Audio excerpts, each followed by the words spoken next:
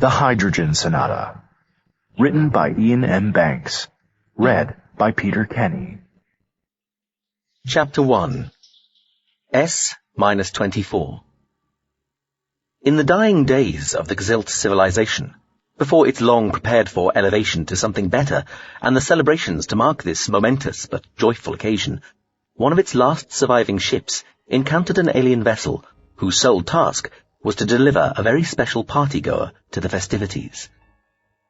The two craft met within the blast shadow of the planetary fragment called Ablate, a narrow, twisted screw of rock 3,000 kilometers long and shaped like the hole in a tornado.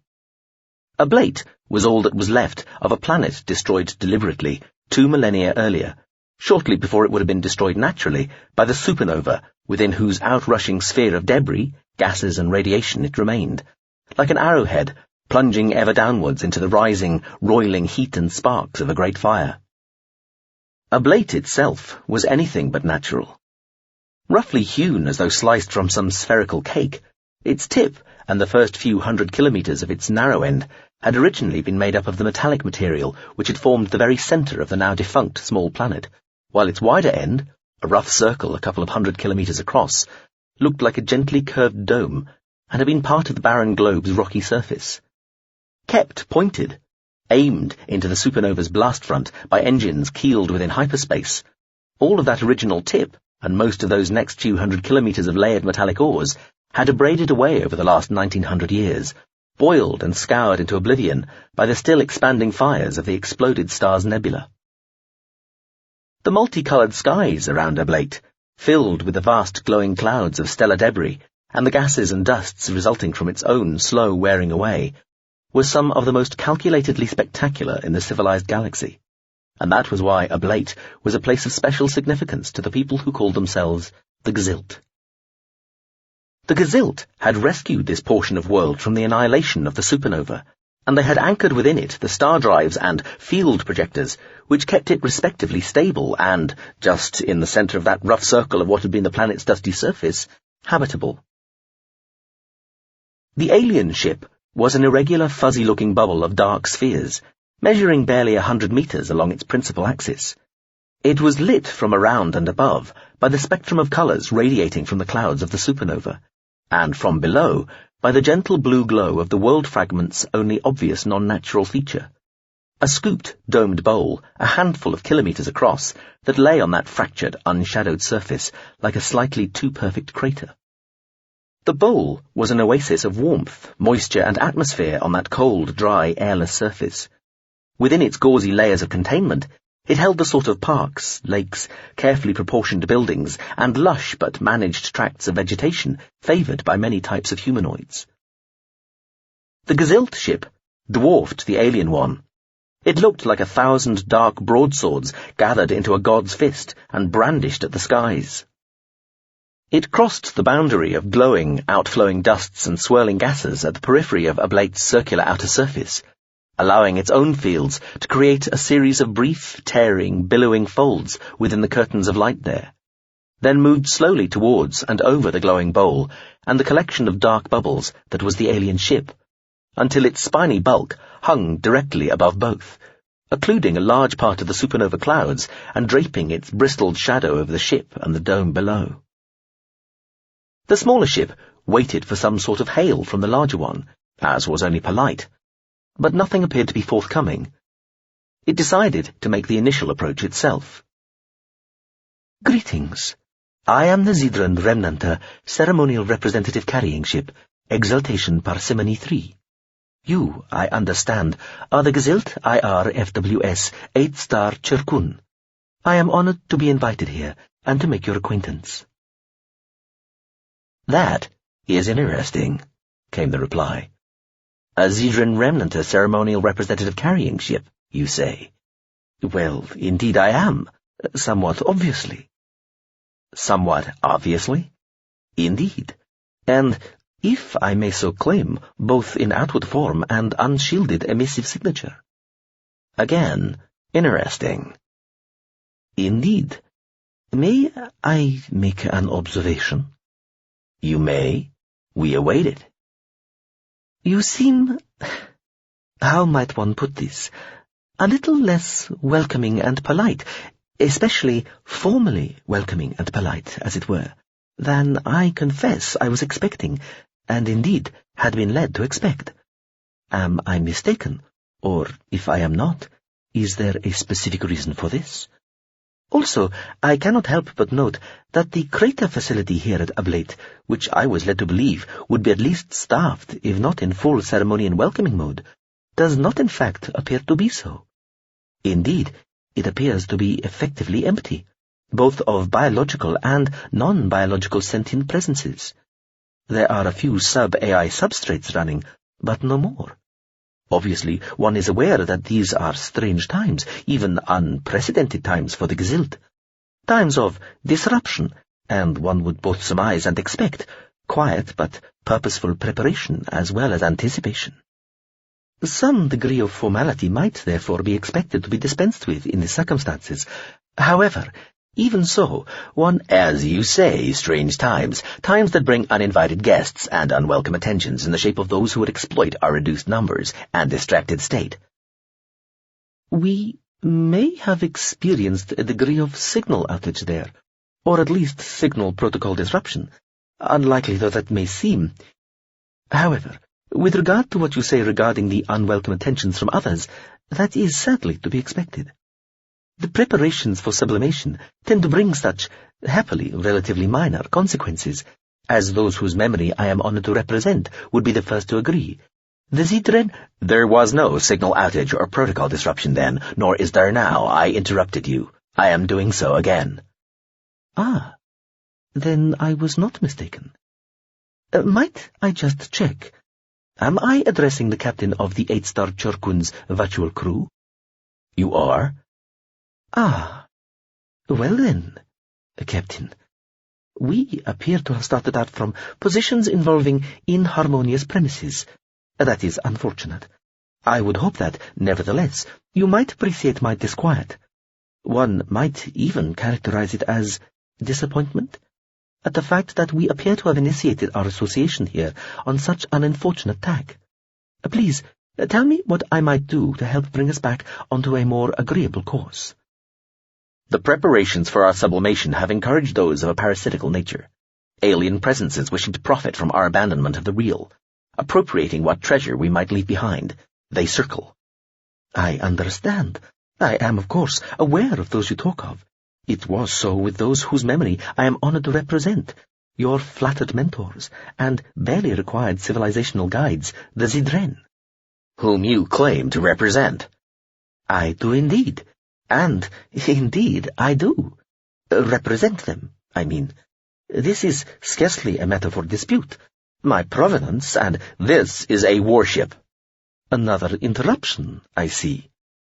A warship. Patently. I must say that I was in no doubt regarding your ship class and martial status. The 8-star indefinite-range full-weapon spectrum Gzilt contemporary ship type you represent is entirely familiar to us. Things have changed. Formalities slipped, protocols been relaxed. This vessel is 4.6 centuries old, and yet has never fired a shot in anger. Now, with most of our kind already gone, preparing the way ahead in the sublime, we find ourselves defending the disparate items of our about-to-be legacy from those who would use the fruits of our genius and labor to cheat their way further along the path to this point, a point that we achieved entirely honorably and without such opportunistic larceny. Well, I'm sure that does you credit, too. Wait! Good grief! Do you mistake me for such a vessel? Do you suspect I represent such primitive aggressive forces? Surely not. I am a Zidren remnant craft, the ceremonial representative carrying ship, Exaltation Parsimony 3. This must be obvious. I have nothing to hide, and am transparent, all but completely unshielded. Inspect me as you will. My dear colleague, if you wish for help confronting those who would steal any part of your legacy, you need only ask. I, rather, represent a link with those who only ever wished you well, and who, to the contrary, part of the deception such entities employ is impersonating the vessels and beings of others. I am deeming you to be doing so at this moment. We have scanned you and determined that you are carrying something which is entirely shielded from honest view. What? My dear Captain, you cannot just deem me to be employing any deception. That is absurd. And as for the only fully shielded substrate within myself, that is my cargo. My complement of precisely one ceremonial guest, our single humanoid expression of respect, expected and invited by the Gezilt people specifically to celebrate their upcoming sublimation.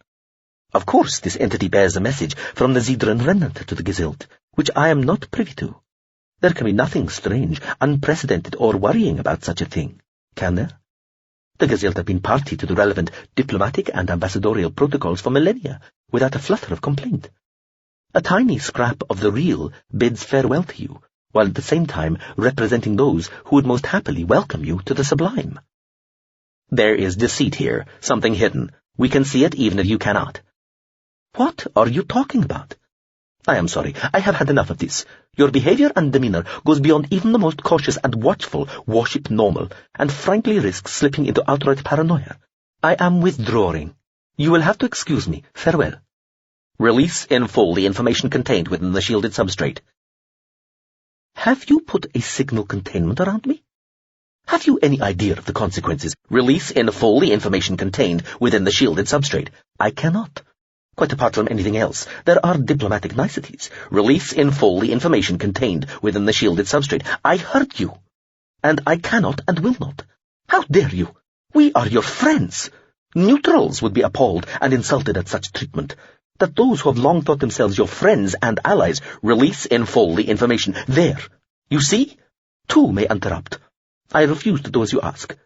Drop the signal containment around me immediately.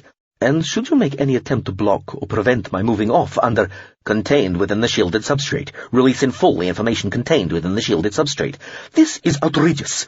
Are you mad? You must know what and who you are choosing to quarrel with here. I represent the Zidran remnant, you lunatic.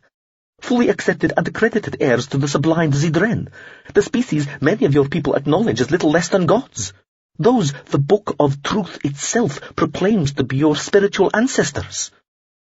I must warn you that although I am to all intents and purposes unarmed, still I am not without resources which release in full the information contained within the shielded substrate. Enough. Goodbye. Out. Release in full the information contained within the shielded substrate. Drop the signal containment around me immediately, and desist from jamming my engine fields at once. I am about to initiate a full-power, high-acceleration pull-away maneuver, irrespective of your current interference, and any damage accrued either by myself or you will be your responsibility, not mine. The Zidran remnant and the Zidran themselves will hear of this act of barbarism. Do not make it worse for yourself. Release in full the information contained within the shielded substrate. That my drive components have not just exploded thanks to your unwarranted barbarism is due more to my ability to finesse than your brutal use of overwhelming power. I am, as is now abundantly clear to both of us, effectively helpless. This is a result and a situation that does you no honor whatsoever, believe me. I must, with utter reluctance and under extreme protest, both personal and formal, ask whether, if I do release in full the information contained inside the shielded substrate within myself, you will then drop the signal containment around me and desist from jamming my engine fields, allowing me both to signal and to depart. Release in full the information contained within the shielded substrate, and I will be allowed to signal and to depart? Yes. Very well. Here. Scanned. We present the results. Interesting, as you might put it. I see. That is not a message that I would have anticipated. I now appreciate, as I am sure you do too, why there was such a degree of secrecy regarding the contents. While it would not normally be any part of my responsibility to make comment on such matters, I would, speaking personally, argue that said contents themselves constitute a kind of apology. This is a type of admission, even a confession. I understand that such accountings are often a part of the business of species and civilization subliming. Matters are settled. Lines are drawn under certain proceedings. However, be that as it may, it was my mission only to deliver this ceremonial guest entity while being kept entirely ignorant of the content, substance, and import of its message. Accordingly, I consider that I have, albeit in most unexpected and trying circumstances, discharged my duty. and so would ask to be allowed to communicate this bizarre turn of events to those who tasked me so, and to withdraw from Gzilt jurisdictional space to await further instructions. I had held up my end of our bargain and duly released, in full, the information contained inside the shielded substrate within myself. If you'd be so kind, I now require you to fulfill your promise by dropping the signal containment around me and ceasing to jam my engine fields. No. The Gzilt ship 8-star Churkan, a battleship in all but name, kept the tiny alien vessel effectively crushed underneath it, as it directed fire from a pair of its close-range, medium-power plasma chambers into the vessel, and beneath it, beyond it, into the emptily glowing blue bowl of the crater facility, destroying the ship utterly and blowing the crater facility apart. The weapon pulse was so strong, it continued into the surface of the planetary fragment to a depth of several kilometers, blasting a brief, livid tunnel 100 meters across vertically into the rock. A torrent of lava splashed out around the ship's outermost protective fields as the tunnel collapsed, the spattering, cooling rain of molten rock following the pulverized, atomized debris of the Zedran Remnanter ship and the center of the blue glowing bowl, as they too flew into the color-wild skies above Ablate. At the boundaries of the world's truncated horizon, some larger parts of the obliterated dome, still whirling away from the initial explosion, burned bright as flame as they plunged into the surrounding curtains of light. Deep beneath its assaulted surface, automatic systems sensed the blast and the resulting wobble in the tiny world's course and corrected for it. Where the little blue oasis of light and life had been, there was now a larger, deeper crater, glowing white and yellow and red from its boiling center to its ragged edge. By the time the crater surface had cooled sufficiently to show how it would look once it had solidified completely, the 8-star Churkan was long gone. Of the other ship, apart from a new set of already fading folds of light in the skies above Ablate, there was no trace whatsoever. Chapter 2. S-23. At sunset, above the plains of Quailon, on a dark high terrace balanced on a glittering black swirl of architecture, forming a relatively microscopic part of the equatorial girdle city of Zaun, Via Cossant, Lieutenant Commander Reserve Via Cossant, to give her full title, sat performing part of T.C. Valabia's 26th string-specific sonata for an instrument yet to be invented, catalogue number MW1211, on one of the few surviving examples of the instrument developed specifically to play the piece, the notoriously difficult, temperamental, and tonally challenged antagonistic undecagon string, or 11-string, as it was commonly known. T.C. Valabia's 26th string-specific sonata for an instrument yet to be invented, MW1211, was more usually known as the Hydrogen Sonata. The 11-string was an acoustic instrument, usually bowed, though occasionally plucked, of considerable antiquity and even more notable size. Standing over 2 meters tall, 1 meter across, and more than 1.5 deep, it required its player both to straddle it and to sit within it. Poised on the small saddle forming part of the base of the hollow around which the rest of the instrument bulked, like a giant deformed ring, the player used both legs to create 2/3 of a supporting tripod for the instrument, the final third being formed by a single spar protruding from its base, like an inelegantly substantial walking stick. The first examples had been made of wood, though later versions had been constructed of plastic, metal, grown shell and artificial bone. The one Via Cossant owned, and was playing, was mostly carbon fibre, which had long been the most common and traditional material.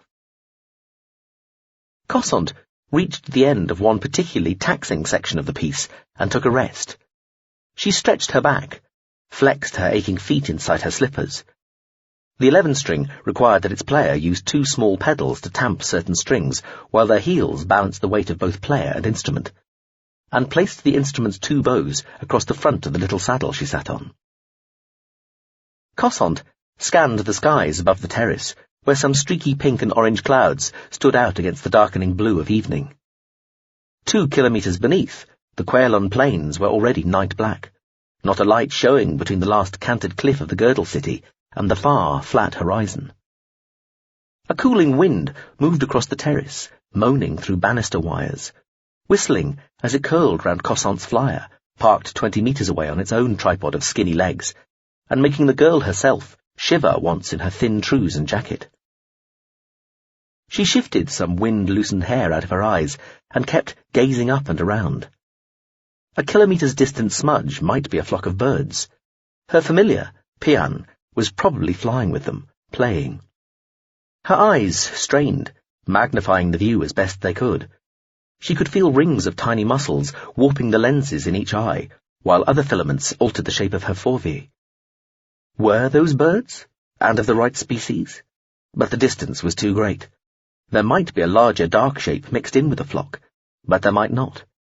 Even if there was, it might just be a larger bird being mobbed. There was probably some local system she could ask to find out, and quite possibly one or more of the flock would be augmented or entirely artificial, allowing her, in theory, to interrogate them regarding her familiar's whereabouts. But she had grown used lately to such systems either not working at all or not working properly, like pretty much all systems everywhere, throughout the Gazilt civilization, from what she could gather. And anyway, she found it hard to be sufficiently bothered. She also knew better than to try talking to the creature at such moments, unless there was some genuinely dire emergency. Pt.1, in the end, was its own being, not her property. Sometimes she wondered if it was even her friend. She sighed, stretched her arms out, and loosely shook all four hands as though trying to free them from something sticky. She arched her back again. It had become stiff during the last quarter of an hour or so as she tackled the demanding middle section of the work. She stood carefully, holding onto the neck of the 11-string with one hand, lifting the two bows with another, running a third hand through her hair, and picking her nose with her fourth. The 11-string ideally required its player to have four hands. It could be played by two people, though this required some serious coordination and sometimes fancy footwork, and almost all the pieces written for it, including the Hydrogen Sonata, could be performed adequately by a string trio, plus a couple of suitably tuned basses. But to be played as it was intended to be, Villabia the Younger's most famous composition really required the bodily acoustic antagonistic undecagon string for four hands and a single dexterous instrumentalist. The instrument, like the work, was near impossible to play acceptably, let alone perfectly. Yet one demanded the other, and the great antagonistic undecagon stringists, only a handful in the near milli-aeon since the piece was written, had allegedly played and, even more annoyingly, as far as Cosant was concerned, left recordings of the complete work to show it could be done. Cosant was acknowledged as a gifted instrumentalist with a particular feeling for ancient string instruments. She had been one of the top 5 Volut players in all Gazilt, and was now the single greatest, though admittedly only because the other 4 were all stored, awaiting the sublime. But she was beginning to despair of accomplishing her self-assumed life task before her whole civilization simply ceased to be in the real, and she and everyone she knew and loved took, rejoicing, to the metaphorical skies of the sublime. Playing the Hydrogen Sonata once, note perfect, straight through without a break, save for the few seconds between individual movements, that was Veer's chosen life task. It only sounded easy if you knew nothing of either the sonata or the 11-string. As far as she was concerned, the subliming couldn't come fast enough. 23 days to the big moment now.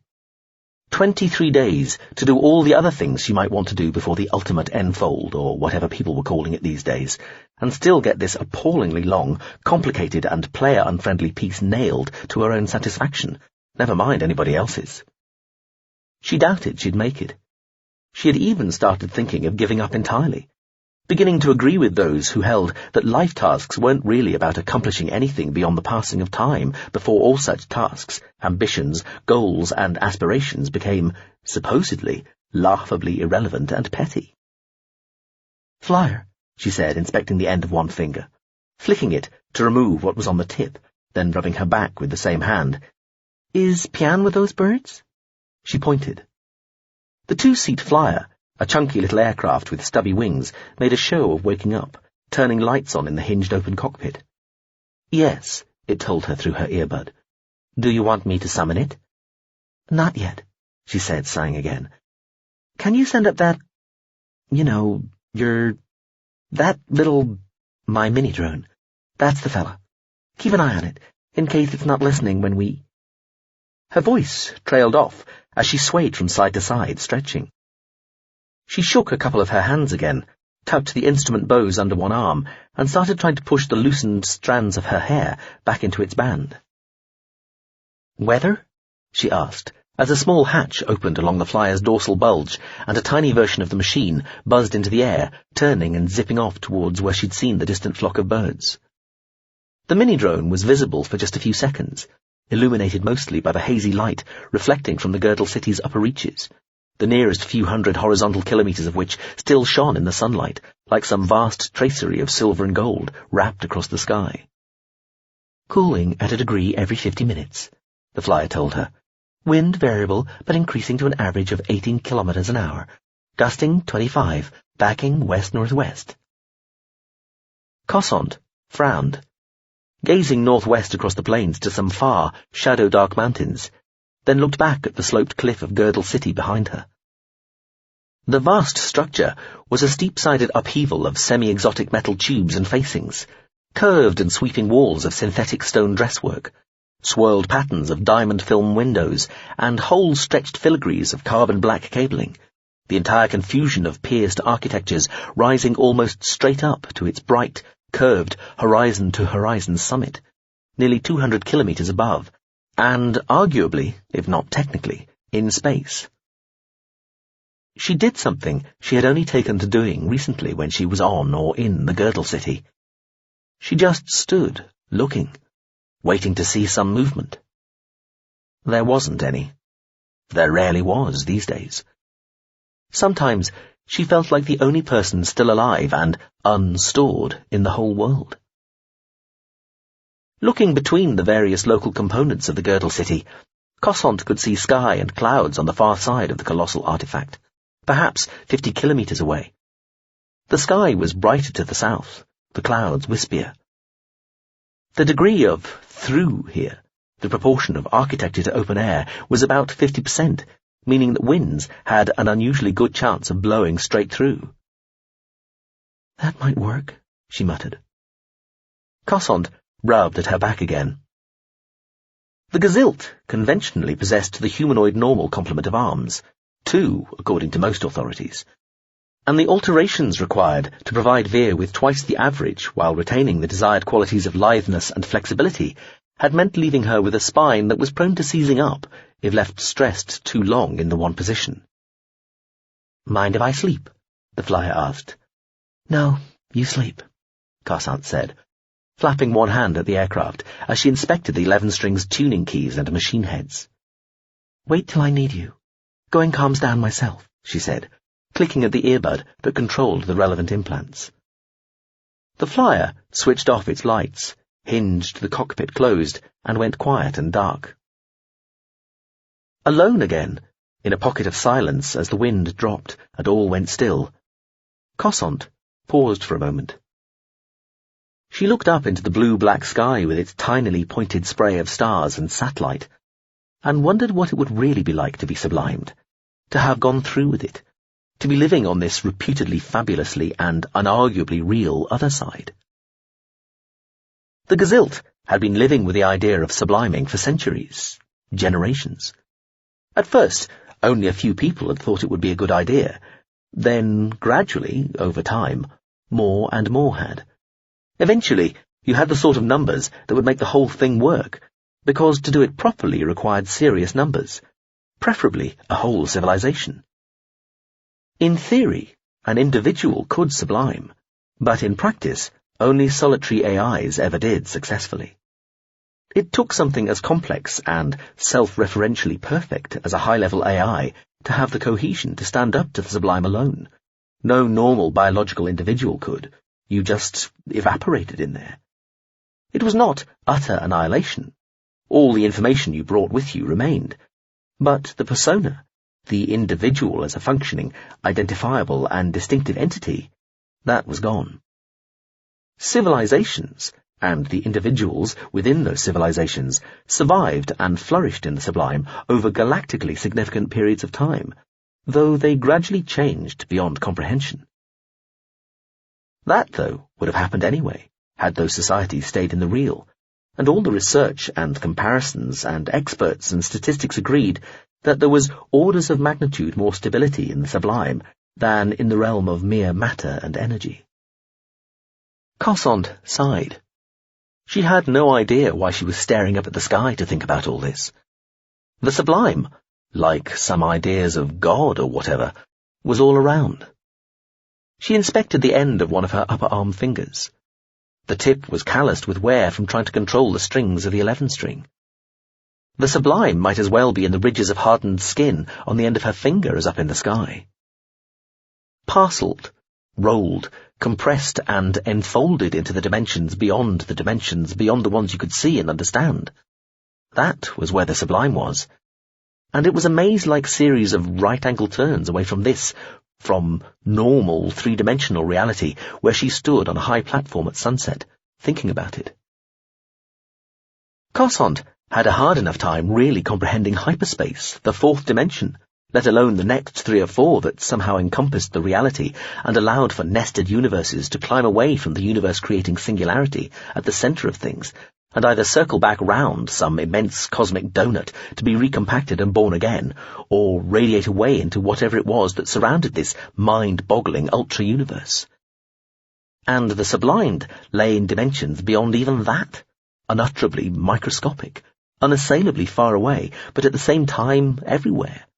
Shot through the fabric of space-time, not so much like the individual fibres of this metaphorical weave, or their tiniest filaments, or their molecules, or their atoms, or their subatomic particles, but, pointedly, like the infinitesimal strings that made up those, that made up everything, in dimensions 7 to 11. That was where the sublime lay. And that, of course, was why the 11 string had 11 strings. It had first been designed all of 10,000 years ago, but even then people had had an inkling about how all this far reaches of reality stuff worked, and artists had thought to incorporate something of these revelations into their own fields, including musical composition. Why the extra internal resonating strings were there as well, up to 13 of them, in addition to the ones that could be accessed from the outside of the instrument, she still wasn't entirely sure.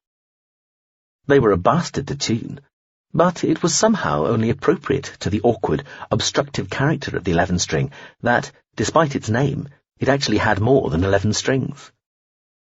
The wind picked up, soughing across the platform. A few hairs blew across her face. She tucked them back firmly.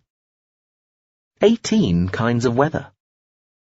Of all the things she'd heard about the sublime, throughout all the attempts people had made to explain what it was like in any meaningful way, that was the one detail she could remember. It had 18 different types of weather, not one. She wasn't even sure what this really meant, let alone whether it was genuinely an improvement on reality. She took a few deep breaths, readying herself to sit within the instrument and start playing, but still wasn't quite ready. She kept thinking back to an encounter earlier that evening, shortly after the flyer had brought her here from her home a couple of 1,000 kilometres away, in a part of the girdle city still partially inhabited, to this part, overlooking the plains of Quailon, where, as far as she knew, there was nobody living at all, not for tens of clicks in any direction. She preferred solitude when she played the 11 string. Even before she'd opened the cockpit canopy, Iain had noticed some birds in the distance and asked permission to go and play with them. She'd sighed, said yes. The creature had unfastened itself from round her neck and flapped off. She'd hoisted the 11 strings case from the rear seats of the flyer, gone to open it, then, on a whim, changed her mind, told the flyer to watch over the case, and immediately felt stupid. Who did she think she was protecting it from? And had gone for a stroll in the girdle city. It was dark inside, and chilly. In most places, a few lights would come on automatically, sensing her movement or the heat of her body. In other stretches, she had to rely on her eyes alone, nano-enhancement ramping up what little light there was into a grainy ghostscape. The air grew colder. Her jacket and trews slowly puffed up, keeping her warm. She walked along broad corridors and walkways overhanging deep, echoing, unlit spaces, past arcades and giant pipes, girdwork and bold auditoria, listening to her footsteps echo amongst the gloom. The great, world-circling girdle city. Many Gzilt looked upon it as something they could be proud to leave behind when they sublimed, a monument to their genius, vision and power, conveniently forgetting that they hadn't actually built it. They'd spent thousands of years building on and within the vast structure, and had added significantly to it. But the original structure and the concept of it had not been theirs at all. The girdle city had been built by the Werpesh, an ancient humanoid species themselves long sublimed. The Gzilt had fallen heir to it, the planet it braceleted and the system itself, along with several other stellar systems, 11,000 years ago. But, despite their long association with, protection of, and work on the girdle city, the original credit lay elsewhere. Still, they had cared for it all that time, made it their own in some sense, and, if nothing else, had laid down a marker for its guardianship in the future. Near the centre of what had been a residential area, long abandoned, she came upon an old school with its cargo of the stored.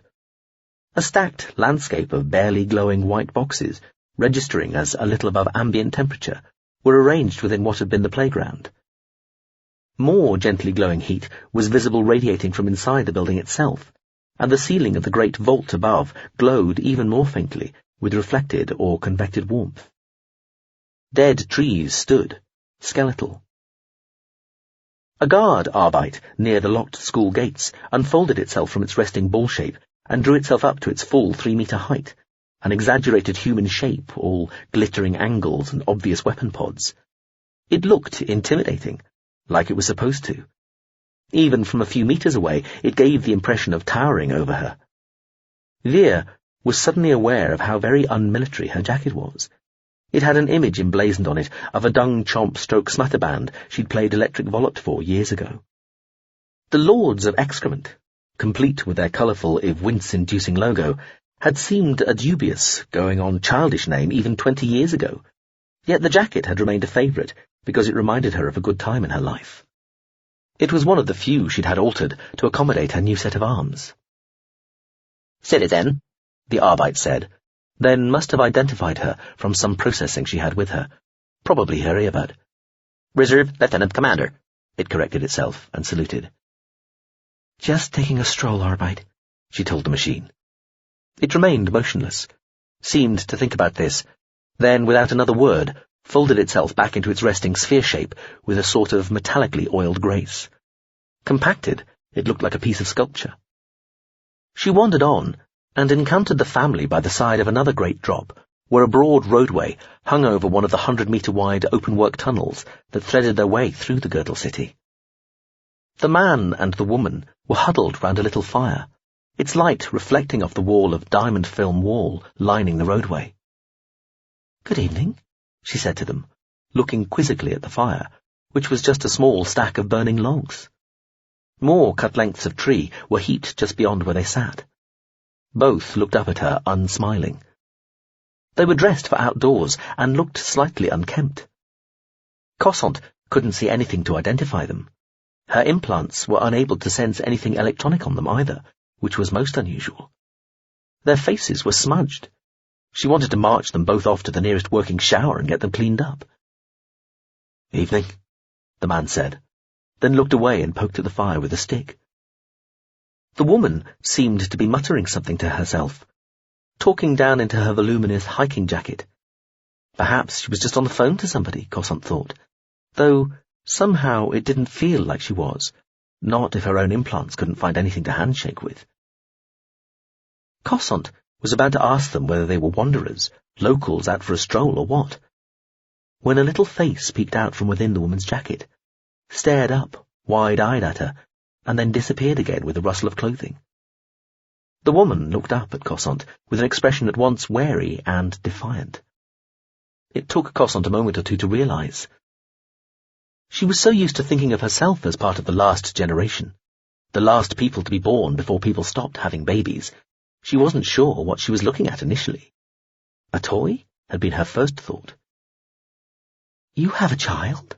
she said, taking a step closer to the woman and going down on her haunches, her face level with the other woman's, her hand going out towards her, then withdrawing again. The woman smiled, seemed to talk into her jacket again. Julia, she said softly, say hello to the lady. The little face peeked out again. A child. A real child, as far as she could tell. Maybe 4 or 5 years old. A girl. She looked very serious as she stared at Cosant, who said, Hello, Julia. Hello, the child said, then bit her lip and hid away again within the folds of the woman's jacket. Cosant stared at the woman. The man was sitting closer now, looking over both of them. She's, Cosant began. Ours, the woman said. 3.5. Pride this time, as well as suspicion and defiance. The girl looked out at Cosant again, then, still watching Cosant, cuddled into her mother and was cuddled back. Cosant sat back, her mouth open. She tore her gaze away from the deep, dark eyes of the little girl, looked at both her parents. So, you're not... We're not going, the man said. Not going. Not subliming, when the time came in 23 days from now, when the stored all over Zaun and Zeiss and throughout every other planet and moon and habitat and ship of the Gazilt were roused for their pre-waking and the last few hours before the subliming itself.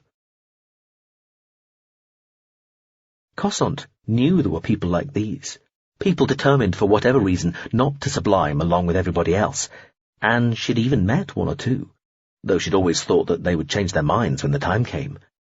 But she had never met anyone who had had a child as well. The convention, it was not quite a law, but it was close to one, was that you did not take a child into the sublime. It had to be a mature, considered final action for a civilization and the individuals within it who were ready to go, who had thought about it fully and had decided they were ready to make the transition. The Gazilt considered children to be unable to give their informed consent on something so important, which meant they regarded taking a child with you as something close to abuse. So, generally, people had stopped having children. A few, a very few, were born, nevertheless, to parents who still intended to sublime, but those making that choice, especially with young children, were widely treated as pariahs. Most had retreated to communities of the similarly inclined in distant Habs. Cosant found herself staring at the young couple. They were very young, she thought. Maybe 10 years younger than her. They must have been barely more than children themselves when the child had been born. It'll be lonely, she told them. It's already lonely, the man said. The woman said, We know, at the same time. Yes, Cosant said, feeling foolish. I suppose you know that. She smiled apologetically at them. She's our future, the man said, nodding down towards the child. Cosant nodded, wondering what sort of future it would be. No other species or civ would accept that the few % of the Gazilt who remained after the sublimation would constitute a continuance of that civilization. All the Gazilt's deserted living places, from the home planet of Zeiss itself to the smallest hab and ship, would be regarded as fair game for takeover, absorption, appropriation. Zaun itself, due to the fact it was home to the Girdle City, was earmarked for pan-cultural monument status under the care of one of the Galactic Council's neutral foundations. Nobody would get expelled or thrown out of any habitat airlocks, but their worlds would fill up, sooner or later, with others. Some humanoid, some not, but all aliens, all outsiders. You couldn't even delay very long if you did change your mind and decide to go after everybody else. The rate of subjective absolute change within the first few hours that people spent inside the sublime was such that leaving it much more than an hour or so was risky. You'd get there and be isolated.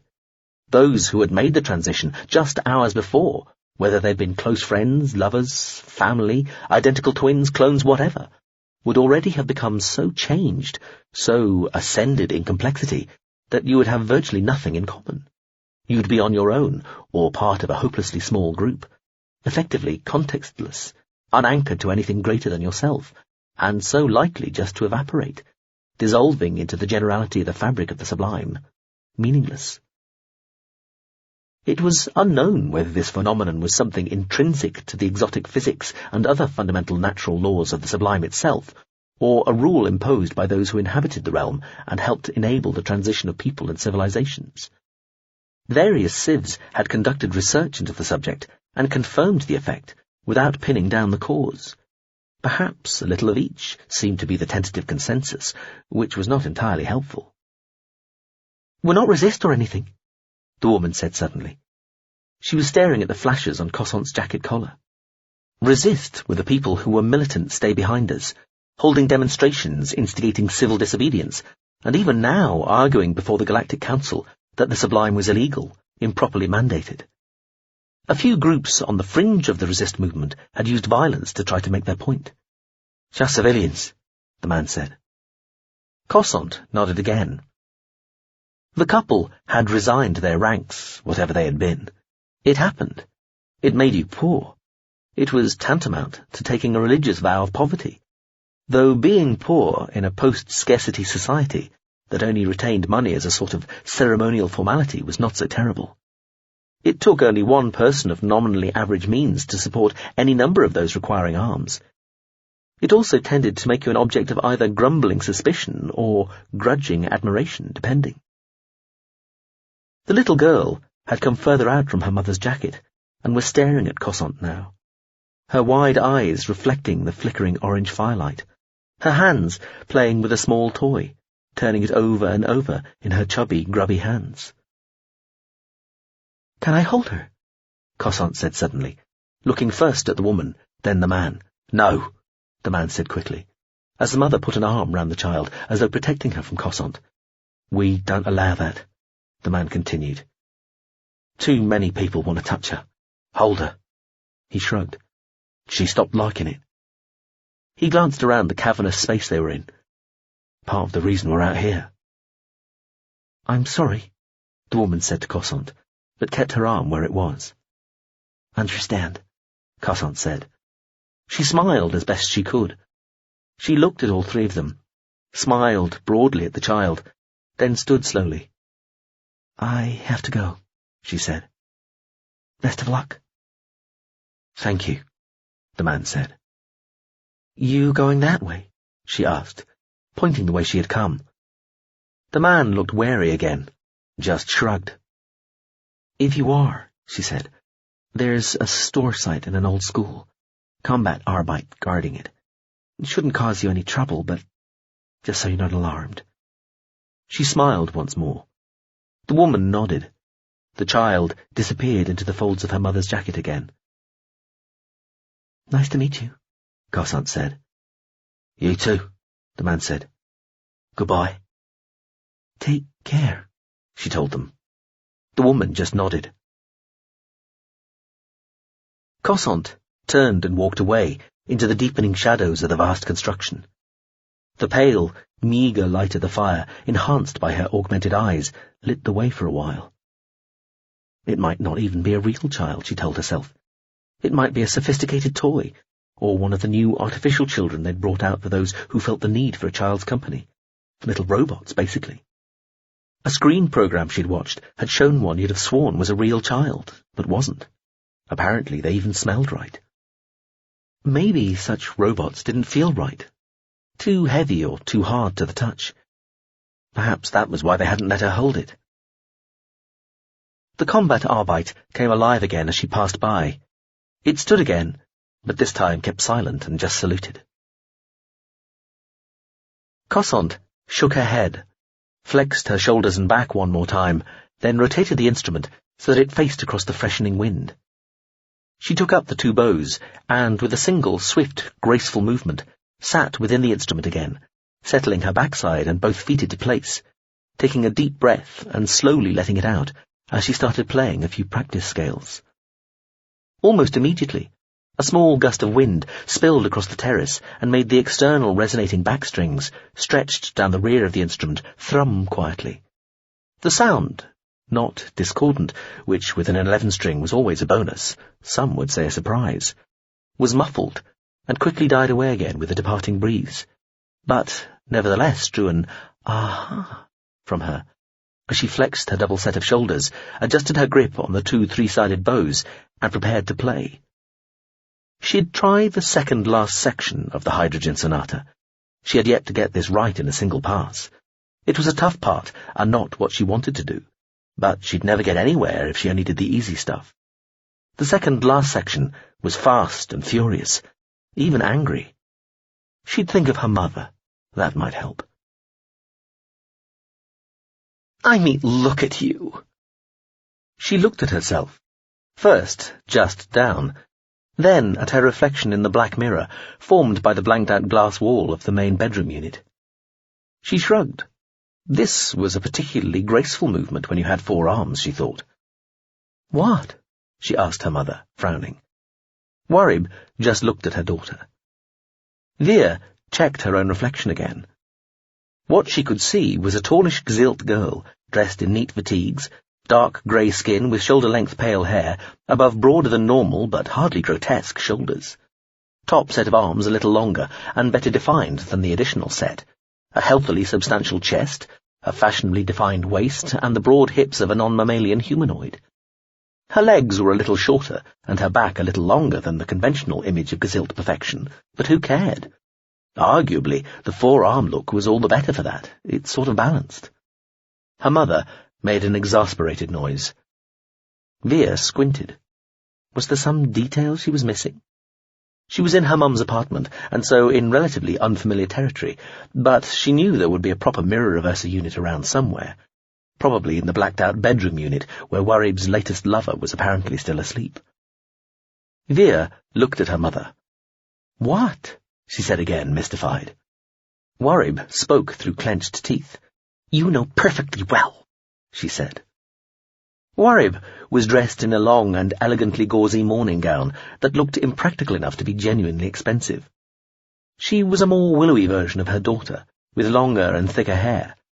Physically, she was effectively aging backwards, and would do so until they all sublimed.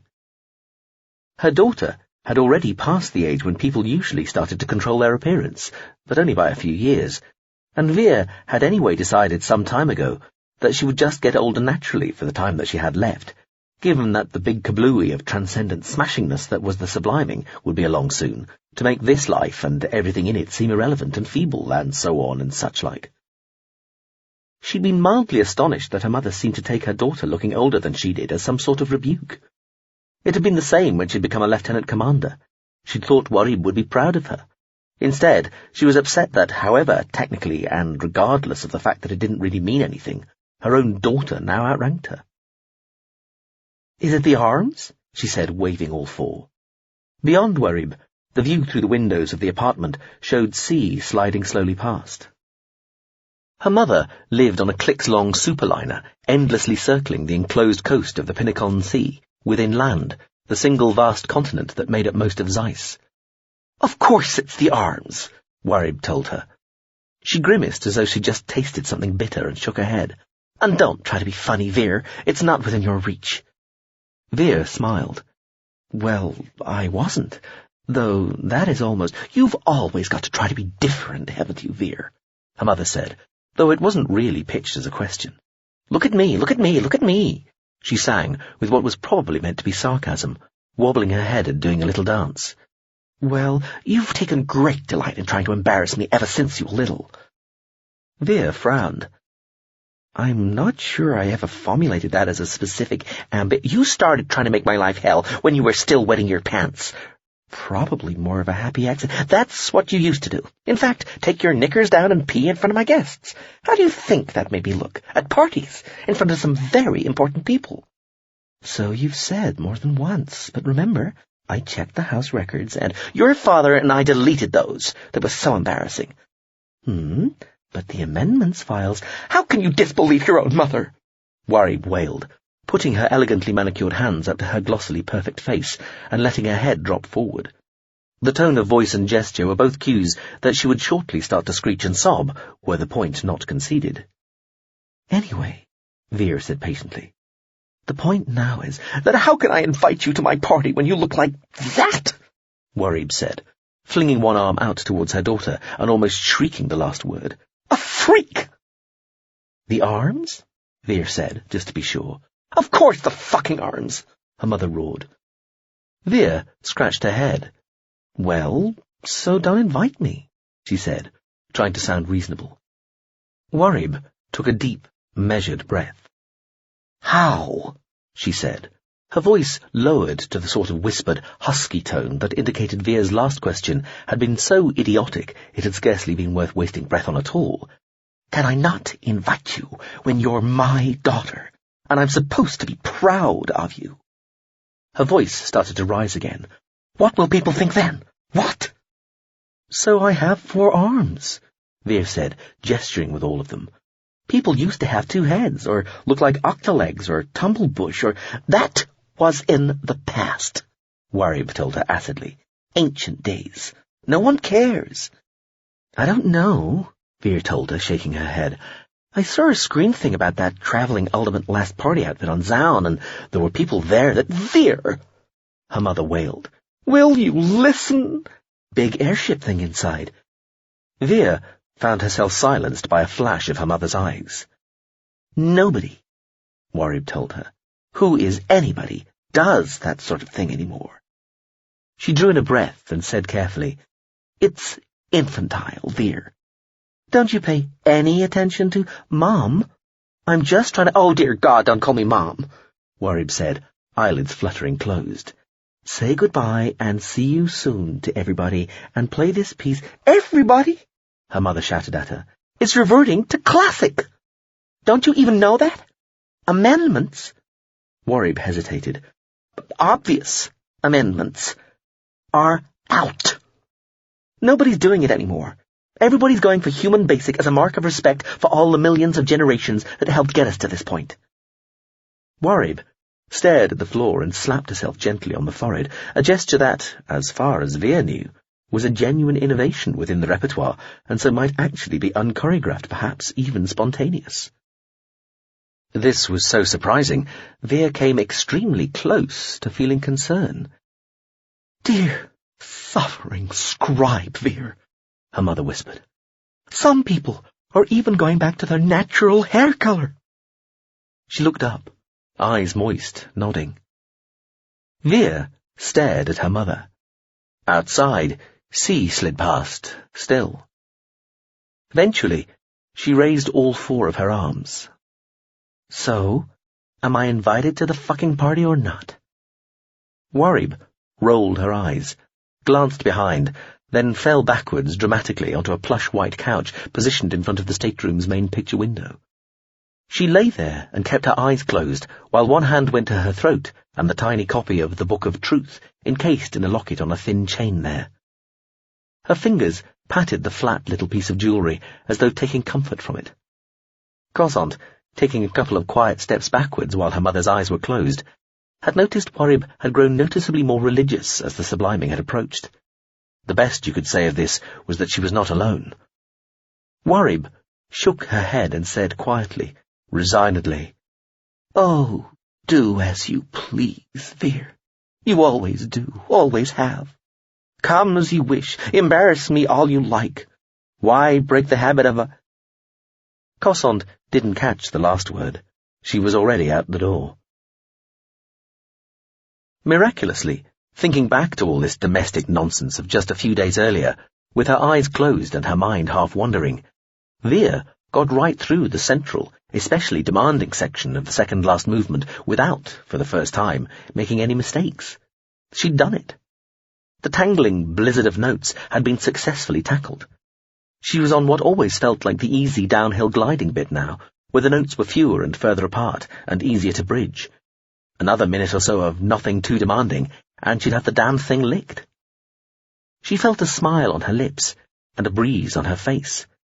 There was even a pleasant thrumming noise coming from behind her, courtesy of the 11-strings external resonating strings and the breeze she'd been hoping for.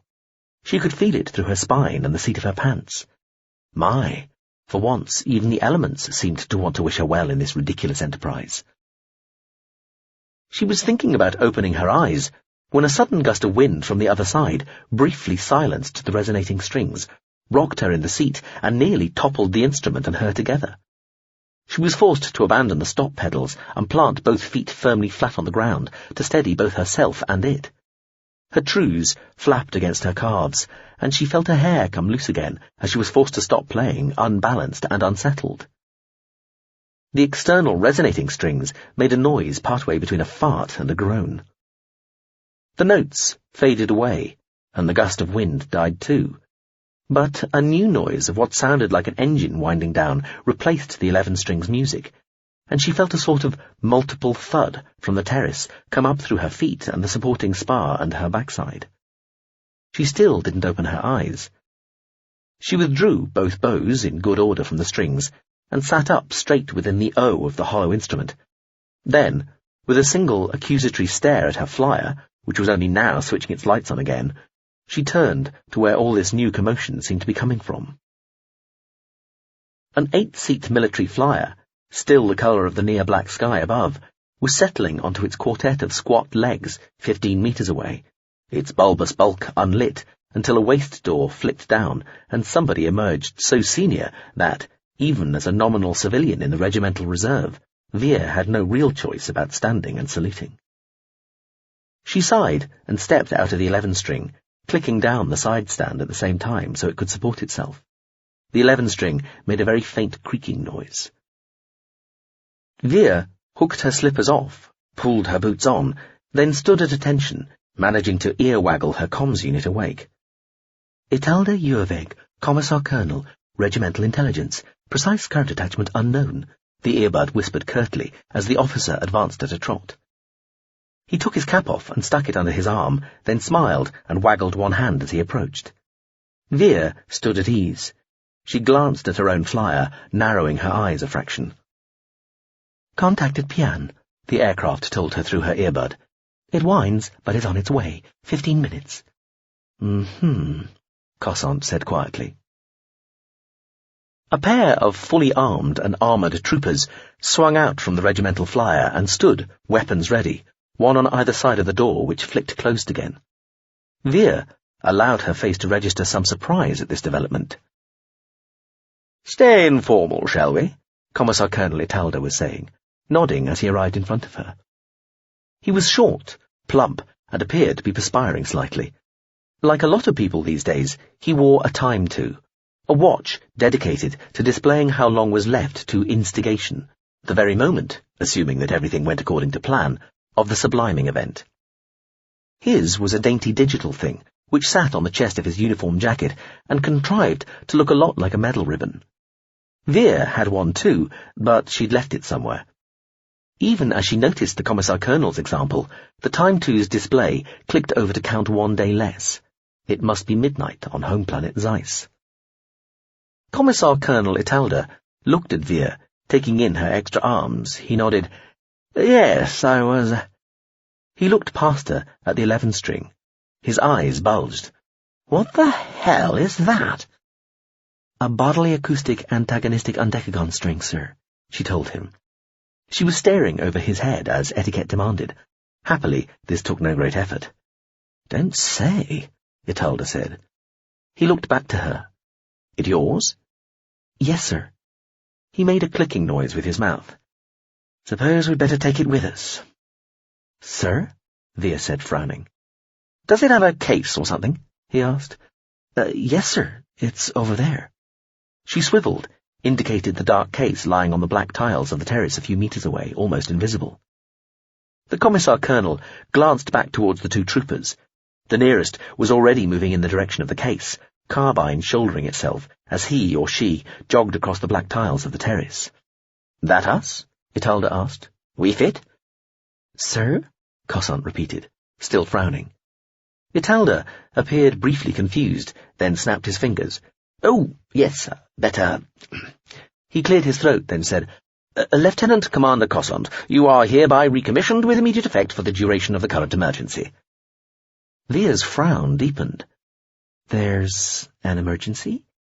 Sort of a secret one, but yes. Cossant felt her expression contort despite herself as she looked down at the Commissar Colonel. Now? She said, then adjusted her expression and gazed and said, I mean, now, sir? So soon before the... Yes, "Now, Lieutenant Commander," Italda told her sharply. She heard him sigh and saw him put his cap back on. "Thing about emergencies," he said, sounding weary, "rarely occur when they'd be convenient." "May I ask what the hell's going on?" Italda suggested, suddenly breezy again. "Ask away. Won't do you any good. No idea myself." The trooper appeared with the 11-strings case opened. It took all three of them to wrestle it in. Italda, breathless, nodded towards the military flyer.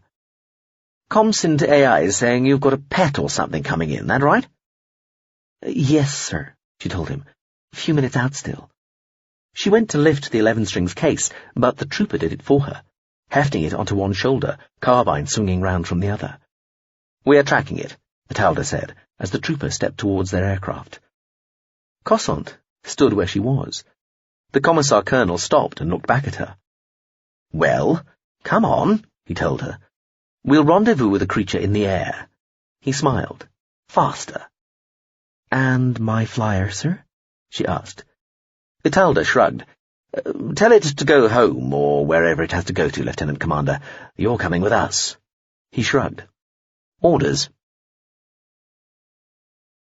"Never heard of it." "More commonly known as the hydrogen Sonata." "Still never heard of it." "No great surprise, sir. It's a bit obscure." "Renowned?" "The piece?" "Yes." "Only as being almost impossible to play." "Not, like, pleasant to listen to?" "No, sir." "Really?" Vere frowned, thinking. An eminent and respected academic provided perhaps the definitive critical comment many thousands of years ago, sir. His opinion was, as a challenge without peer, as music without merit. The Commissar Colonel whistled briefly. "Harsh." Vere shrugged. "Fair." "Life task, eh?" "It seemed like a good idea at the time, sir." In the ink-black skies above the Quailon plains, the military craft decelerated quickly and swung almost to a stop. The rear ramp swung down, and wind came buffeting and roaring in before a shush field calmed everything down. Vere was strapped into a wall seat between Italda and a third trooper. The first two troopers were on the other side of the small cabin with the 11-string in its case, secured between them like some bizarre carbon-black coffin, its nearest extremity close enough to Cossant to touch. An AI was flying the aircraft. Pt.1, Cossant's familiar, which had the form of a square black cape, flapped its way in from the turbulent darkness outside, bumping into the spongy shush field and fluttering theatrically to the floor in apparent surprise as the craft's rear door slammed closed and the flyer accelerated again. "Oh, gracious!" Pt.1 said on the local open channel, as it struggled against the rearward pull. It used its corners to heave itself along the floor towards Cossant, who tapped into their private link and growled, "Stop dramatizing and get over here." The cape flowed along the floor and climbed up to her shoulders with a little help from Italda and Cossant herself. It draped itself there as best it could given the straps, fastening itself round her neck. "You're touchy," it told her. "What's all the fuss about anyway?" With any luck, nothing. Chapter 3. S-23. The mistake not.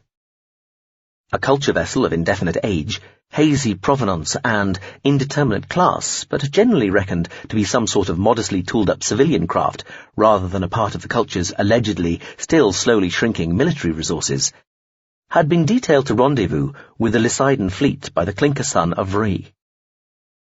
The result of an experiment carried out by the General Systems vehicle that had constructed it decades earlier, and not even officially classed as an eccentric, the craft's real status had always been moot. Regardless, currently it was seconded to the contact section for the occasion of the Gzilt subliming. Seemingly eager to make a good impression, the ship made sure to be at the rendezvous point especially early. It had a few dozen hours to wait. It circled the husk that was the long-dead sun for a while, inspecting the tiny, barely radiating stellar remnant, then darted about the rest of the system in a series of high-acceleration/deceleration dashes. Just for the fun of it, really, surveying the handful of cold gas-giant planets orbiting the cinder. Slightly too big to be a true brown dwarf, The Sun had never been quite substantial enough to maintain nuclear fusion for any meaningful amount of time, effectively passing straight through the main sequence that defined normal stellar evolution, as though it was a barrier to be slipped past, rather than a path to be travelled along.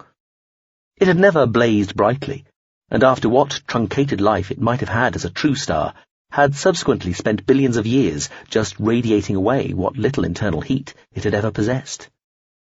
It lay, burned out now, as cold as its accompanying planets, and darker than the galactic skies around it. The Pt.1 could see everything around it perfectly well, of course, and in exquisite detail, able to ramp up any remnant radiations from the failed star itself, or the background wash of galactic space, or illuminate anything it felt the need to inspect, using a variety of its own active sensor arrays. And, in case all that standard 3D stuff wasn't enough, it was capable of deploying the ultimate vantage point of standing outside the skein of real space altogether, looking down on this local patch of the normal universe from either direction of hyperspace. But, still, it missed the starlight. There was something comforting about having a vast hydrogen furnace burning millions of tons of material a second at the centre of a solar system. It was cheery. This was just dull. Especially in 3D. Via hyperspace, the ship could see a delightfully attractive supernova filling nearly a 32nd of the sky off to one side. But the wavefront of real light had yet to crawl across the intervening gulf of space to get here and illuminate this fate-forsaken cinder. Dull beyond dull. And lifeless. The whole system. Even the few deadly slow species, the glacially paced plodders of the galactic community, whose constitution and chemistries might have suited the cold and quiet of the local environment, appeared to have given both the star and its planets a miss. No baskers, no sign of seed sail or dark clouds, or any of the other relevant species that were the cosmic equivalent of sub-silt feeders. A lonely, misfit sun, then, never quite one thing or the other, and remote from its peers. The Pt.1 registered a twinge of affinity with the dead star, and investigated that response as well, turning over in its mind the bizarre concept of a conscious entity, such as itself, feeling some sort of metaphorical connection with something as classically boring, as easily described, and as billion-year venerable as a failed sun. The ship was aware that, however splendid, intellectually refined, and marvellous it might be, and it was very much of the opinion that it was all of those things and more, it would likely still only ever measure its age in thousands of years, and for all the star's monotonous lifelessness and sterility, it would still be here when it, the ship, Pt.1, had gone. Still, life was life, consciousness was consciousness, and mere classical matter, inanimate, no matter how long-lasting, was just ineffably boring, and in a sense pointless compared to almost any sort of life, let alone something that was fully aware of its own existence, never mind something as gloriously hyper-sentient and thoroughly, vitally connected to the universe as a ship mind. And besides, when it had ceased to be as a culture vessel, the ship was confident that its being would continue to exist in some form, somewhere, either, at the very least, as part of some long-slumbering, transcorporated group mind, or, ultimate of ultimates, as far as was known, within the sublime. Which kind of brought it back to where it had come in. Here. The approaching Lysidon fleet manifested as a collection of 40 slightly embarrassingly untidy warp wakes some distance off. The Lysidon were fluidics, meter-scale eel-like creatures originally evolved beneath the ice of a wandering extrastellar planet. They were at the 5 going on 6 stage of development according to the pretty much universally accepted table of recognized civilizationary levels. This meant they were low-level involved, and, like many at that level, strivationist, energetically seeking to better themselves and shift their civilization further along its own main sequence of technological and societal development. They were a lively, creative, and uninhibited species, according to most analyses, and just the tolerable side of the assertive-stroke-aggressive line, though not above bending the odd rule or stepping over the occasional decency boundary if they thought they could profit civilizationally. So not, in that regard at least, that different from almost every other involved species. They were here now to negotiate, trade, acquire, or just plain steal whatever they could of whatever assets, plant, kit, tech, or general gizmology the Gazillt left behind when they epiphanized in 23 days' time. And they had form in this regard. They'd done this before with other subliming species, which meant they went by another name, according to most people's reckoning. Scavengers. Scavenger species, it was fair to say, were not universally liked or respected by all their galactic cohabitees, and that could lead to trouble, especially within the heightened emotional atmosphere surrounding a subliming, and all the more so when there were other competing scavenger species in the vicinity sharing the same predatory intentions, which here there were. The Mistake Not was part of a distributed metafleet of culture and other craft invited into their until now jealously guarded space by the Gazillt to help keep matters as friendly and civilized as possible while they got ready to do the big disappear. Normally, the martially inclined, though generally peaceful, Gazillt would have had plenty of their own ships to enforce any degree of compliance they wanted within their own sphere of influence, especially against people toting the sort of bow and arrow tech a level 5/6 civ like the Poseidon could muster. But these were not normal times. The Gazillt had chosen to send many of their best ships into the Sublime first, as though to reconnoitre. It wasn't unknown for about-to-sublime species to do this, but it was unusual, possibly a little paranoid, and arguably dangerous, a little like you had already taken your eye off the target. Happily, according to the galaxy-wide gossip web that passed as an intelligence network between culture ships, there had lately been local rumours of a last-minute deal between the Gazillt and at least one of the circling scavenger species, probably the Poseidon, to legitimize and formalize the scavenging process. The Poseidon were definitely learning. These days they went actively looking for this sort of mutually agreed understanding with species about to sublime, rather than just piling in like piratical scrappers every time. On this occasion, they'd even thought to get representation. They'd hired a people called the Iwanik to be their humanoid face at negotiations with the Gazillt. This was, by general assent, a smart move. So the Poseidon would get the contract, as it were, and be expected to conduct themselves with the decorum befitting their presence anywhere near such a momentous event, as well as behaving with a sort of studied calmness that only came from knowing that what you were engaged in was a dignified and conscientious clearing up and recycling process, and not some childishly desperate, rule-free scramble for whatever loot could be scooped before the adults stepped in to reimpose order. Sadly, an equally plausible rumour held that, perhaps thanks to the pride of the Gazillt, for too long reluctant even to think of lesser civs pawing over their remains following their departure for better things, this had all been left far too late, and the other scavenger species, already in place within or around Gazillt space, would refuse to honour any such agreement. There was, as a result, a distinct chance things might get interesting. The ship watched the Poseidon fleet crawl closer. Much further off than they'd have imagined possible, it had already begun to monitor some of their comms traffic. Deal with the culture ship. Well, I got a name for this thing yet? The Mistake Not, apparently. The Mistake Not? Affirmative. Mistake Not what? That's all we've got, sir. That's not really good enough, is it? Not really, sir. I am older. You're supposed to be the culture fan child of the fleet. What do you have? Sir, the form, the ellipses after the words mistake not imply there's more, but it's redacted, hidden. I've had the AI scan the relevant databases, and there is no more. I mean, there is sort of generally understood to be more, but it's like, it's not for public. It's sort of a private joke between the culture ships, the minds. A joke? It's what they're like, sir. Ridiculous. How'd this bunch of effete spawn suckers ever get to where they are? Well, class. How about... What class is it? What are we dealing with here? Have they deigned to tell us that, or is that redacted too? I've got it down as a non-defined U, open brackets, small e, close brackets, sir. Keep going, officer. Well, non-defined sort of speaks for itself. U just means unit, and E... I thought that meant eccentric, to be honest, sir, but some sources hold that it stands for erratic. Strictly speaking, the E should be uppercase if it stands for size. What size is it? In the order of a couple of kilometers, though that's just the outer field envelope. In the order of? Best we've got, sir. I see. Do we have any idea what it looks like? Not really, sir. No record of its appearance within the field complex boundary. There are various guesses, but they're all very speculative.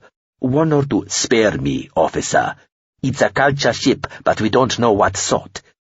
In a pebble shell? Yes, sir. There was a lot more like this, all in the Lycidan tongue, which was made up of a not inharmonious series of bubbly water belches. The ship added the name Nyamulda to the culture's intelligence archive of known Lycidan officers, immediately transmitting this to a variety of its comrade craft, both near and far. The Lycidan hadn't been forthcoming regarding the identity of the approaching fleet's commanding officer, or even which ships would make up the fleet in the first place, but from the largest ship's warp signature, hideously obvious from light years away, the mistake not had determined hours earlier that it was the Galemtian Asul Anafawaya, a collective purposes vessel, first class, and fleet flagship representing the last word in what the Lycidan were capable of building. Much more satisfyingly, from the tone and word choice of one of the individuals talking, referencing earlier notes compiled by other culture ships, the mistake not was becoming increasingly certain that one of the voices it was listening to was a senior Lycidan officer called Pt.1, a male who held the rank of salvage and reprocessing team principal. Admiral, in other words. But what babble! What toing and froing over such simple operational matters! A bunch of dim-witted, slow-thinking bios swimming in a tub clouded with their own effluent, trying to work out what was going on around them by staring through portholes, probably. It was hard for a ship, a mind, not to feel at least a degree of contempt. And they were still talking, out there between the stars, as the little flock of ships scraped slowly closer. The fleet was already having to decelerate. The mistake not noted with some exasperation. This could draw the whole process out even further. It was only a meet and greet anyway. Almost as soon as it got here, the Lycidan fleet would be breaking up again, most of the ships heading off singly or in small groups to individual places of interest within the Gazilt sphere. Only the flagship and a few smaller vessels would remain as any sort of substantive unit. This was something Admiral Tayun himself didn't know yet. There were sealed orders in the flagship's AI detailing all this dispositional stuff, which were only to be accessed on the fleet's arrival at the Clinker Star, but which the culture already knew about through a piece of deft signal interception by some other ship or ships tens of days earlier. The mistake not found knowing this, while Admiral Tayun did not, quite agreeable. It would probably tag along with the flagship and its escorts, plus it had prepared an eel-like avatoid to represent it in person aboard the flagship. From what it had been told, the Lycidan were almost suspiciously keen to welcome this creature aboard. It listened in to the animal chatter again. Good grief, they were still discussing its own name. The mistake not. Self-saddled with a full name so long and unmanageable that even other culture ships rarely took the trouble to use all of it, was just vain enough to feel slightly flattered at all this attention, but still found the incessant chit-chat unbearably slow and fundamentally pointless. All these people seemed to do was talk. It supposed it was just what biologicals did. If you wanted to feel you were still somehow in control of a ship or a fleet, or even your civilization, talking amongst yourselves seemed to be the way you convinced yourself of it. Finally, one of them said, "Sir, we may be approaching the sort of distance the culture ship can start to read our comms." "This far out?" "Encrypted, and, isn't it?" "Precautionary principle applies, team. Officer." The obvious intership comms traffic ceased. The mistake not considered dedicating an effector to the lead vessel to monitor it internally, but there was a tiny chance they might spot it doing so, a tiny chance increased by the possibility the fleet carried tech filched on earlier scavenging sorties. So it didn't. Hours of patient waiting later, the Lycidan fleet of large, boxy-looking ships finally dragged themselves into the Ree system, hauled up into a rather quaint orbit around the Clinker Sun with the warp engine equivalent of loud glanks and clouds of black smoke, and, finally, rendezvoused officially with the culture ship Mistake Not. Effusive greetings of great solemnity and seemingly genuine friendliness flowed in both directions. It was while all this was going on, and the avatoid eel was being puttered across to the fleet flagship in an antique shuttle brought along specially for the purpose, that one of the mistake-not's multitudinous subroutines, this one charged with deep analysis of recent HS sensor data by opportunistic triangulation following significant movement within any given real space reference frame, flagged the tiniest of oddities. It was timed, originally, just over 22 hours earlier, and it was located some centuries away, about a quarter of the distance round the boundary of the rough sphere of stars and space that held the Gezilt volume of influence. Specifically, it had taken place within the colossal, slow-tumbling clouds and wastes and veils of light marking the yamped sphere de supernova, the pretty one it had noticed earlier, whose real light had yet to get here. Somewhere inside the vast escaping fires of the nebula, there had been a microscopic flare of radiation, displaying an unusual, even anomalous signature spectrum. Suddenly, in proper, no-nonsense, combat-grade mind-thinking time, while the transfer shuttle moved a few nanometers towards its destination, the AI cores on the Lysidon flagship slept deeply between cycles, and the Lysidon themselves would have appeared frozen and silent, even observing them on a scale of subjective years, the mistake-not watched the subroutine's resulting attention cascade briefly suck in and focus other computational assetry on the data, rapidly producing all the available analysis it was presently possible to compile on the subject. The anomaly, so faint, far away, and overwhelmed by the seething turmoil of energies all around it as to be only very ambiguously weapon blink, looked like it was centered quite precisely on the artificially maintained planetary fragment called Ablate, where the Gezilt had some sort of ceremonial facility. Uh-oh, thought the culture ship. Chapter 4. S-22. Septame Banstegain went from group to group, taking part in multiple handshakings, everybody standing side-on and putting a single hand into a big, confused but well-meaning tangle in the centre. Sometimes the resulting shake was a trembling muddle. Sometimes the ball of grasping hands would end up going up and down quite violently, as though they were all making it happen deliberately. Everybody always looked slightly surprised when that happened. Doubtless this was an example of, or metaphor for something or other. Anyway, Banstegain didn't enjoy the process. In fact, he hated it. He took particular care, therefore, to look entirely as though nothing he could possibly be doing right now could conceivably give him greater pleasure. He was hearty, amiable, roaring with laughter when he needed to. But he had a continuing need to wash his hand, or at least wipe it on his robes, as though to decontaminate it after all this sweaty touching. Well, this was just one of the many objectionable things that a man in his position had to do. In the end, it was worth it. It would all be worth it. "Well, Ban, it's all yours now." "Falrison," Banstegain said, forcing a smile as the other, junior parliamentarian, shook him by the shoulders. Over-familiarly, Banstegain thought. Falrison looked drunk. Probably was. A lot of them were, though not him. Never him. And he didn't like being called Ban, either. "It's all of ours now, I think you'll find," he told the other man, then gestured modestly at his own chest. "Merely a caretaker." "You finally got your way. You're in charge," Falrison smiled. "Of not very much for not very long, but if it makes you happy."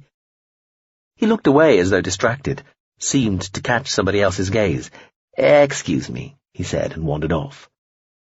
Banstegain smiled at Falrison's retreating back, in case anybody was looking, though what he was thinking was, yes, just fuck off. "Sir?" "Septame." His chief secretary and aide-de-camp both appeared out of the melee. "Where were you two when I needed you?" he demanded. Jevan, his chief secretary, looked dismayed. "But, sir," he said, "you said, 'Would you like a wipe, Septame?'" Solbly said quietly, smiling as she pulled a moist square from her satchel and offering it to him discreetly. Banstegain nodded, quickly wiped his hands and gave the towel back to Solbly. "Let's go," he said. Eventually, Shaking off the last overly effusive well-wisher from the lower ranks, they were able to make it to the doors leading from the still crowded main assembly chamber to the senior levels and the terrace overlooking the darkened gardens and the near-deserted city. Banstergain nodded to the parliamentary constable, who opened the door. Then, at the top of the steps, leading down to the terrace, while Javan and Solbly stood respectfully a couple of steps behind, had a brief moment to himself before anybody else rushed up to tell him what a historic day it had been. His earbud, released from the rule-imposed no personal comms restriction of the Parliament interior, started to wake up, but he clicked it off again. Javan and Solbly would be catching up and would let him know about anything urgent. The gardens, roundels of paving and splashing pools, surrounded by maze-like blocks of black hedges within which it had always been easy to find nooks where quiet words might be had, were just starting to look neglected, even under the soft, subdued lights shining from antique lampposts. The city, a quaint jumble of low domes and soaring spires, gently floodlit but looking empty as a stage set, lay quiet and still under a dark, clouded sky. So late. The session really had gone on far too long. A handful of aircraft drifted above Myon, lights winking. Not long ago, there would have been hundreds. Banstergain had long thought of the old ceremonial capital as an open-air museum, with the Parliament its dustiest exhibit. It was just that now it truly looked like it. Anyway, Myon was not where the real power lay at all. That was in the teeming habs, the great ships, the orbiting manufactories and the regimental HQs, but rather where it had to look like it lay. On the terrace, the principal knot of people surrounded the President, the usefully useless President, her cohort of effete trimes, a few of his fellow septames, and a smattering of junior Dagans, who must have ridden in on somebody more senior's coattails. Secretaries, ADCs, advisers, a few military outright bigwigs, and a smattering of accredited aliens made up the rest. Some of the aliens were humanoid, some, disconcertingly, not. The ambassadorial party from the Ronta, the insectiles who were one of the two scavenger civs the Gazilt were actually talking to, existed inside heavy-looking exosuits, like tiny, complicated spaceships, all alarmingly sharp joints and angles, and the occasional hiss and stink of some escaping gas. Their translators didn't work as well as they seemed to think, and it could be confusing to talk to them. They tended to huddle on the outskirts of gatherings like this, lucky to have a Gazilt military attaché to talk to, and even then only because the unfortunate officer had been ordered to do so. 4 of the 6 suited Ronte were resting on their spindly-looking suit legs. The other 2 were floating over a pond, humming. Oh, and a few journalists and media people, he noted with some distaste. Even the body politic had parasites. It was the last day of the Gazilt Parliament. The very last day. It would never meet again. Anything relevant that needed dealing with from now on would be handled by transitional committees or temporary cabinets. The various representatives, having made their final farewells, would shortly be departing. A handful of those local to Zeiss itself would head off in flyers, but all the rest would take ship to be with their families and or loved ones, the great majority of them in conveniently distant systems where, Banstergain devoutly hoped, they would be unable to cause any trouble if any difficult decisions had to be made over the next 20-odd days. Banstergain had made sure that he was chair of several of the most important committees, and that his people chaired or controlled almost all the rest. Plus, it was tacitly accepted that he would be in charge if there was need of an emergency temporary cabinet. Which there might be now, of course. Only a very few people knew this at the moment. Very few, but patently at least one fucker too many. Though it was looking increasingly likely. It gave him stomach contractions just thinking about it. Go! He wanted to scream at all of the other parliamentarians. Hurry up! Just go! Be gone! Leave him and the people he trusted to make the decisions that had to be made. It had all got far too close for comfort, time-wise, over the last day or two. The remnantership had appeared earlier than they'd been expecting, and then what had happened out at Ablate had already leaked, it seemed. How the fuck had that happened so quickly? If he ever found out who'd been responsible. Bad news upon bad news, things crowding in, happening much faster than he'd anticipated. It could all be handled. Things could always be handled. But the handling might get rough. Well, that couldn't be helped. The goal, was what it had always been. A successful sublime, his reputation and place in history assured. He turned and looked up at the Parliament building, where the presence hung. He could hardly see it in the darkness. The presence was dark grey, shaped like some high-altitude balloon before it descended, a slightly flattened semi-sphere curving down via a long, pendulous narrowing tail to a point that looked to be aimed straight at the pinnacle of the Parliament building's central cupola. It was about 60 metres across near the top and nearly 300 metres in height. That spike-like tip hovered silently just a few metres above the cupola's spire. It looked as though somebody tall, balanced on the very top of the spire, could have reached up and touched it. A few of the Parliament's floodlights reflected dully off the bulbous near-black curve beneath its summit. It had appeared 12 years earlier, on the day the Parliament had passed the Act that confirmed the results of the final subliming plebiscite, setting in train all the preparations for the event. A manifestation from the sublimed realm, a symbol from those who had already gone before. No more than a signpost, really. Not animate or intelligent, as far as was known, just a reminder that the decision had been made and the course of the Gesilt was set. It was unmoved and unaffected by wind, rain, whatever, and barely there at all, according to the military's technical people, only just more than a projection. Real, but unreal, like a shadow falling from another world. They'd been expecting it. The presence hadn't come as a surprise. These things always appeared when a people, a civilization, was preparing for and committed to subliming. But somehow, actually seeing it there had still come as a shock. Banstegain remembered watching the poll figures wobble. Parliament, the media and his own people were canvassing the general population all the time back then, and the commitment levels had dipped significantly when the presence had appeared. He'd worried. This was so much what he wanted, what he believed in and knew was right, what he himself had spent his life working towards and staked his reputation on. This would be his legacy, and his name would live forevermore in the real, no matter what lay ahead in the sublime. It was utterly the right thing to do. He had known this, and still knew this with absolute certainty, and yet still he'd worried. Had he been too bold? Had he tried to make everybody go too soon, a decade early, a generation even? But then the figures had rallied, and only grown since. The commitment was still there. It would all happen. He looked away past Jevan's handsome but slightly vacant face and Solbley's pleasantly matron-like look of admiration and pride, sparing them both a quick smile, then turned as he heard footsteps hurrying up towards him. "Sebdame Banstegain, a historic day." "Another step closer," President Geljamin said as the group around her parted to admit him. Banstegain glanced at various faces, distributing quick smiles and curt nods of his own. There were 3 tribes, Ygrez, Couvarond and Intiom. The full extant set, basically, given that the rest was stored, awaiting the pre-waking before the sublime. Couvarond counted as an opponent.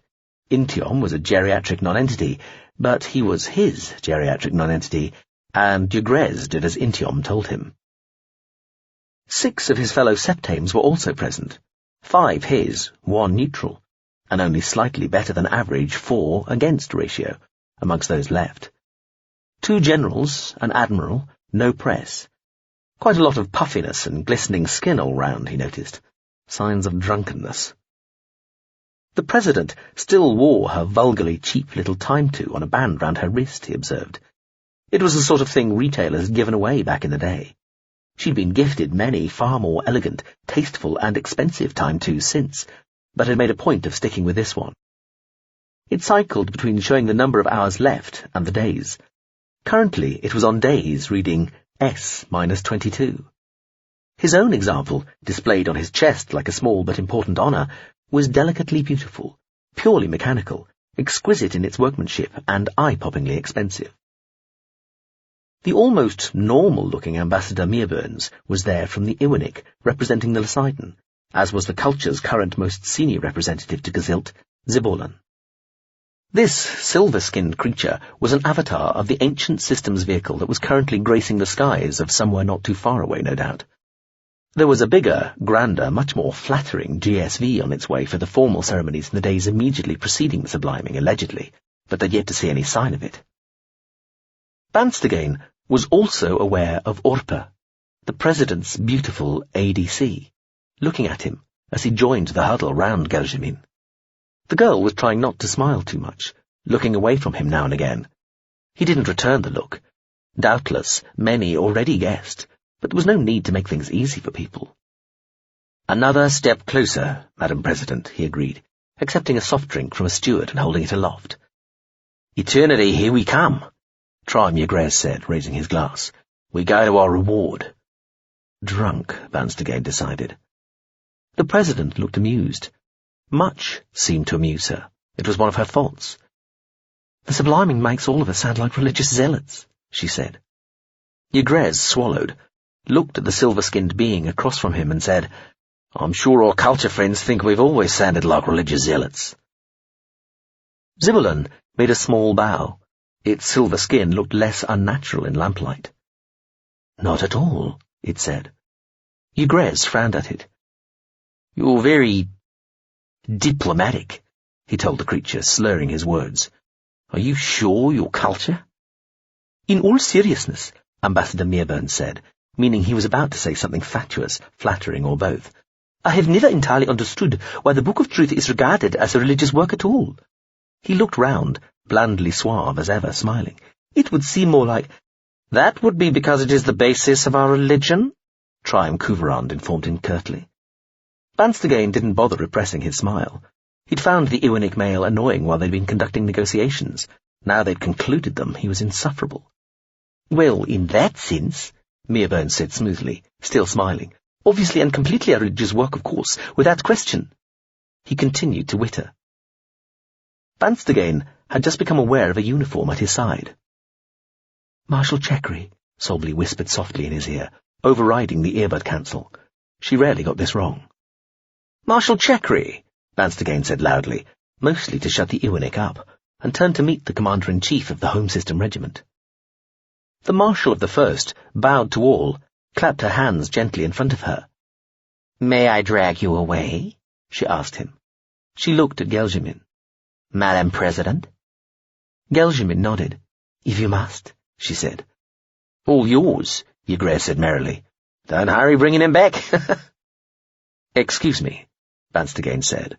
He beamed a smile round all of them, though it soured a little when it got to Ygrez.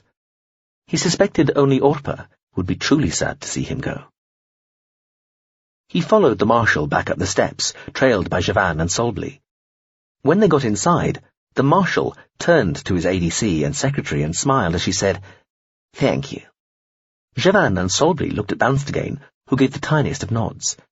They looked forlorn as he and the Marshal stepped into an elevator. When the lift started to drop, he looked at the Marshal and said, "What?" The Marshal just looked at him with her tired old eyes and her tired old face, and smiled thinly. He hoisted one eyebrow, then nodded. He said, more to himself than her. There were places under the Parliament building few people ever got to see or even knew were there. This was one. The room was round with concave black walls, but was otherwise unremarkable, holding a round table and some seats. Banstagain's office was bigger, and had a better view, obviously. More of note had been the 3-metre-thick doors they'd had to negotiate to get here, each of which had swung closed behind them. "Now?" Banstagain asked the Marshal, after the room's own massive door had thudded shut. "Now," the Marshal confirmed. "How bad is it?" Chekri nodded. "It is within what was expected. We just have more detail, choices for action." She glanced towards the centre of the room. "Shall we?" They sat. "Scavengers? The other thing? What?" "The other thing," Marshal Chekri confirmed. Banstagain sighed. Chekri was one of only a handful of people who knew, not counting whoever knew who wasn't supposed to. He shivered to think how many of them there might be. "What detail? What choices?" he asked her. The leak was only to the 14th, the Marshal told him. He nodded. 1 regiment. That wasn't so bad. Still, bad enough. Would be, wouldn't it? He said. The 14th, the Socialist Republican People's Liberation Regiment 14, to give it its full title, had been the most sceptical regarding sublimation from the start, even if it too had finally, at least apparently, come on side. Who was responsible? Nobody, the Marshal told him. He looked at her. Somebody is always responsible, he told her. She shook her head. This was something generated within the mindset or the subsidiary substrate mechanisms of the Churkan itself. The ship had a one-off spy. You'd have to call it a program, it was so old and tiny. A virus sitting in its computational matrix. Whatever it was, it deleted itself immediately. It had been in there since before the ship itself was constructed, while the mindset was still in virtual form, being test-run by the shipyard's technology and processing department 470 years ago. Even then, it might not have required anybody within the tech department to plant it. Could be done from outside. And it was doing nothing all that time. Just waiting for something to come along sufficiently game-changing to be worth betraying its presence for. And nobody found it? Obviously. Or nobody who wasn't also a traitor, at least, Vanstagain said, glancing away. The Marshal frowned. I think if we start assuming there might be traitors within the fleet's virtual crews, we make traitors of ourselves. Saboteurs, at the very least. This was something so small, in a set of substrates so vast, it was possible for it to hide. Once it was in there, no further... Vanstagain's eyes went wide. What about the other ships? He blurted. The Marshal sat back fractionally at being interrupted, but said calmly, All those still with us are checking. Now they have a rough idea what they are looking for. It's hoped they can either find anything similar or give themselves a clean bill of health within days. Vanstagain was appalled. Days? Impossible to do any quicker. The fleet, such as it is these days, remains fully operational in every other respect. The techs, the ships too, maintain there is absolutely zero possibility of anything similar taking over any part of the running of the vessels. Stuff like this can watch and wait and signal if it finds way, but it can't affect. And the Churkan? Vanstagain asked. What's it? Is it returning to... The Churkan announced its determination to sublime as soon as possible, the Marshal said. Nothing more has been heard of it since, so either it has already gone or it is still preparing to. Chekri smiled humorously. I understand that the aftermath of battle, even a one-sided one, is not generally considered to constitute the most favorable condition for the instigation of sublimation. The Pretendidat smile disappeared. And kindly keep that secret too, Septame. The ship didn't announce this publicly, and we'd rather people think it's still with us. The fleet's reduced enough as it is. Vanstagain opened his mouth, seemed to catch himself, then said, All right. Never mind. What about the 14th? We are almost certain the Septame held up one hand. We? An absolute minimum of my best, most trusted people know we're looking for something. Not what it is, the Marshal said. It's all in hand, all working. The good, the very good news is that we are almost certain the information is held by probably only one substrate in the 14th's HQ, unknown to a handful of their top brass at most. Nobody else. Not yet. Not yet for how long? Can't say. All we know is they haven't tried to share this so far, to the best of our knowledge. Vanstagain looked to one side and rubbed his fingers as though testing the feel of an invisible piece of cloth. Of course, they might not do anything with it. They might just sit on it. That is a possibility, the Marshal said, sounding doubtful. We could just ask them, I suppose, he said, looking at the Marshal and smiling. They might even listen to reason. We could, she said. They might. She held his gaze, kept her expression neutral. Let's do that, then, the Septame said, sitting back. The Marshal's face betrayed the tiniest flicker of surprise, though, Van Stegane said, sitting forward again. "Take me through what else you were thinking of." Chekri frowned. One approach might preclude the other. To ask would be to warn, and then any other choice would be closed off. "What if," the Septame said, "one waited to make this appeal to reason until the other choice was available, at a moment's notice?" The Marshal seemed to think for a moment. Given the capabilities of the technologies involved, especially the potential rapidity of response they possess, even a moment might be warning enough to turn a potentially successful action into one that was sure to fail. Van Stegane said, sitting back again. "Then it would certainly be foolish to give any greater degree of warning, wouldn't it?" The Marshal's eyes narrowed a little as she said, "Quite." "What did you have in mind?" he asked her. "What does it involve?" It involves a fast, powerful ship, a single surgical strike with full end-operator tactical choice freedom, and in case any further action is required, a microforce of just 2, a highly augmented Special Forces field colonel, and a non-humanoid combat arbite. "And this would be on Eshri, Izanian system." Van Stegane bit his lower lip. He looked away. "Against our own people?" Who put a piece of spyware into another regiment's capital ship nearly 500 years ago, who might have done the same thing to other elements of the fleet, and who could, if they wanted. The Marshal let her voice trail off.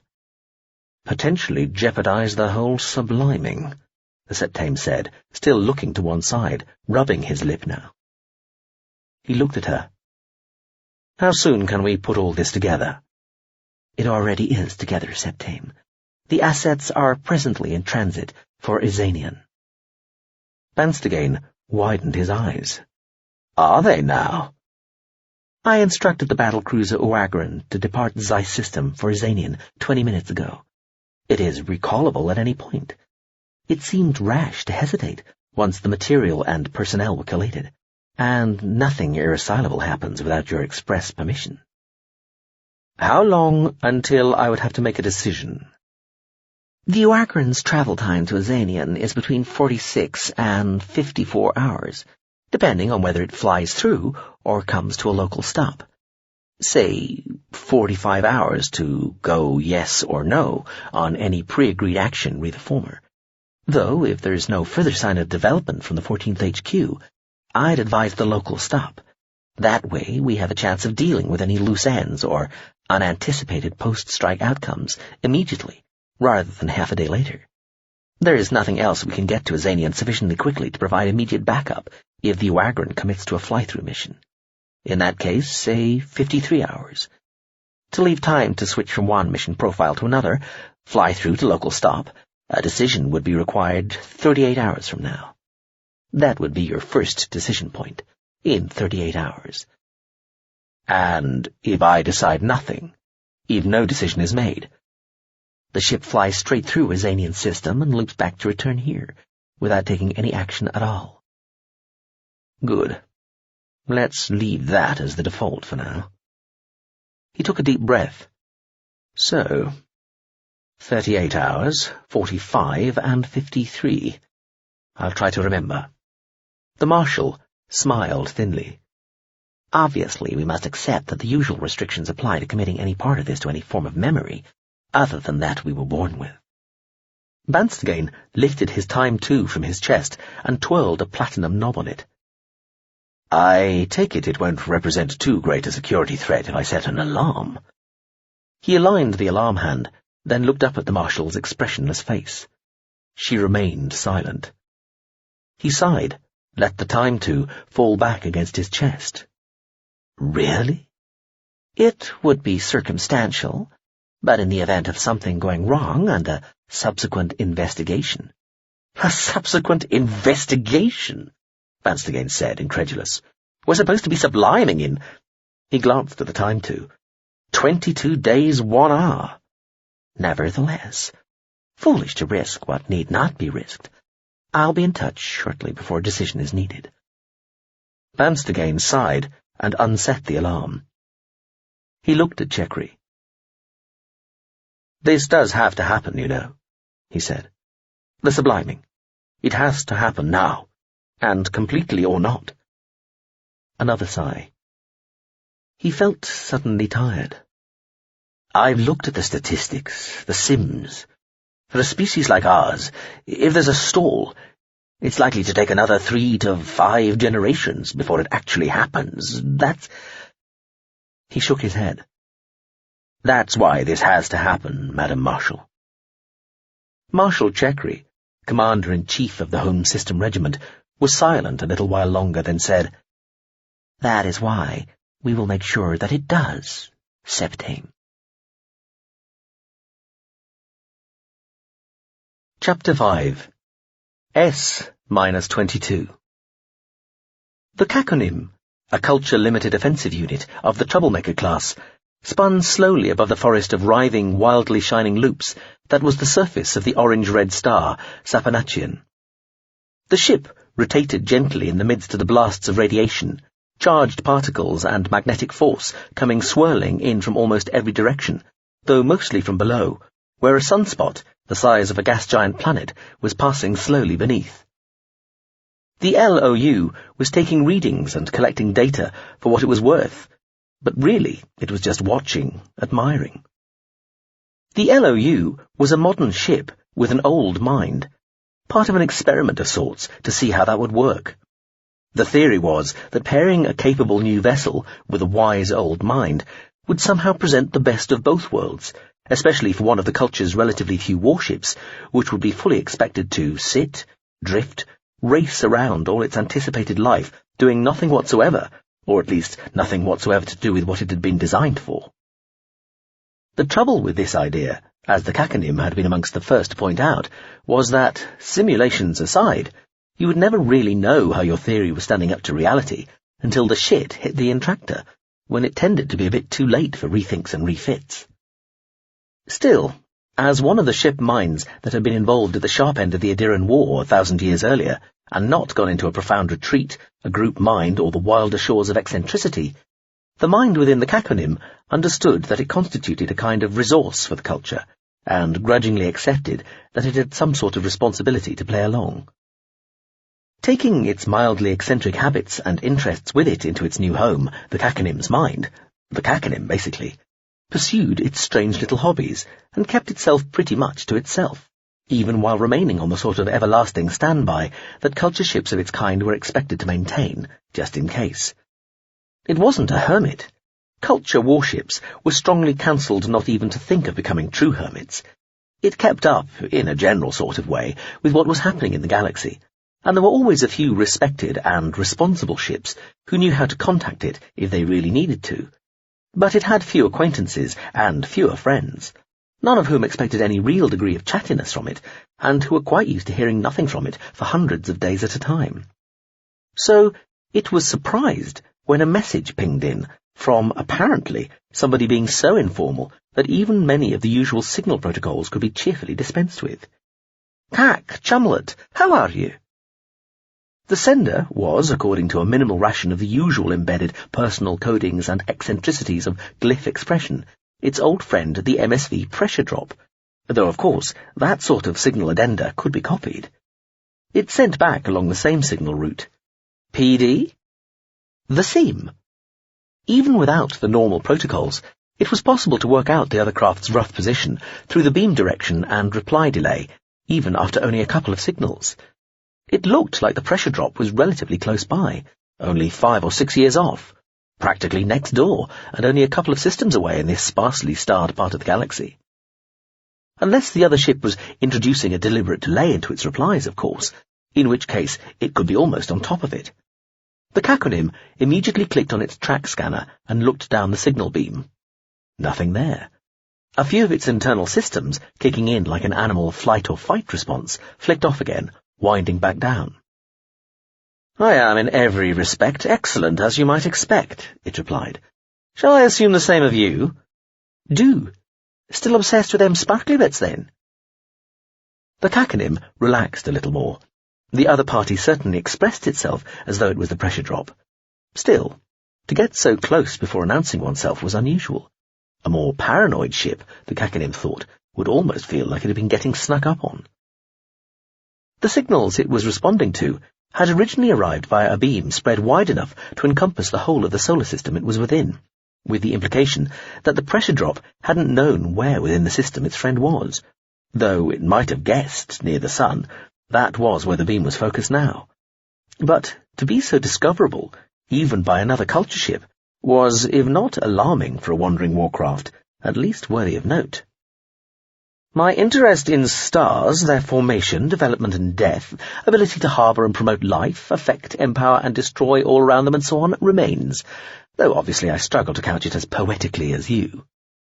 Are you, with our friends the field liners? The Kakanim had a long-standing interest in and relationship with various of the galaxy-wide outposts of the creatures who inhabited the magnetic field lines of certain stars. No, holidaying as of recently. Magnetosphere surfing for the most part. I intend to resume my studies of the inhabitants at a later date. Not talking to you, then? Of course they're talking to me. We have a highly complex and mutually beneficial dialogue when necessary. The question I might ask is, why are you talking to me? Your oldest friend can't say hello without occasioning such suspicion. Who's suspicious?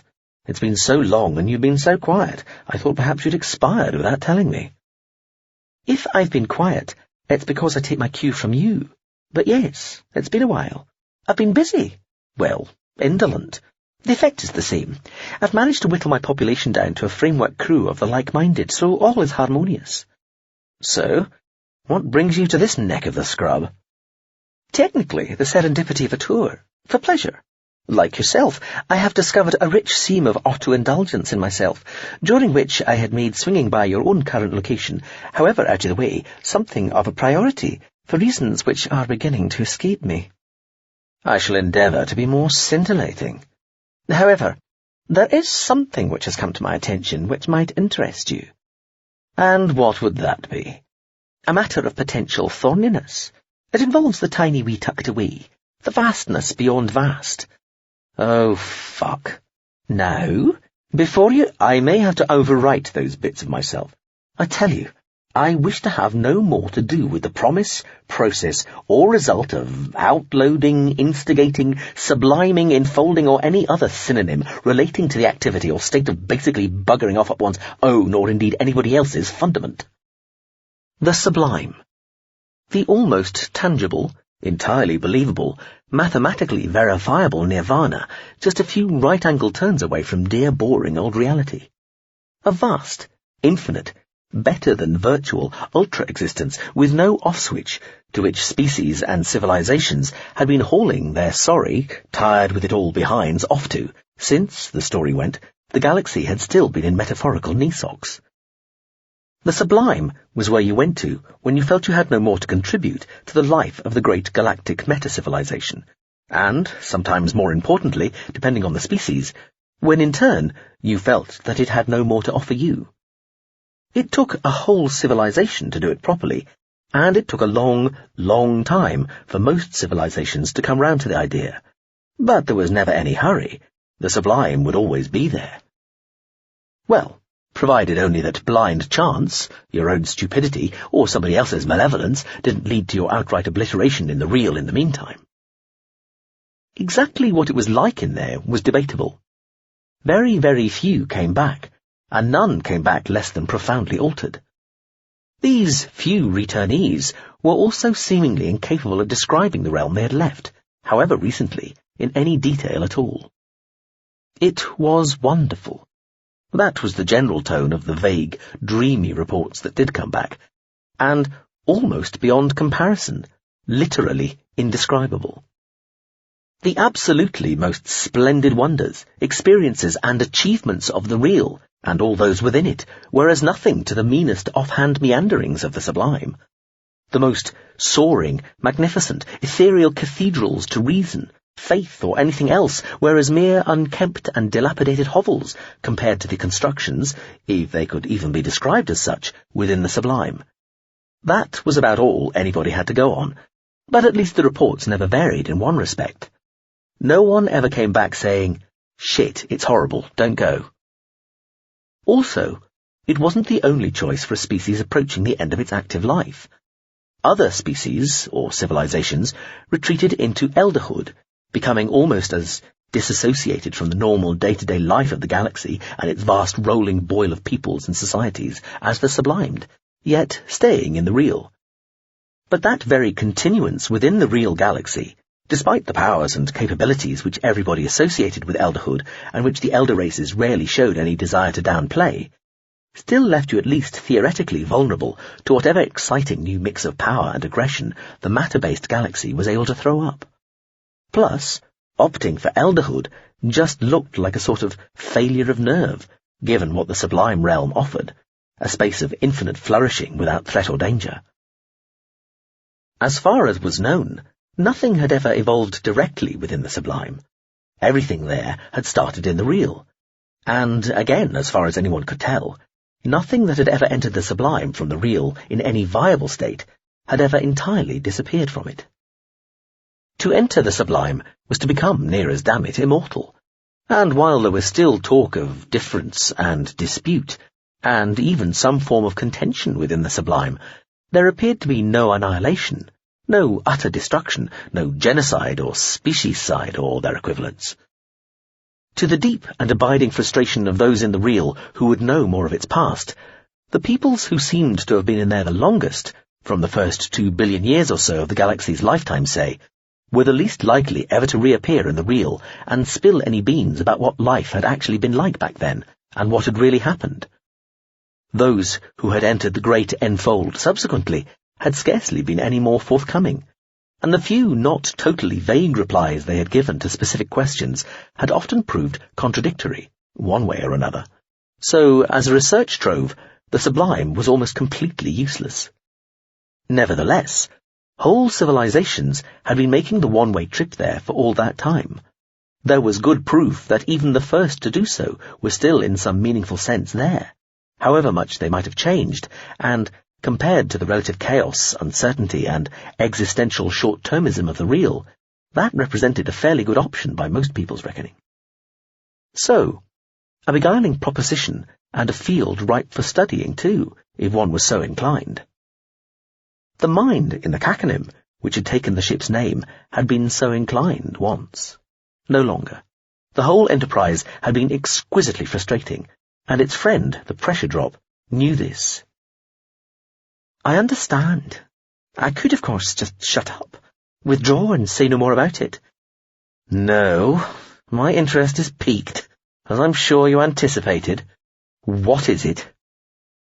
Annoyingly, amazingly, the Kakanim knew that as far as authorities on the sublime went, it was one of the few assets the culture or anybody else possessed. It kept hoping that some other brave, ambitious, or just plain self-deluded souls would take up the sublime exploring baton and inquire further, look closer, delve deeper, and make some breakthrough it had been unable to make, so taking the responsibility away from it. And it had tried to encourage informal associations of other minds with similar interests to pursue such behavior. But all such hopes had been dashed. Almost nobody else was interested. It had even dared anticipate that the contact section would form a specialist department to handle such matters and tackle the problem properly. But, despite having dropped a few heavy hints on the subject over the years, this too seemed as far away as ever. The Gazelt? The pressure drop sent. Been talking about the big cheerio for some. They're actually off, too. Set a date and everything. See, I do listen to some news. That's quite close now. Not having second thoughts, are they? Not yet. But there's been a development. The Gazelt were a sort of cousin species stroke civilization to the culture. Nearly founders, though not quite, they had been influential in the setting up and design of the culture almost 10,000 years earlier, when a disparate group of humanoid species at roughly the same stage of technological and societal development had been thinking about banding together. Amiable enough, if somewhat martially uptight, due to an unusual social setup that basically meant everybody was presumed to be in a single society-wide militia, hence everybody had a military rank from birth. They had made significant contributions to the establishment and ethos of the culture, while it was all still at the being-talked-about phase, But then, almost at the last moment, and to pretty much everyone's surprise, in a way including their own, they had decided not to join the new confederation. They'd go their own way, they'd decided, wishing the culture well and taking an interest in it, but keeping determinedly apart from it. Relations had remained friendly throughout, and rumours persisted that the Gesilt had been helpful to the culture in the Adiran War, despite a supposedly meticulous neutrality. But in essence, they had stayed quietly, studiously apart from the culture for all that time, observing the more rowdy, boisterous, and interference-minded behaviour of their one-time associates with a mixture of emotions that might on occasion have included mild horror, gasping incredulity, and simple shock, but also, and more consistently, a kind of envy and a slowly increasing feeling that a great opportunity had been lost. A development. Odd. That word rarely dampens the spirits quite so comprehensively as your deployment of it just there has so thoroughly doused mine. What development? Hurry me onwards if I start to tell you too much of what you already know, but there is this tradition that other civs settle up, as it were, with any would-be sublimers shortly before the big event. Messages of admiration, respect, and sorry to see you go mixed in with the odd admission that actually we're responsible for rubberizing your moon while you guys were inventing the wheel, but we were having big exciting space battles with the neighbours, or it was us that nicked your first space probe. Consider yourself hurried, the Kakanin sent. Sorry. Also, a pity. My third example was particularly witty and amusing, but no matter. Anyway, the Gesilt have this relationship, one might as well call it, with the also departed Zidren. This relationship capacitated, as it were, through the Gesilt Book of Truth. Yes, the holy book that only gained in credence as science developed. Indeed, unique. So contributing to the cult of pernicious exceptionalism as exhibited by the Gesilt. So caustic. Some truths hurt more than others. Frankly, I thought I was being kind. The word exemplified might have replaced exhibited in the above without too great a stretch. I think I already dislike where we're headed with this, by the way, but go on. One of the things that has always made the Gesilt feel so special, so marked out, has been the fact that their holy book, pretty much alone amongst holy books, turned out to be verifiable.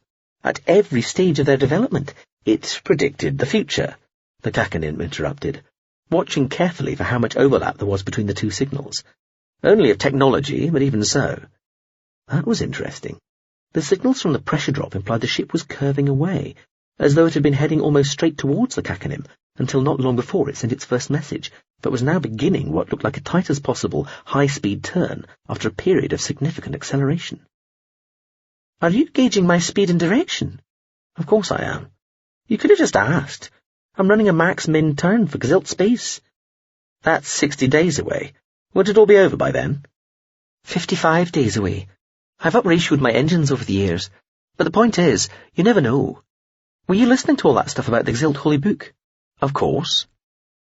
The Book of Truth, the Gesilt Holy Book, had been delivered by meteorite during their Dark Ages, following the collapse of a great empire which had been laid low by a combination of barbarians, disease, and economic and environmental collapse.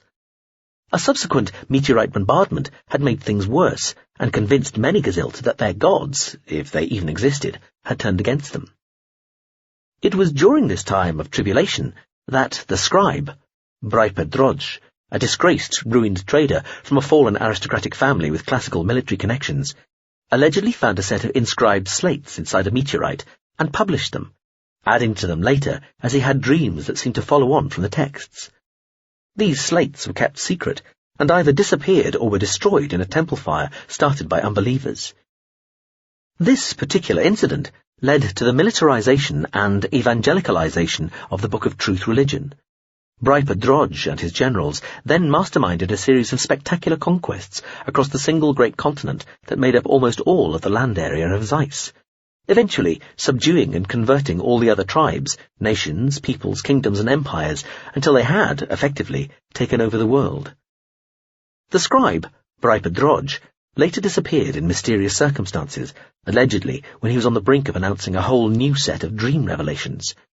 There had been tensions within the hierarchy of the church by this time, and cynics would later maintain that the newly proliferating upper echelons of his supporters disappeared the scribe to prevent these mooted, never-brought-to-light additions to the word, reducing their own power. Though nothing was ever proved, and by general consent there was a feeling that Bryper had quite entirely done his bit. His place in history as the greatest ever Gaziltian was absolutely assured, and, in a sense, it was time for him to enter legend rather than, say, stick around past his time and start making the sort of embarrassingly beside-the-point pronouncements old men were all too prone to coming out with. Up to this point, the story of the Gazilt and the Holy Book was, to students of this sort of thing, quite familiar. An upstart part of a parvenu series, Civ, gets lucky, proclaims itself special, and waves around its own conveniently vague and multiply interpretable Holy Book to prove it.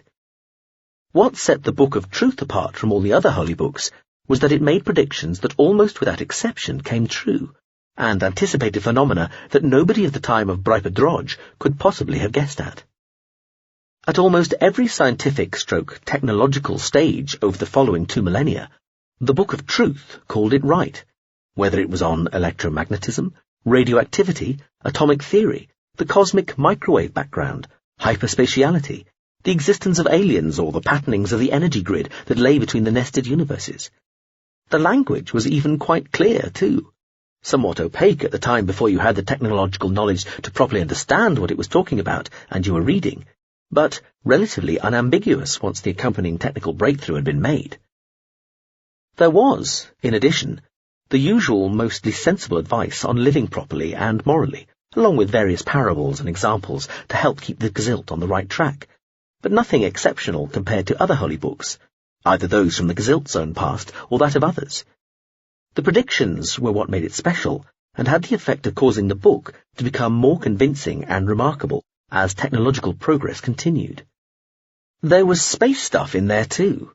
Those behind all these imparted revelations were named the Zidren, and described as wraiths of light.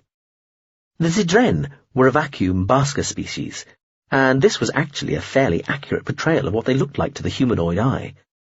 They were also described working through their material mechanicals, again, close enough to describing the reality of the robotic self-extensions the Zidren used when they wanted to work within the material aspect of the real.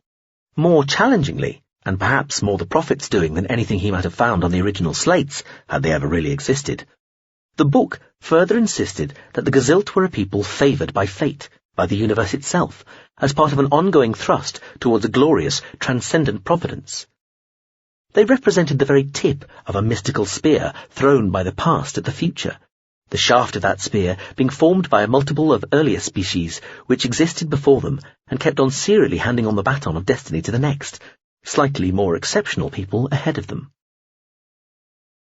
The Zidren, the book declared, were the last handers-on of the baton, the final stage of this rocket ship to the sky that would put the actual payload, the Gazilt, into the glory of eternal orbit.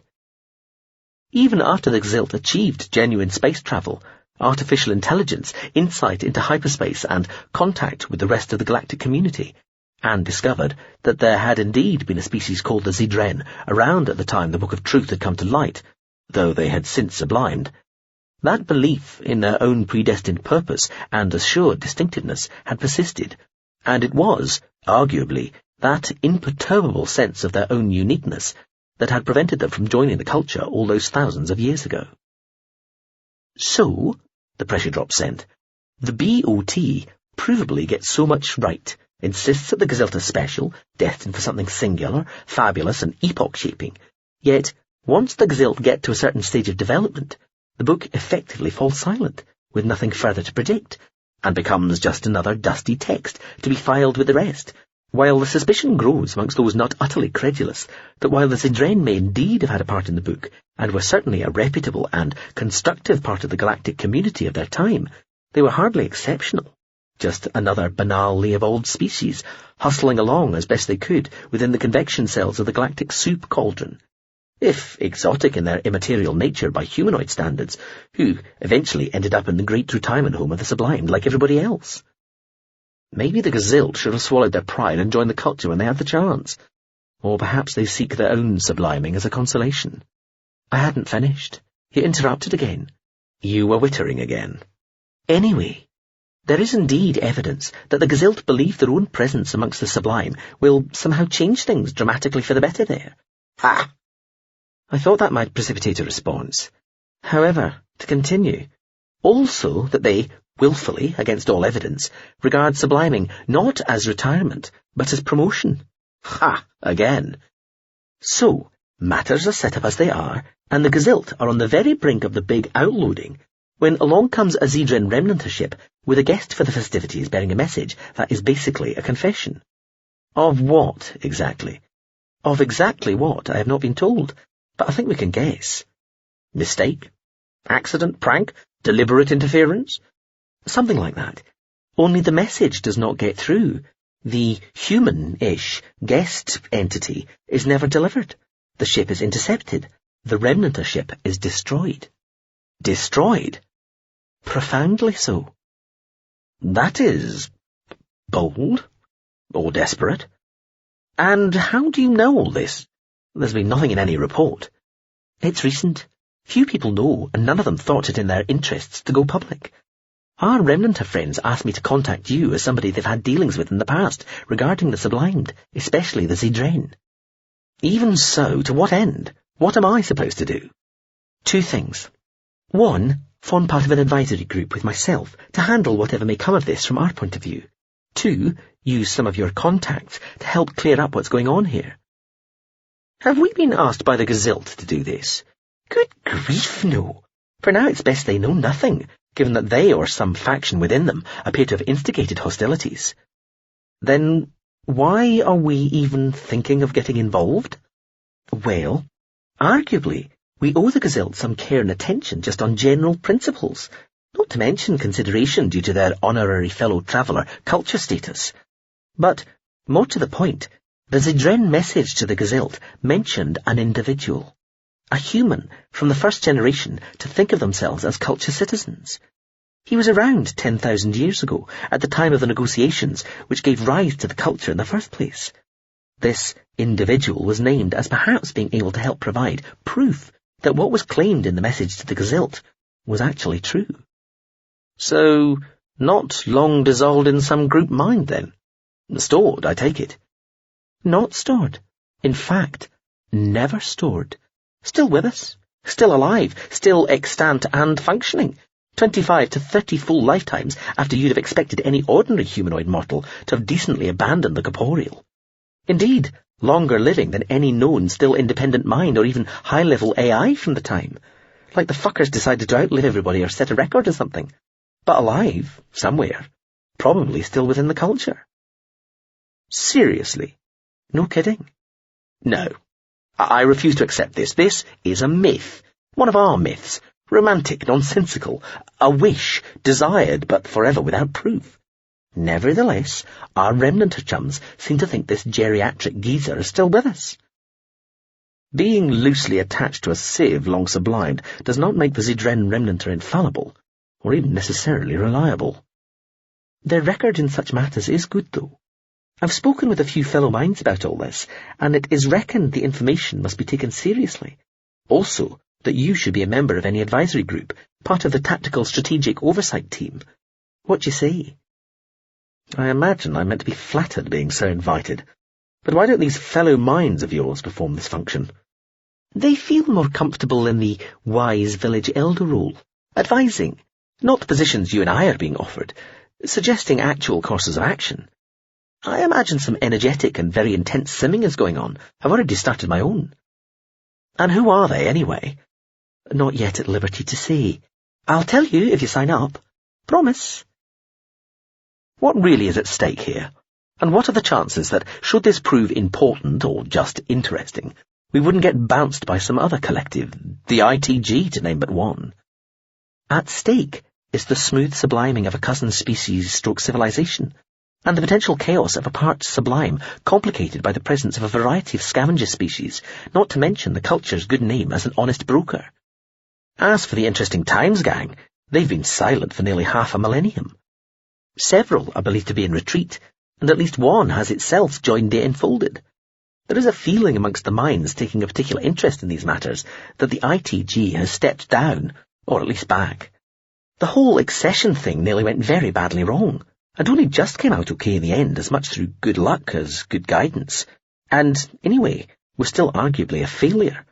A catastrophe was averted, but an opportunity was squandered. And in the end, we're no further forward regarding insights into travel or even communication between concentric universes. They may have decided to quit while they were ahead, or to bow out gracefully after an at best modest achievement that in certain lights might even be regarded as an embarrassment. Maybe they just felt they were getting old and out of touch. In any event, no new standing ensemble appears to have replaced them, and only ad hoc groups have handled unusual matters since. It's our move, old chum. The Kakanim was silent for a few moments. It watched a small solar flare erupt from near one side of the sunspot over which it had stationed itself. Another tendril of the star's gaseous shrapnel, ejected by an earlier outburst of the furious energies erupting forever beneath it, and thousands of kilometres across, and tens of thousands long, washed over and around it, bathing its outer field structure in radiation and delivering a distinct physical blow. It allowed itself to be gently buffeted by the impact, using its engine fields to adjust its apparent mass and so increasing its inertia, so that the effect would fall within acceptable parameters, while observing the outermost elements of its field structure deform inwards by a few micrometers under the weight of the blast. The effect of the colliding gust of plasma was to send it drifting very slightly across the face of the sunspot, spinning slowly. Finally it said, "Why do we bother with this sort of biotangling stuff in the first place? We could live lives of such uncomplicated joy if we left them to their own sordid, murderous devices. Because it pleases us. It's a challenge. We could sublime too, but we don't do that either. Come on. We have a reputation for enlightened interference to protect here." "Yeah, that's us. First amongst the altruists, the emperors of nice. We're not competitive about it, but if we were, by fuck, we'd be the best." "Most amusing." "Yes, my fields expand at the mirth of it all." "Very well, I may regret this, but all right, I'll take part. And use those contacts with the sublimed. If I have to, even more reluctantly, yes." "Hurrah! Welcome aboard. Here's a diaglyph with the situation. Any thoughts?" The data was lush with detail, a fact-crammed welter of information leavened with analysis and speculation. There were pointers towards standard concise histories of all species/civs involved for those who hadn't been paying attention earlier. More incisive, less polite, contact-produced essays on the societies and personalities involved, plus a comprehensive summary of all recent developments, their possible explanations, a statistical breakdown of multiple already simmed likely futures, and an exhaustive, minutely annotated, multi-dimensional comparison of this situation with those of any pressing similarity in the past, with another spread of likely outcomes relating thereto, plus the positions and specifications of all known capital and other major ships in the volume or inbound. This did have the look of something blowing up alarmingly quickly, the Kakanin thought. The mistake not had been the first to flag up something amiss when it had spotted the weapon blink from Oblate, communicating this to its home GSV, the Kakistocrat, which had been cautious enough to pass this on to a select few of its peers, including the pressure drop, rather than broadcast the news. The message from the Zedran Remnanters had gone straight to the pressure drop less than an hour later. No hint of who or what had been responsible for the destruction of the Remnant ship. 2 principal scavenger species present, the Lysidon and the Ronta. It would be tidiest and least alarming for all concerned if one of those had been responsible for the attack on the Remnant ship. But that looked impossible. Even if the Remnant ship had been unarmed, the tech levels were just too far apart. The Kakanim didn't pretend to take any appreciable time to review the totality of what had been sent. "The old desert class currently hanging around Zeiss," it said. "Yes, the venerable MSV passing by and thought I'd drop in.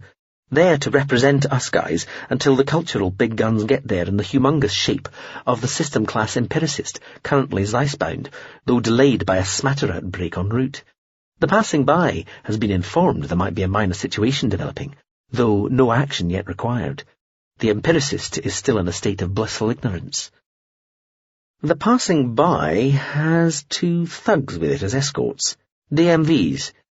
Demilitarized vessels is such old terminology, dear thing. They're being called fast pickets, or very fast pickets, for a long time now. But yes, the ex-Thug class rapid offensive units, refreshingly unconcerned with the vulgar exigencies of veracity and value judgment. If you're thinking about those as immediately available military assets, though, I must disappoint you. They both really have been fully defanged. They're not that just pretend kind of OU, described as weapon-free to keep the locals happy, while actually toting gear of serious cloutage, sadly. Still, have a word. Those three ships have a long association. A lot of the Desert class were discomfited at being demoted from general to medium, and, like myself, the mind in the passing by is old. Also, the Thug de-weaponing was done aboard it. Keep going. Old equals sneaky, and prideful, sometimes.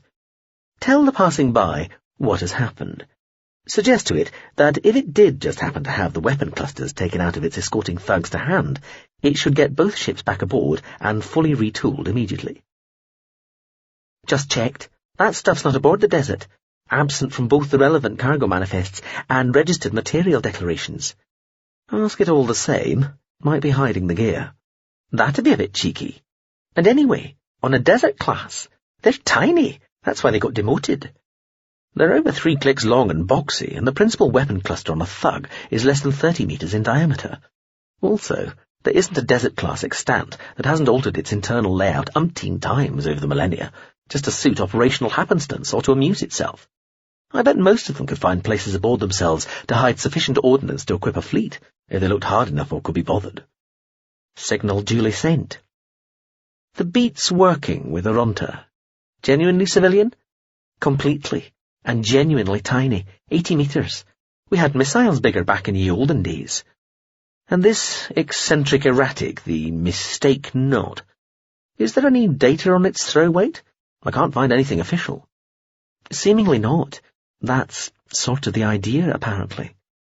Estimates of its puissance by enthusiastic amateurs vary wildly, but indicate something close to my own disclosed capabilities. The Kakanim had resorted to consulting documentation drawn up by the sort of people who took an informed interest in culture ships. I'm sure one of you ought to be flattered. I think even by our relaxed standards it is a little absurd that one warship needs to look up what are essentially fan sites for an estimate of a comrade vessel's clobbering capacity. Think it could be SC? Possibly special circumstances. Possibly just congenitally inscrutable.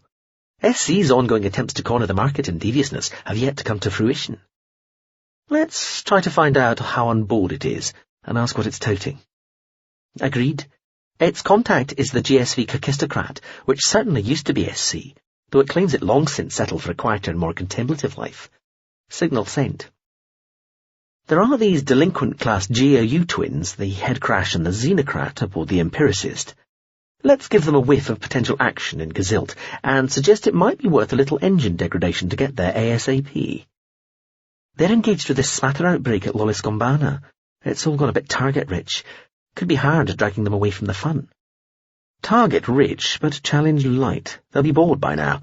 Swear them to secrecy and tell them somebody's seen fit to waste a remnant of ship. That should get their attention.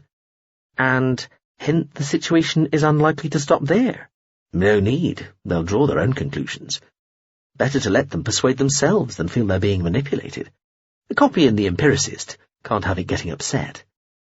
Contacting. We do, seem to be concentrating very much on the military side of things thus far. I'm a warship. I always was. Why? What else did you have in mind? Talking to somebody relevant might be a good idea. This Banstagain fellow looks to be the player with the power at the moment. The regiments would appear to contain almost all the potential energy, with the politicians providing the dynamic. Gazilt society had cohered millennia ago in a stable democratic system that formalized a purely ceremonial president at the top with no real power, a few almost equally figurehead people immediately beneath him or her, then successive layers of exponentially greater numbers and increasing political power until you reached the general mass of the population, individual people. This power structure lay alongside the Gazilt's universal militia, a rank-for-all military structure, without apparent discord. Commentators and analysts, especially in the culture, seemed to find this mystifying but pleasing.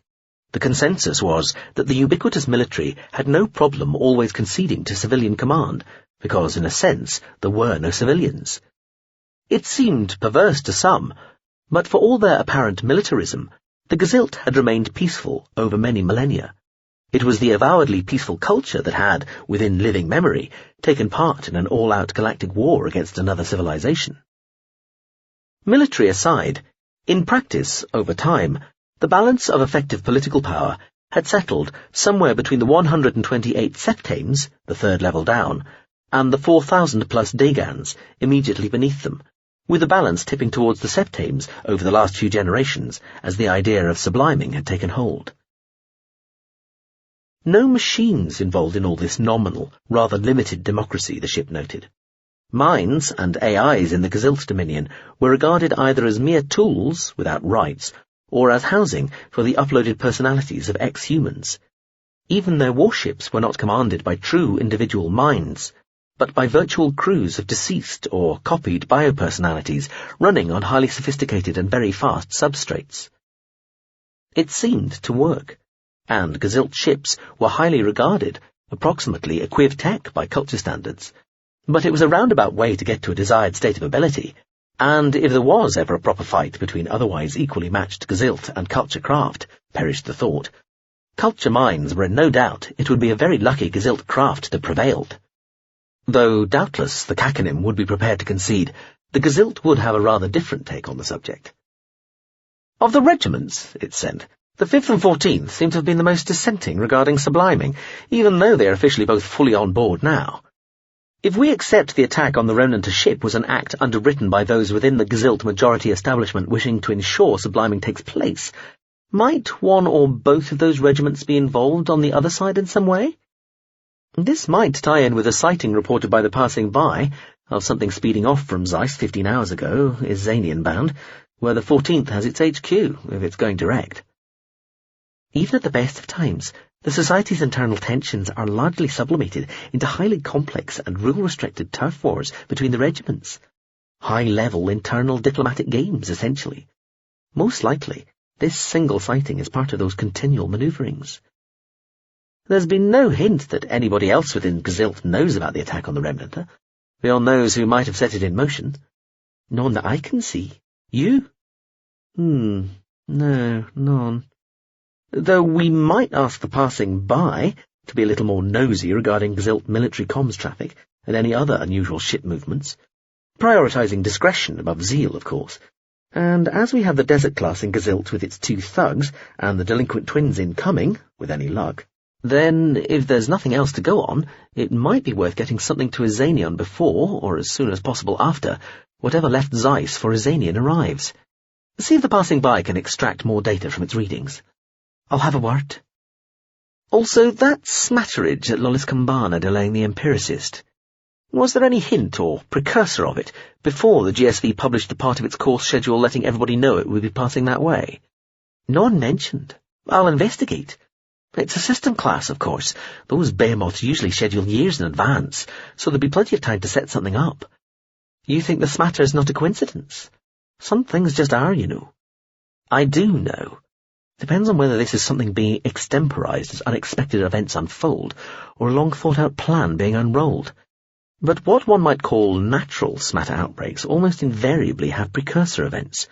If there are none for this one, then eyebrows, amongst those who possess them, might need to be raised. Time will tell, it usually does. I think that's all for now, though you did promise me the names of the other ships you've been talking to about all this.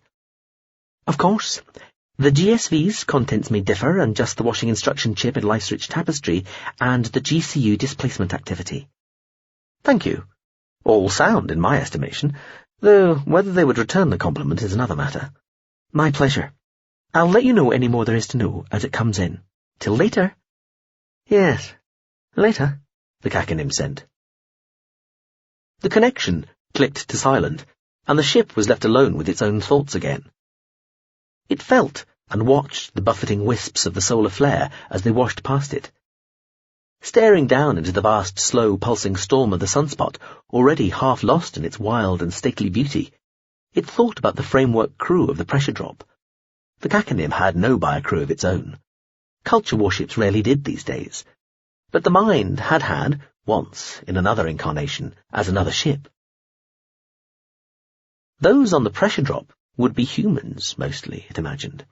Mongrel culture, the result of 100 centuries of species mixing, serial amendment, augmentation, uploading, downloading, simple autonomous choice-directed breeding, and, after all that time, perhaps even some genuine evolution. The usual bizarre biomix of who knew how many planetary original bloodlines, all tangled inextricably together with those from an equally unfathomable number of others, boosted with gene tech, org, dashes of chimeric, and a hint of some machine in there too, depending. And it didn't doubt that every single one of them would find it absolutely fascinating to stare into a fire, even if that was one thing they were unlikely ever to encounter on a ship. The urge would still be there, though stored inside, waiting. Shown the stuff, they'd stare, mesmerized. The entirely standard human basic fascination with fire, bog ordinary flames for them, just an oxygen reaction lasting minutes or hours, while for it was the multi-billion-year lasting thermonuclear fury of a planet-swallowing star burning off 1 million tons of matter a second. But still. Shit, the ship thought. Most ship epithets, like almost all bioepithets, involved bodily functions. It started elongating one long loop of its external bump field and expanding the outer reaches of its main field enclosure at the same time, so that it was both pushing against the mass of solar material beneath it and using the blast of radiation and charged particles as the wind in a sail that quickly grew to the size of a respectably proportioned moon. The ship rose, spinnakering away from the star, already gaining speed in real space, as it flexed its engine fields and reached deftly out to the energy grid in the space between this universe and the slightly smaller one, only a few seconds or so younger, nested within it. You had to be careful engaging engines so far within a gravity well as pronounced as that around a sun, but the Kakanim was confident that it knew what it was doing. It spun slowly about while it drifted, then gradually powered, away from the star, snapping its external fields tight and preparing for extended deep space travel as its engines powered up further and increasingly bit harder into the grid that separated the universes. "I suppose I ought to follow," it said, "just in case, like you say." A tiny, dark speck against the vast ocean of fire that was the star, it set a course for Gazilt space, pitching and yawing until it was pointed more or less straight there, continuing to ramp up its engines as it flew away from the light. "Race you," the pressure drop sent. The Kakanim could already feel drag, the effect of its velocity in real space. Observed external time was starting to drift away from what its own internal clocks were telling it, and its mass was increasing. Both effects were minute, but increasing exponentially. Elements of its field enclosure were already poised for the transition to hyperspace and release from such limitations. "I'll win," it replied. It vanished from the skein of real space less than a second later, hurtling into a quickness beyond night. Chapter 6. S-21. A ship dance was required. Ronta fleets flew in formation at all times, even in time of war, when such patterns, through dispositional predictability, might be contraindicated. However, much that was contraindicative might equally well be regarded as a challenge, correctly formulated. Accordingly, it was incumbent upon a fleet in the appropriate circumstances to come up with better patterns, formations of such subtle elegance their mathematical and topological underpinnings would remain obscure to the enemy until it was too late. Accomplished correctly, this could even constitute a powerful additional asset, as the computational power required by the enemy vessels to perform this analysis robbed them of resources better directed towards other aspects of the engagement. Ronta ships closely resembled the beings which inhabited them. The Ronta were decimeter-scale insectile creatures, sleek, darkly iridescent, fluid dynamic, compact, and yet with great reach when required. Their ships were as beautiful as they. Their hulls blazed with swirling iridescent patterns of astonishing variety, complexity, and precision. Even the addition of field enclosures, long resisted by traditionalists but necessary for the exploitation of the most sophisticated forms of rapid interstellar travel, had only added to their great beauty, the fields themselves hardly altering the overall shape of the vessels due to their intrinsic concision and, in addition, in some ways, resembling multi-dimensional wings unfolded and spread. Ronta fleets in flight frequently changed their formations, or topologically warped a single formation, due not to concerns regarding surprise attack, but for the joy of it. There was a joy in complexity, movement, change. On entering a new environment, a ship dance was required, unless the circumstances were so fraught that to perform one would cause operational compromise, for example in time of war, when the delay or distraction involved could be counterproductive. Entering the volume known as Gezilt space constituted formally entering a new environment, even though there was no obvious wall, barrier, demarcation line, or other signifier beyond carried navigational data to show that a frontier had been crossed. This was entirely normal in such circumstances. Accordingly, the fleet drew to a local stop halfway between the stellar systems of Balbanim and Tausha, and the ship dance, glowing nymphs dance ascending and descending in the light of an alien sun, was performed. The dance had hardly been completed when the fleet was contacted by the culture ship Beats Working. It congratulated the fleet on a beautiful dance, perfectly executed. Some initial consternation was caused by this, as the more rapid response elements of the fleet's serially augmented AI plus components reacted. This was because, while they were familiar with the capabilities of culture and other Level 8 ships, they did not possess running knowledge of the likely intentions of such vessels and assumed hostility. Hostility was assumed due to the lack of warning before the reception of the message. Additionally, a further obvious imbalance was represented by the alien ship apparently being able to observe the fleet, while the fleet had been unaware of the whereabouts of the alien ship. Stored knowledge components prevented any escalation of alarm turning into armed response, even before executive oversight might have been required.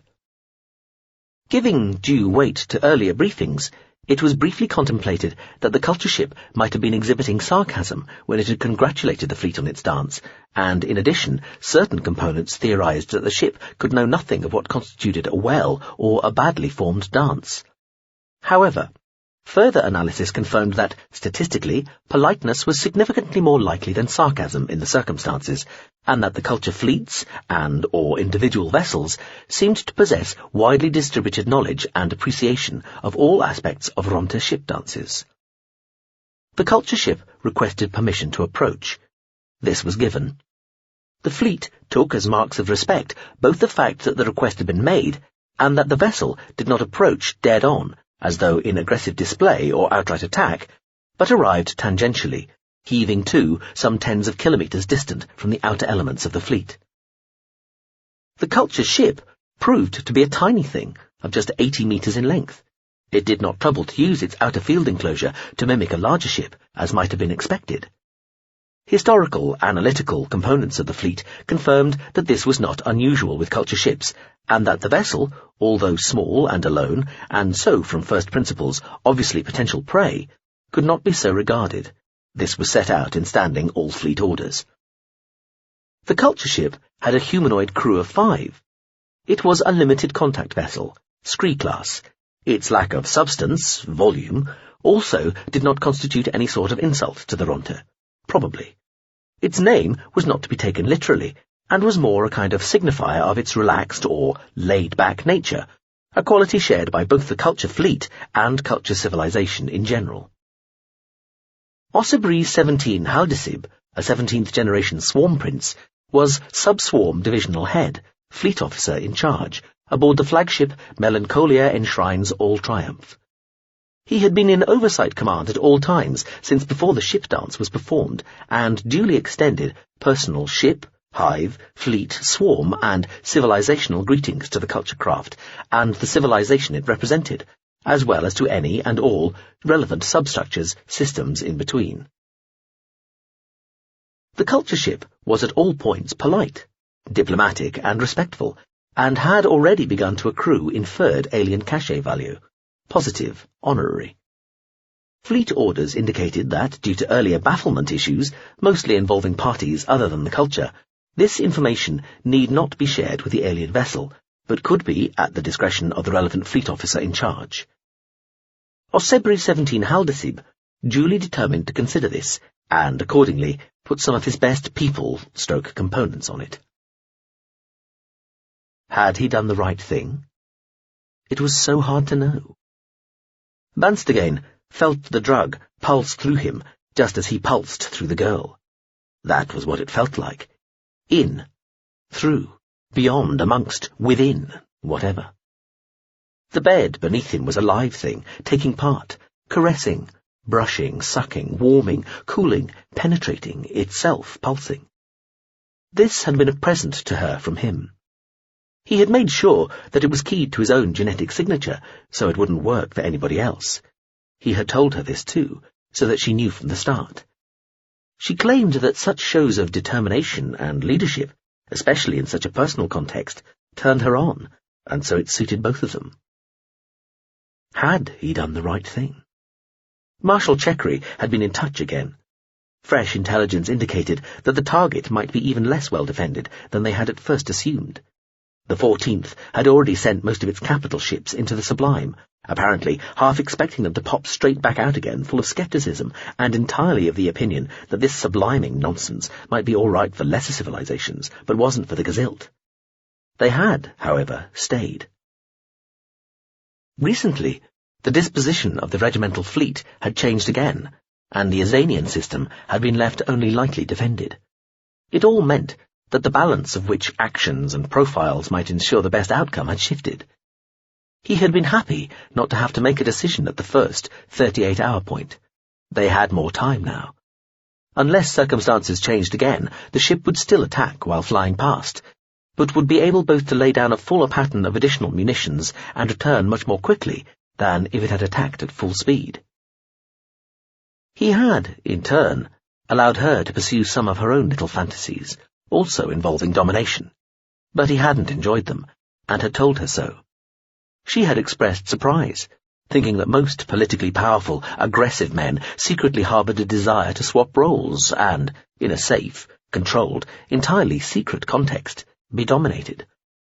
He had told her this reassuring, soft centre theory was nonsense. Some males were just strong all the way through. Was he doing the right thing? People would die. There was no getting away from this fact. He was taking decisions that would lead to the deaths of those to whom he owed a mutual duty. He should be able to trust them, and they ought to be able to trust him. But that had broken down. The drug made everything slow down, spread out, become part of a spectrum of observed experience that the user, the practitioner, could dip into, magnify, ignore, enhance, and exalt within, according to choice. A ship, a regimental capital ship, no less, had been corrupted, its AIs duped, a viral presence inserted into it centuries ago. That had been the first act of betrayal, the first act of something as good as outright aggression. He had had to respond, and the 14th had preemptively signed away any right to be trusted, respected, or protected by that act of ancient treachery. Above him, Orpa raised her hands above her head, then bent back, and then further back, and then kept on going until her head eventually disappeared from view as she arched her spine and her hands clutched at, found, and then gripped his ankles. It was a move she knew he liked. Beautiful, succulent Orpa. Verisa, as she wanted him to call her, though on the first few occasions like this, she had admitted that she had rather enjoyed being addressed as Orpa, or Ms. Orpa. Beyond even that, though, was the simple fact that the only thing which really mattered, well, beyond who acted first or who had betrayed who, was that the subliming took place, on time, in full. Using some suitably enabled augmentation he'd carried since adolescence, he was able to watch her bend back like that multiple times, speeding up and slowing down.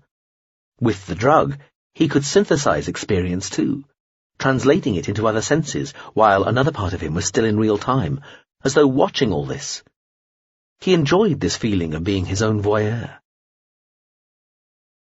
The knowledge of what had been in the Remnanter ship, if the message it had carried was actually true, not itself a lie, had to be kept secret, hidden away, not just from the vast mass of people, but from everybody else as well. It rarely paid to frighten the masses, and it never paid to confuse them.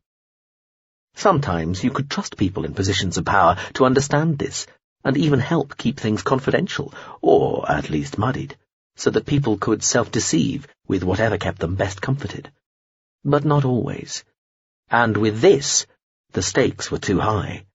Nothing at all, in practice or in theory, mattered more than the subliming. They were staking everything on it. He was staking everything on it, carrying the burden of the hopes of the whole Gazilt people on his shoulders. Orpa, Veris, moaned, panted. Not being able to see her face meant that he could let his own expression relax while he thought all this through. And, precisely because it was so important, there was also the possibility that even somebody he'd normally have trusted, somebody from the rarefied upper echelons, would blab. Just for the fame, just for the down-the-generations notoriety of supposed heroic status speaking out would bring, even if it was utterly and completely the wrong thing to do. Never underestimate the sheer selfishness and stupidity of people. The girl's grip on his ankles tightened. She shuddered. He thought of the ship, slowing but still racing, powering down towards the planet, falling upon it. Orpa moaned. He almost laughed.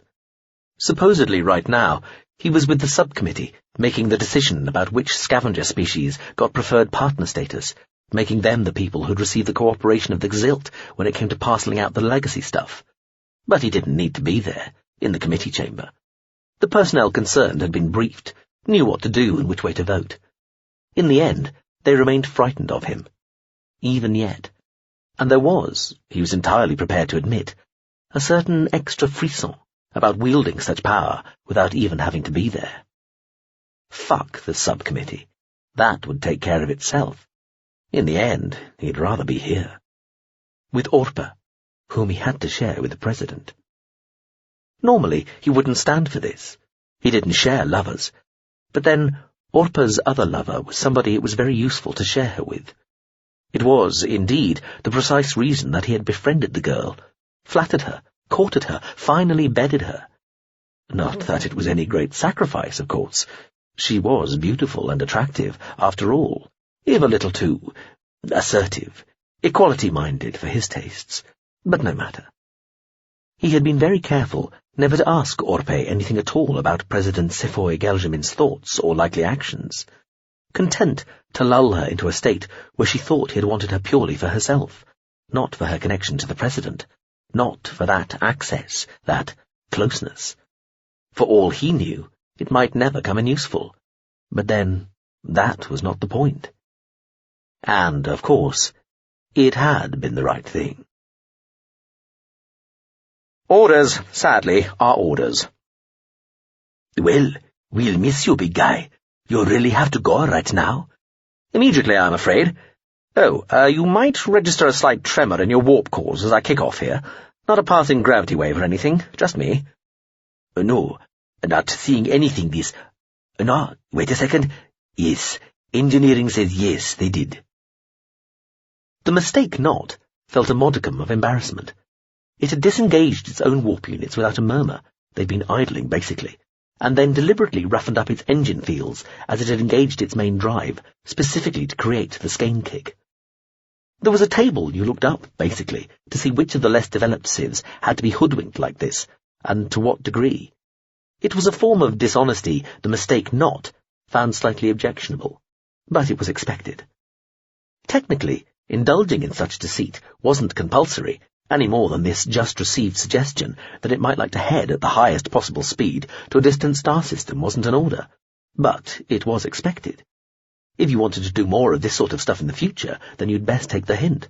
Otherwise, you'd be frozen out next time. Of course, it also made such behaviour your own responsibility. It was hard to claim you'd just been obeying orders when orders had officially ceased to exist the best part of 10,000 years ago.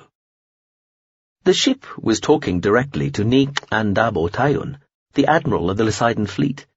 It had contacted the flagship's AI as soon as it got the signal. The admiral had clicked in seconds later.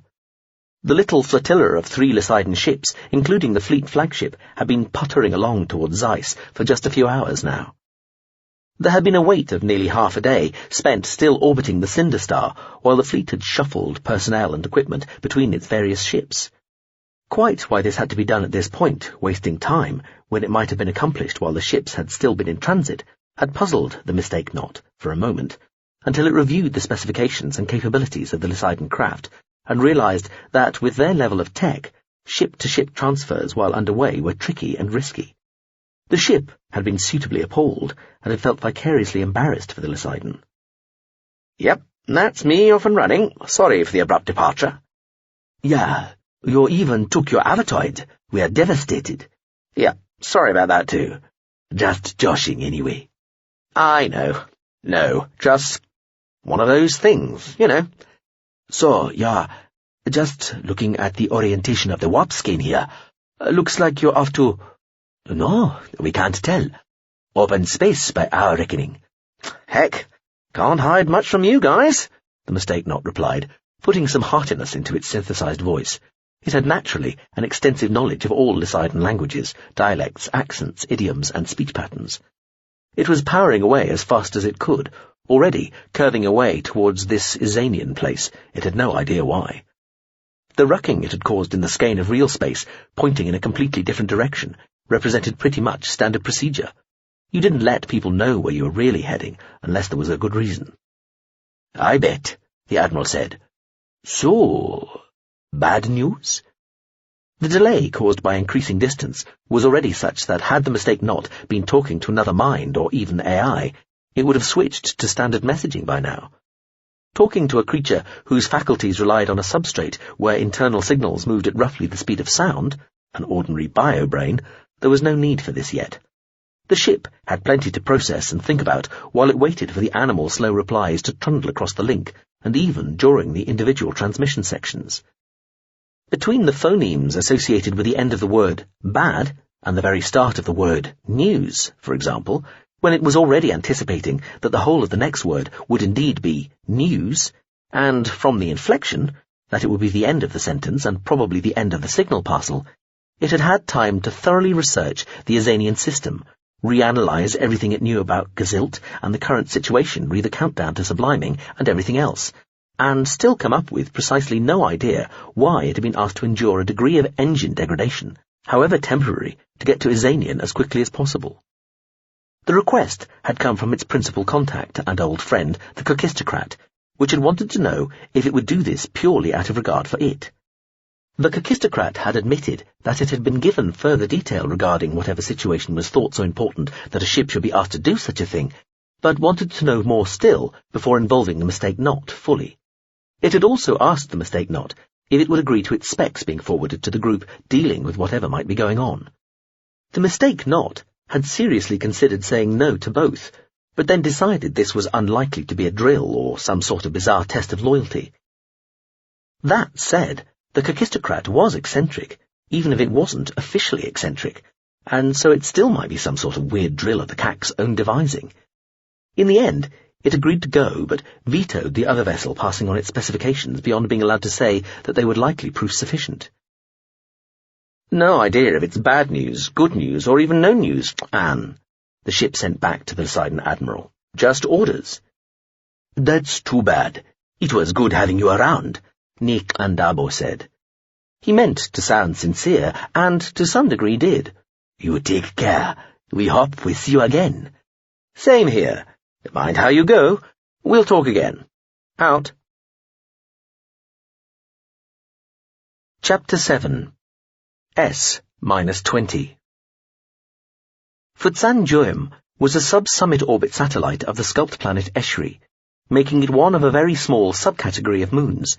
Only its military nature and natural/artificial status, it was arguably a ship, stopped it being regarded as a genuine wonder.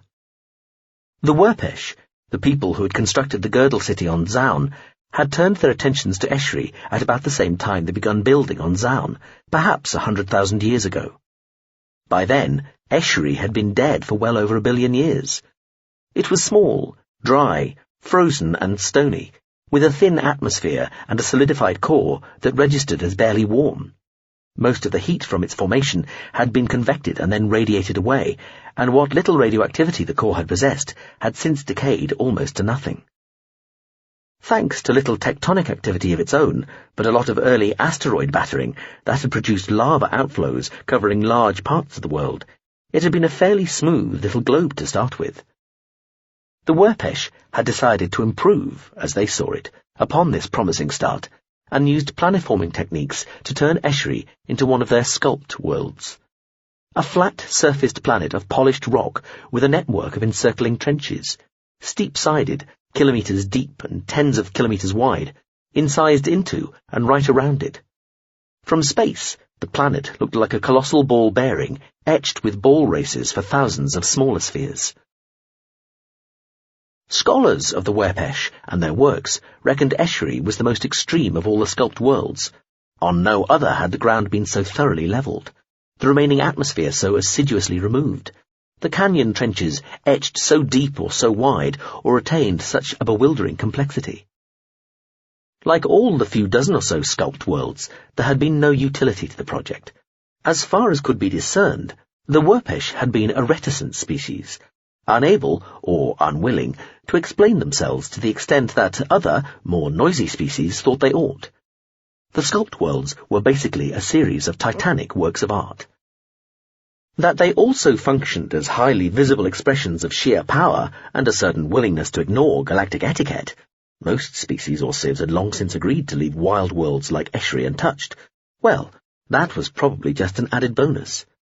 Nevertheless, although the Werpesh had not been a particularly aggressive or expansive people, it would be fair to say that their contemporaries had been less than heartbroken when they'd opted for subliming and stopped building such impressive vulgarities as the girdle city of Zaun and the sculpt planets. The Gazilt, by luck and the good grace of at least one elder species in nominal control of the Werpesh legacy, had fallen heir to most of the sublimed species' abandoned systems in their immediate vicinity, and had quickly and enthusiastically got on with the business of, for example, colonizing and rebuilding on and within Zaun's great girdle city. They were less sure what to do with the brace of sculpt worlds they had inherited. Neglected, if never quite abandoned, these had by default become no more than occasional, if rather one-trick, tourist stopover sites. Then the Socialist Republican People's Liberation Regiment #14, which was all and none of the adjectives in its name, had chosen to make Esri its home, or at least the home of its home. Pt.1 had been the regiment's headquarters for nearly a millennium by then. Roughly spherical and a couple of kilometres in diameter, the satellite had started out life as an asteroid of the Azanian system, just another tumbling rock amongst tens of millions of others. Initially, after being hollowed out to become the regimental HQ, it had been left in a close-to-original orbit within the Azanian system's inner asteroid belt, theoretically gaining from being just one of a bewildering array of potential targets, should anyone ever be foolish enough to wish it harm. Later, with improvements in weapon and sensor technology, the natural camouflage effect of being part of a mass of other asteroids had been negated. Happily, the likelihood of any realistic threat had receded at the same time, so the placement of the regiment's HQ became more about statement, prestige even, than about operational survivability. So, Pt.1 had been appropriately refitted, refurbished and improved, towed to Esri, slung into a low orbit around it, and then carefully lowered still further, kilometre by kilometre, metre by metre, eventually millimetre by millimetre, speeding up all the time, until its orbit now lay a kilometre beneath the planet's surface, darting along one of the widest and deepest canyons of all in a blur of planet-girdling movement. Its course held steady by a network of hermetically isolated AIs and multiply redundant thruster systems dedicated to doing nothing else. Its own engines had done almost all the work at every stage, though various other craft had helped and been there to step in had anything started to go wrong. But a modest degree of seeming helplessness was deemed to be useful in providing a sort of camouflage of its own. Pt.1, headquarters of the Socialist Republican People's Liberation Regiment #14, had been in subsurface equatorial orbit of Escheri ever since, zipping along like a superfast bullet in a slab-sided groove open to the pitch-black sky, orbiting the planet in less than an hour and covering over 200 million kilometers every year, nearly 500 billion altogether by now, while never coming closer than 1,500 meters to either the flat canyon floor or its sheer polished sides. You approached Pt.1 carefully, from astern. Approaching it any other way meant its hair-trigger defensive systems would blow you out of the sky. Coming in from astern meant that even if you collided with it, approaching too fast, the extra impetus would, in theory, merely boost its orbiter fraction, sending it higher, away from danger. It also meant that as well as the arrays, batteries, and multiple turrets of emission, kinetic and missile weapon system sites pointing at you, you got to contemplate the impressive collection of variegated main drive units and crater-wide thruster nozzles pointing straight at you, each of them guaranteed to be usefully and reliably and terminally weapon-like in their effect, should they be turned on even for a microsecond while you approached. The principal hangar entrance lay nestled in the center of a quartet of main drive units. The transfer pinnace slipped towards it, shadows wheeling about it as it gently outpaced the asteroid, approaching at about humanoid running speed, a little faster than was normally allowed. The little 12-seat vessel disappeared, pitching nose down for a moment and trembling as it encountered the asteroid's own internal gravity field. The view behind, cut off as a field, and then a real physical door, blocked the view of the deep, sunlit trench whipping past outside, and lights came on in the hangar as the pinnace settled to the floor. Somewhere, a system would be compensating for the small amount of downward impetus caused by the tiny craft transferring its weight to the hangar deck. Commissar Colonel Italda looked at Via Cossant and smiled. "Home at last," he said, possibly a little too heartily. Cossant just smiled. They had crossed the few decades from Zaun in the Murite system to Escheri in Azanian within the 5-star Gellish Oplul, a regimental cruiser about as fast as anything the fleet possessed. Tired, and with nothing seemingly expected of her after they'd transferred to the ship above Zaun, she'd slept aboard in a cabin of a size significantly above that her reactivated rank would normally have called for, and wondered if she had the bulk of the 11 string to thank for this. They'd quartered it with her.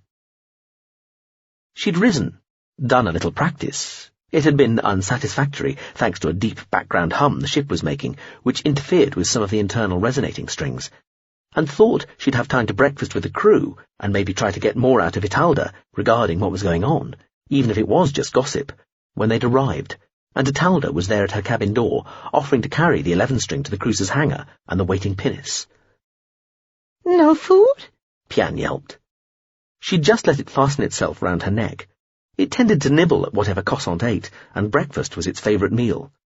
Italda frowned at the creature. "That thing is security cleared, isn't it?" "Sadly," Cossant said. "We're there?" she asked. "Already?" She stared at Italda's plump, gleaming face. "Sir?" she added. She hadn't even had time to be issued with a proper uniform. All she had was her civilian trews and frankly inappropriate jacket. Luckily, the avatar, when worn as a cape, usually covered the more garishly offensive parts of the logo. "Yes," the Commissar Colonel said. "Ship kind of pushed it. All a bit rushed. You fit to go?" "No food?" Pian said again, plaintively.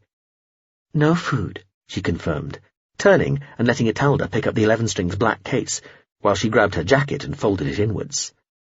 "No food," the familiar said quietly, as though to itself. "Cripes." "This is Marshal Boyeter, Commander-in-Chief. I'm General Reichel, Marshal-elect. This is General Gazantiel." The 2 men and 1 woman, Reichel, who'd been speaking, smiled at her. She nodded. "Please," Reichel said. "Sit." The room was small, functional, mostly filled with a square table and 4 seats. It felt like it was deep within the hurtling asteroid. There was no screen, holo display or obvious processing presence at all. Cossant sat. She wore Italda's jacket over her shoulders. He'd been left in an antechamber, several thick, closed doors back. He had charge of her jacket, the familiar and the 11-string, all guarded by 2 troopers in full armour and a pair of combat arbites, like frozen explosions of mercury and knife blades.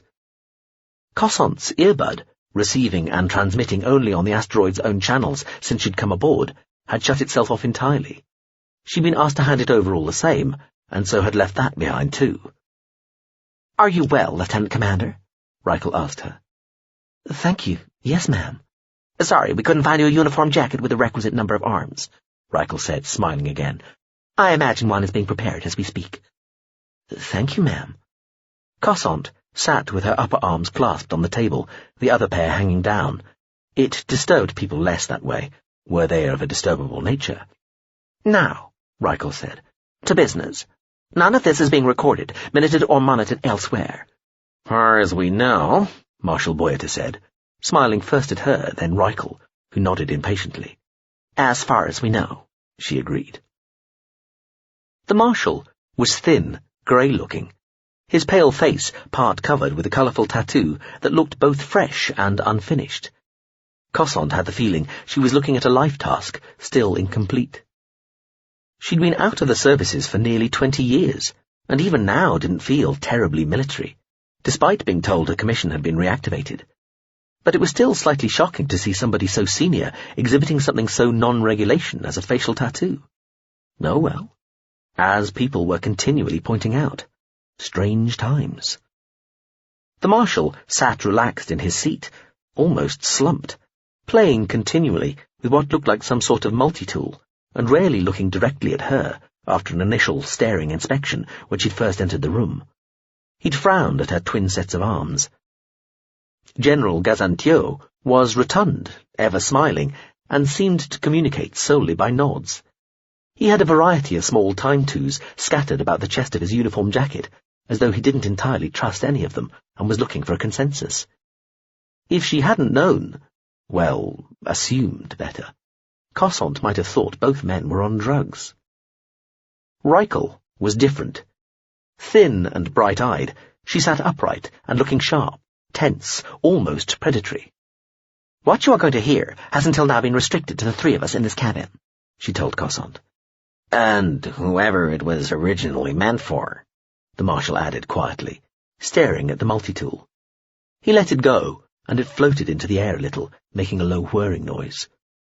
Reichel looked pained for an instant, then said, "This was information we came by indirectly." She glanced at the Marshal, as though expecting another interruption, but he was reaching out to the little multi-tool, clicking it off. It fell into his other hand, poised beneath. "There has been a communication from our erstwhile benefactors, the Zidren," General Reichel said, smiling thinly at Cossant. "It's in the nature of these pre-subliming times, apparently, to do this kind of thing, to make one's peace where there might have been discord, answer puzzling questions, and generally settle accounts with those about to make the transition."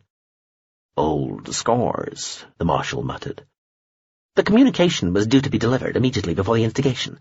However, it came to light before it was supposed to," Reichel said. "Intercepted," General Gazantio said suddenly, still smiling his broad smile. "Intercepted," Reichel agreed, "by another regiment, on behalf, we believe, of our political betters." The Marshal dropped the multi-tool onto the desk, scooped it up again. Reichel didn't even glance. She kept Cossant fixed with her gaze. "You're a musician, Miss Cossant, aren't you?" "Yes, ma'am," she said, wondering why her rank had been dispensed with. "Tell me about your time on—" The General gave a small smile. "You'll have to forgive me." She took out a notebook of real paper from a uniform pocket, consulted it. Again, it was very strange to see somebody, especially somebody of such seniority, not having names and other information immediately to hand, transmitted by earbud or implant straight into their head.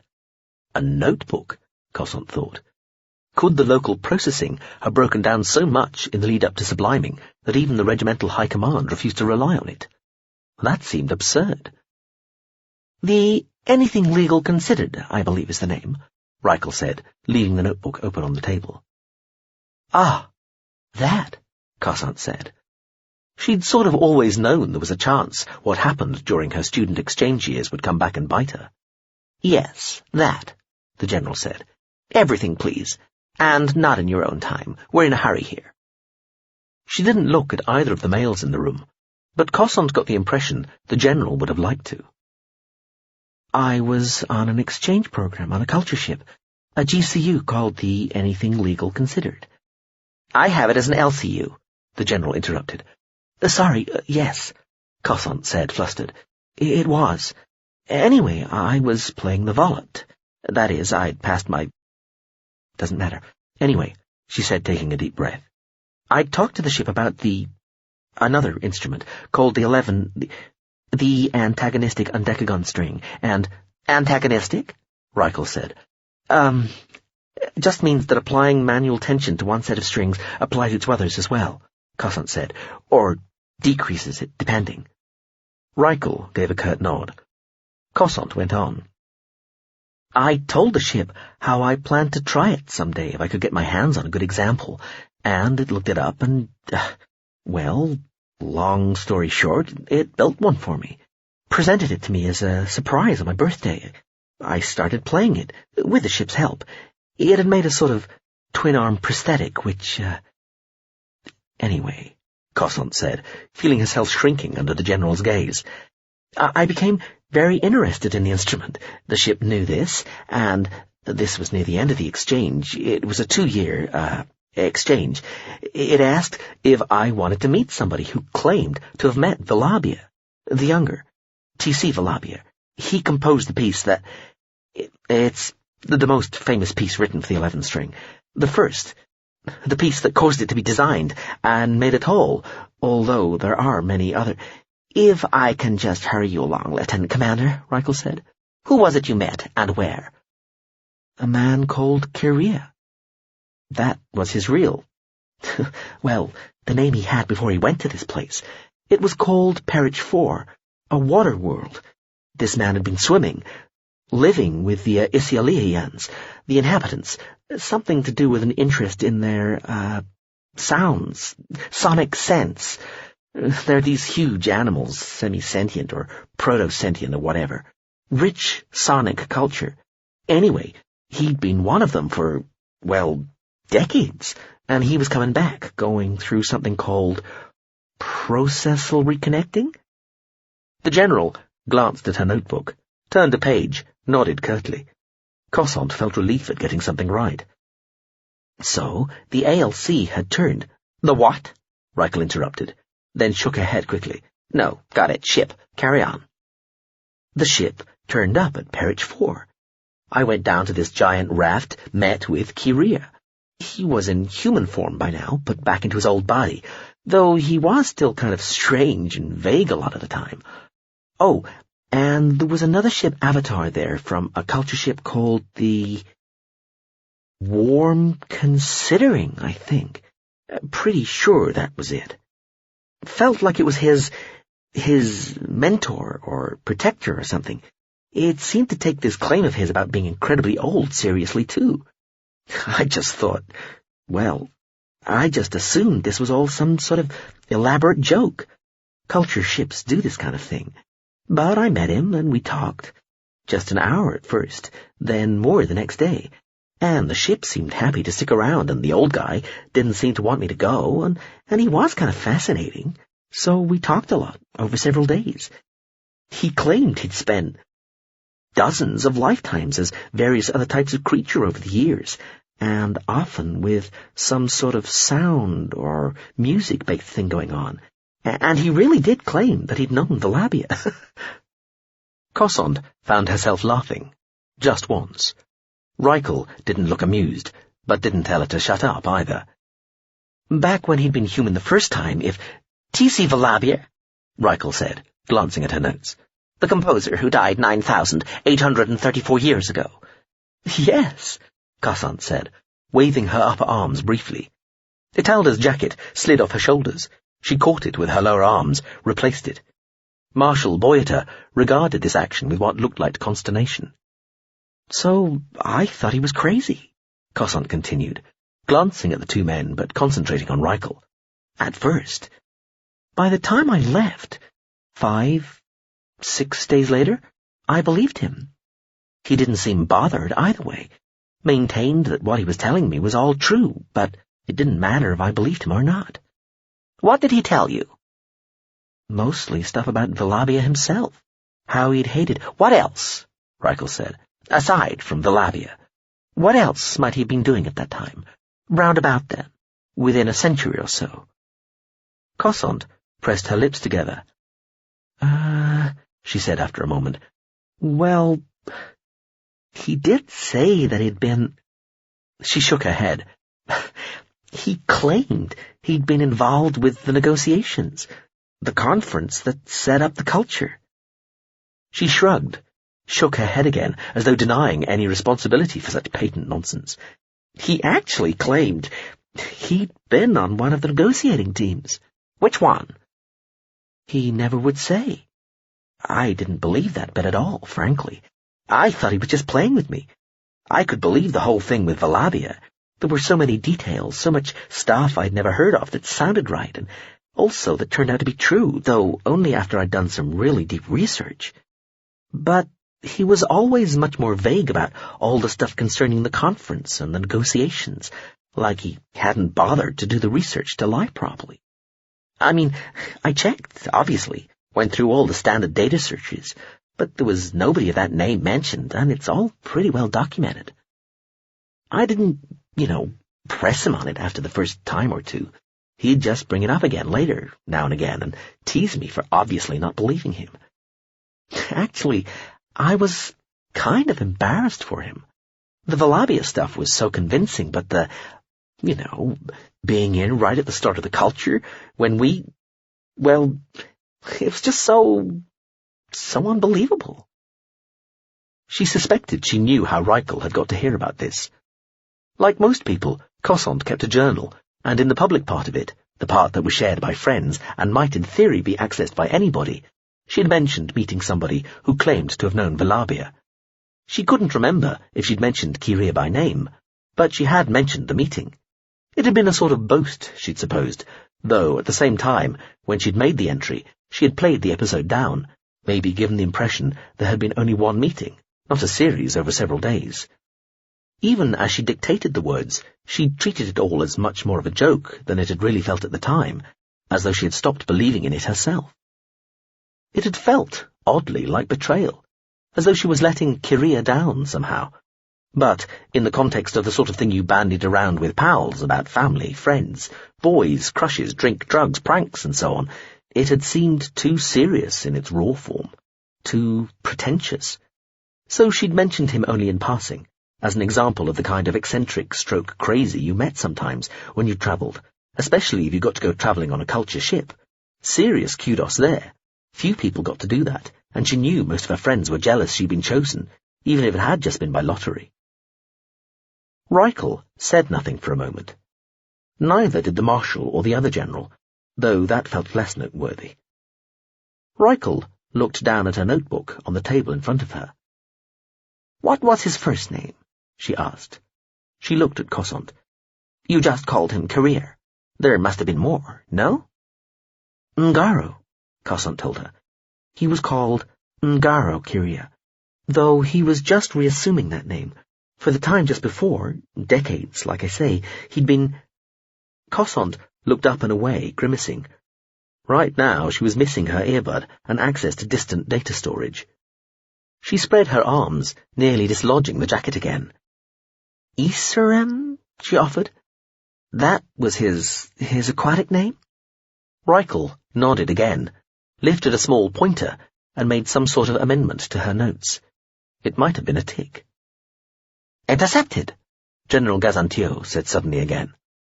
Marshal Boyeta looked at him openly sneering. Reichel put the notebook back in her pocket. She wore a time-to on her chest, a tiny mechanical-looking thing. She glanced at it, stood, looked at the Marshal and then General Gazantio. "Gentlemen, if you'll excuse me and the Lieutenant Commander." The two men exchanged looks, nodded. The Marshal made the little tool thing hover again. He seemed to be humming to himself. Reichel nodded to Cossant, who stood, and followed her out of the room by the same door she'd entered by, though, once the arm-thick door had rotated back into place, she realized she was looking down a short stretch of gleaming circular-section corridor that hadn't been there before. Another door was rolling aside at the far end as they walked. It closed behind them as they entered an identical length of corridor. Its diameter was at least 3 meters, but there was no distinct floor, and the slight curvature under her feet made walking surprisingly awkward. It was like walking down a smooth-bore gun barrel.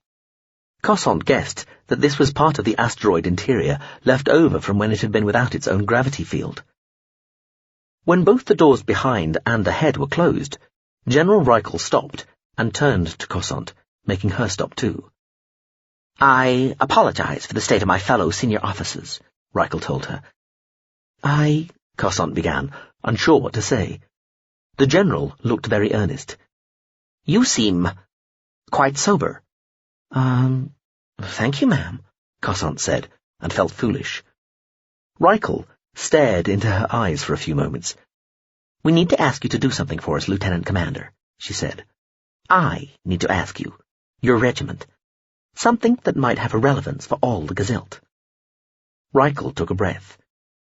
"You are, of course, back under military discipline now, though even that might be seen to carry less significance than it ought these days. But I need to know, are you willing to do what we might ask, what I might ask?" Her gaze flicked from one of Cossant's eyes to the other, back again. "What is it I'm being asked?" "Look for something," Reichel told her. "Look for something?" Cossant frowned.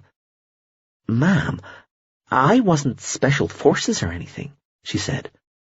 She felt trapped here, with just the two of them in this length of gleaming tube.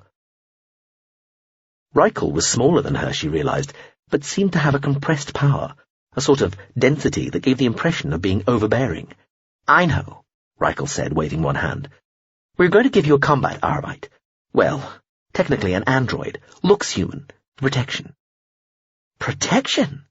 Cossant found herself saying. She was no warrior. She'd been terrible at self-defense and weapon training. She'd stayed on an extra year after her draft period and risen to the dizzy height of lieutenant commander on the strength of a sincere interest in military band ceremonial music and an over-enthusiastic commanding officer. She hadn't even been backed up, had her mind state read or anything, and that was just the first sign that you were taking the military outright seriously as a profession. Now they were talking of teaming her up with some combat Arbeit for protection. Protection from whom? From what? "Probably unnecessary protection," the General said dismissively. "But this is of more than passing importance." She smiled unconvincingly. "Let me ask you, Miss Cossant, where do you feel your loyalties lie?" Cossant felt disoriented by the sudden change in direction. "Loyalties? Well, to the regiment. To Gazelt, she said. And, family. And how do you feel about subliming?" The General glanced at her chest. "I see you have no time to, though your records say you were issued with one." "I just left it behind one day," Cossant said, hearing her voice falter. She cleared her throat. "I'm ready to sublime, with everybody else," she said, drawing herself up a little, as though for inspection. Reichel looked at her and said nothing. "There's a bit of—" "I'm a little nervous," Cossant confessed. "I suppose everybody is, but, well, it's all documented. It's all meant to be better. There, in the sublime." She was aware this sounded lame. She shook her head. "And it's all I've ever known, ma'am. Just what's expected. Of course I'm going to go when everybody else does." Reichel waited. Cossant added, "Because everybody else does." Reichel nodded. "Kind of in the whole culture, whole society preparing, since before you were born," she agreed. "Now," she said, "I'm going to ask you again. Are you willing to do what we might ask? What I might ask?" Cossant looked into the other woman's eyes for a moment. She thought of all the people you heard about who had resigned commissions, disobeyed orders, committed ludicrous crimes, especially just recently, all because the subliming was so close and the wheels of justice ground so slow. By the time they might expect to be punished, they'd have gone with everybody else. Every individual got their own chance, apparently, with no way, aside from summary execution, for society to pick and choose who went. She suspected most people had been tempted to do something crazy in these final days, maybe something they'd always thought about but never dared do until now. She'd gone for the other option, of just keeping your head down and maybe taking on an absorbing life task until the big day came. One way of looking at this was that it was less self-obsessed. Another was that it was less daring, a cop-out, almost cowardly. She could say no. She was aware of that. Reichel she trusted and had heard good things about, but the uselessness of the other two senior officers had been a shock. She hadn't realized how mad things had become. They'd all be sublimed soon anyway. What was the point of taking on some mission that might be even slightly dangerous? It was all very romantic, but she had no illusions regarding her own abilities. She was no spy, no hero, no super agent. Still, there was something about the intensity of the other woman's gaze and the way she carried herself, some expression of the force of her personality, and maybe just some residual need in Cossant to obey somebody so much more senior, inculcated from childhood and throughout her life, that made her want to please Reichel, to do as she said or even demanded. It was also, she admitted to herself, a way of abandoning her idiotic life task without losing too much self-respect. "All right," she said. "I'll do whatever I can, ma'am. But it would help to know—" "Yes," Reichel nodded, as though just remembering something.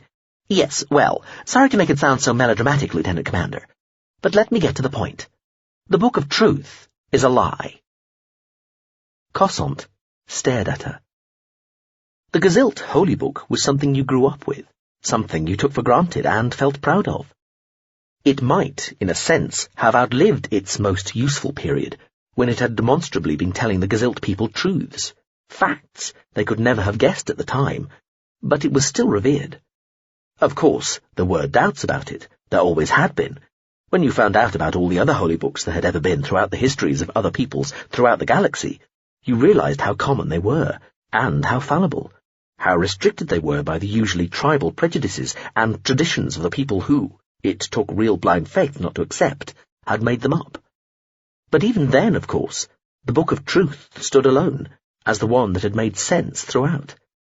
That the Zidren had turned out to be not quite so important and not unique as the book implied made little difference, because another thing that you learned was that everybody had their own point of view. All species and civilizations saw things from their own perspective, and with themselves, generally naturally at the center of things. The Gezilt were in one sense no different, and in another were rather better off, more justified in their self-regard, because they had had less to repudiate, less baggage to renounce. Their holy book had little to apologize for. "A lie," she heard herself saying. "Not just misinterpretation, or a good deed or helping hand taken too far. An outright, deliberate lie, coded with a selection of scientific truths to make it easier to swallow, but otherwise fashioned purely to deceive," Reichel told her. "By the Zidren?" "By the Zidren," Reichel confirmed. "In fact, by a tiny faction within the Zidren, a solitary university faculty, a small renegade research team with a single dissident individual at its head.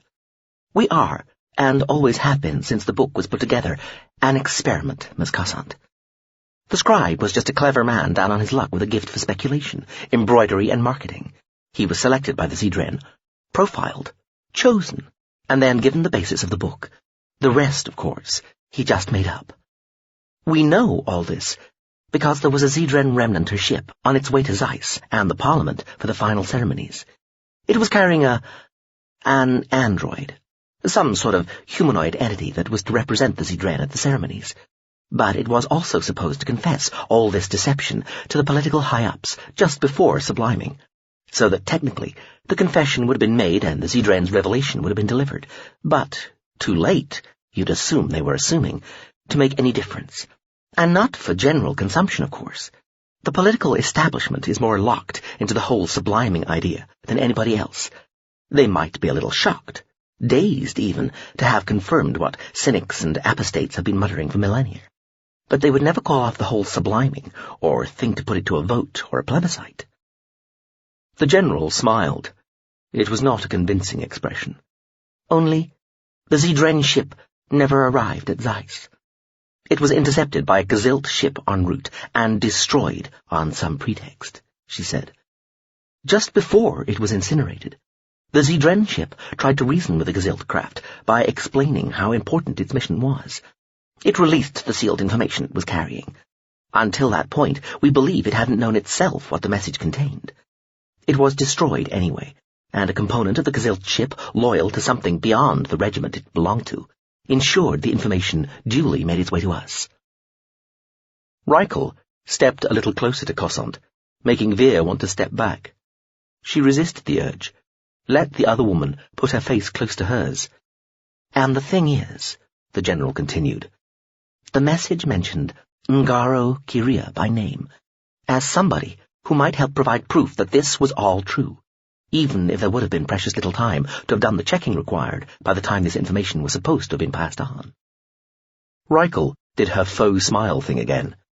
So, Ms. Veer Cossant, Lieutenant Commander Cossant, Reserve, in her civilian blouse and the Lords of Excrement jacket she's been trying to hide, Reichel said, reaching out with both hands and gently patting down Cossant's shirt collar.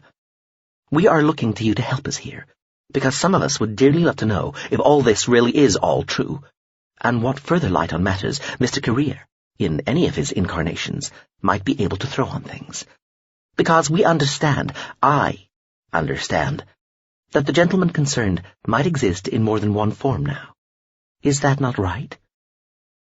Ah, Cossant said. That? Yes, Reichel said softly. That. The mind state thing. Just as you say, the mind state thing. It's not something that I have anymore, ma'am, Cossant confessed. I know, Reichel told her, leaning back a little from her. You donated it to one of the centralized dataversities on the Bakri microorbital Ospin. Cossant nodded. The Incast facility. They specialize in that sort of thing, Reichel said, nodding. Yes, I've read your journal. Cossant frowned. But that was in the private. Don't be naive, Reichel said, shaking her head. We're your regiment. The point is, would you be prepared to go there and get it back? To Ospin? We're practically en route, the general said, her gaze wandering all over Cossant now, as though inspecting her in some military parade, taking in her overall appearance, her clothes, everything. Cossant felt oddly helpless, transfixed.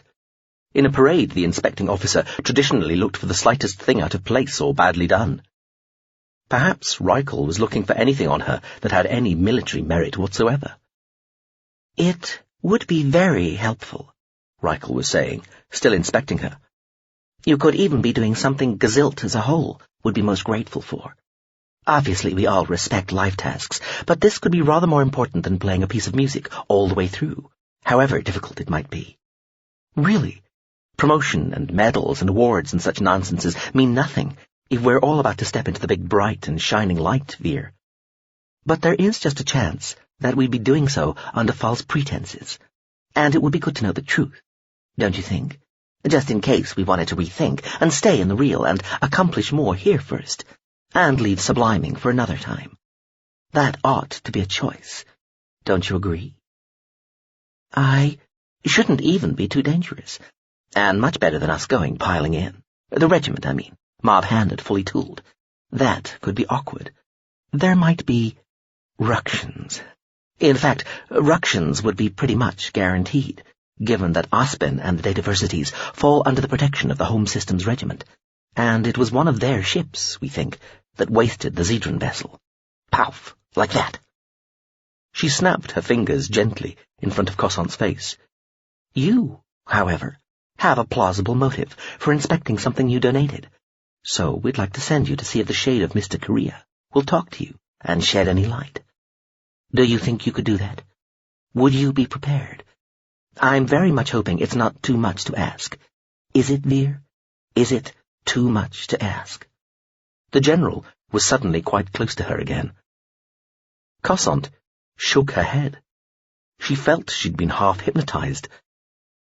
"No, ma'am, I'll go. It'll be my—" Cossant shook her head, cleared her throat, pulled herself upright. "I will do what you ask." The General leaned back again, smiled, sincerely this time, or so it appeared. "Thank you," she said, with a little side nod of the head. "Now, let's find your android bodyguard, shall we?" She turned and walked smartly along the awkwardly curved floor of the corridor. The door ahead rolled open. Cossant followed. The mind state thing. It had been a final present she'd received from the Anything Legal Considered. A copy of Kyria's soul, basically. The ship hadn't handed it over to her until the day and the moment she was leaving. A bag in her hand and the 11-strings case sitting on a float pallet slaved to her, hovering obediently at her side like a slightly annoying pet. She'd been bade farewell by the ship's golden-skinned avatar and had started to turn, one foot still on the floor of the ship's hangar, her other foot on the rear ramp of the Gazilt transfer shuttle, when the avatar had said, "Oh, and there's this," and, when she'd turned, handed her a little dark grey, subtly glittering cube which lay heavy in her palm. "From our old friend on Pt.1, the avatar had told her. "That's him in there, in a sense. For you alone. To be ignored, consulted, insulted, thrown aside as you wish, he told me to say." The creature had held up its gleaming golden hand. "Goodbye." Outside the corridor end, in a wider cross-chamber, there was sudden noise and a line of men and women in a mixture of uniform and fancy dress dancing past, roaring with laughter. Almost all sobered instantly the moment they saw the General and stood to attention, breathless, grinning. One or two stood at ease, or even hunched over, hands on knees, getting their breath back or still laughing. "At ease, all of you," Reichel said, then put some volume and steel into her voice and repeated, "All of you," to bring the last couple into line. She looked at them as Cossant stood behind her, finding herself the object of some interest. Reichel caught the glances. "Yes," she said, "somebody in civilian clothes, behaving with rather more decorum than any of you." She nodded. "However, as you were." She glanced at Cossant, and they set off up the larger corridor. Behind them, the hilarity quickly resumed. A travel capsule was waiting, door open for them, a few meters away. The doors closed. Reichel muttered something Cossant didn't catch. The General might even have been sub-vocalizing badly. The only thing indicating they were moving was a holo display showing the capsule travelling through the asteroid moon from near the centre towards the stern where the hangar complex lay. Cossant watched this with Reichel next to her. The General was gnawing at a fingerpad, a brooding look on her face. They exited into a large room like a cross between a laboratory and a small manufacturing plant, crossing to the only apparent activity, where 3 people in tech uniforms, one a commander, fussed round a raised seat where a figure reclined, bottom half in standard fatigues, top half naked, the back of his head enclosed by some sort of bulky helmet. A series of giant holoscreens, all displaying graphics of colourfully complex incomprehensibility, arced around the group. The man opened his eyes as they approached, looked about, eyes swivelling, gaze fixing briefly on each of the faces around him. His expression looked uncertain, fearful. Cossant noticed that he was restrained in the semi-reclined seat, held at ankles and wrists, a thin metallic band round his waist. "So, Gaiad," Reichel said to the tech commander, "are we ready yet?" The man in the seat stared at her as she spoke, as though he'd never heard anybody make such a noise before. He was tall, muscled, with a lean face. If this was the android Reichel had spoken about, Cossant thought, he was quite convincingly human-looking, apart from the rather immature, bewildered expression on his face. "Another few hours, I think, ma'am," the tech commander said. He held a small control pad, like his 2 assistants, both of whom, a young man and a young woman, saluted Reichel, ignored Cossant completely, and then, after a nod from the General, got on with what they'd been doing, which was mostly staring at the giant screens, muttering into thin air and to each other, and consulting their control units, manipulating holodisplays hovering above the screens like the ghostly projected images of wildly complicated plumbing systems. The man in the chair twitched, looked surprised most times they did this. "What's the delay?" Reichel asked impatiently. "It's, software, Mom," the tech commander said, glancing at Cossant for the first time. He returned his attention to the general. "Not expecting a reemplacement, not of something at this level. Taken us a bit by surprise.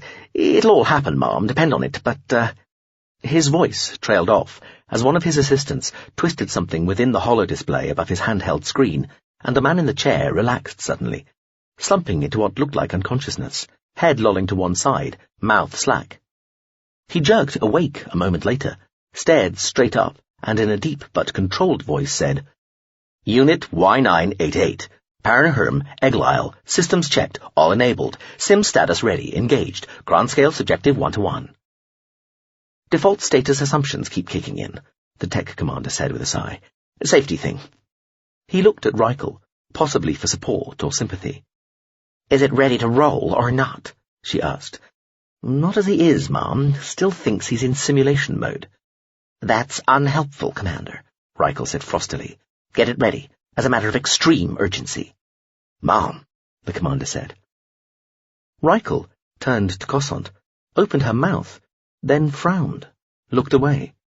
She held up one hand, turning to pace off a couple of steps. "How fast?" Cossant heard her say. "Unit Y988, Parenherm, Eglisle," the deep male voice said behind Cossant. "Systems checked, all enabled. Sim status ready. Engaged, Crow." The voice slurred into silence as she watched Reichel stiffen. "Thing in its way?" the general said, her voice urgent. She spun on one booted heel, her face raised to the light-studded ceiling. She stamped on the floor. Cossant stared. She looked round at the tech commander and his two assistants. They had their heads down, exchanging worried glances. "No," Reichel said, facing away from the others, but making no attempt to keep her voice down. "No, don't take too long." A pause. "Temporary command incapacity." Another pause. "My fucking authority. Yes, all ships full autonomy. FZ priority. Up and out. Max immediate. Yes. What? Yes. Full. Now." A moment later, an urgent warbling tone rang throughout the lab space, and lights started flashing.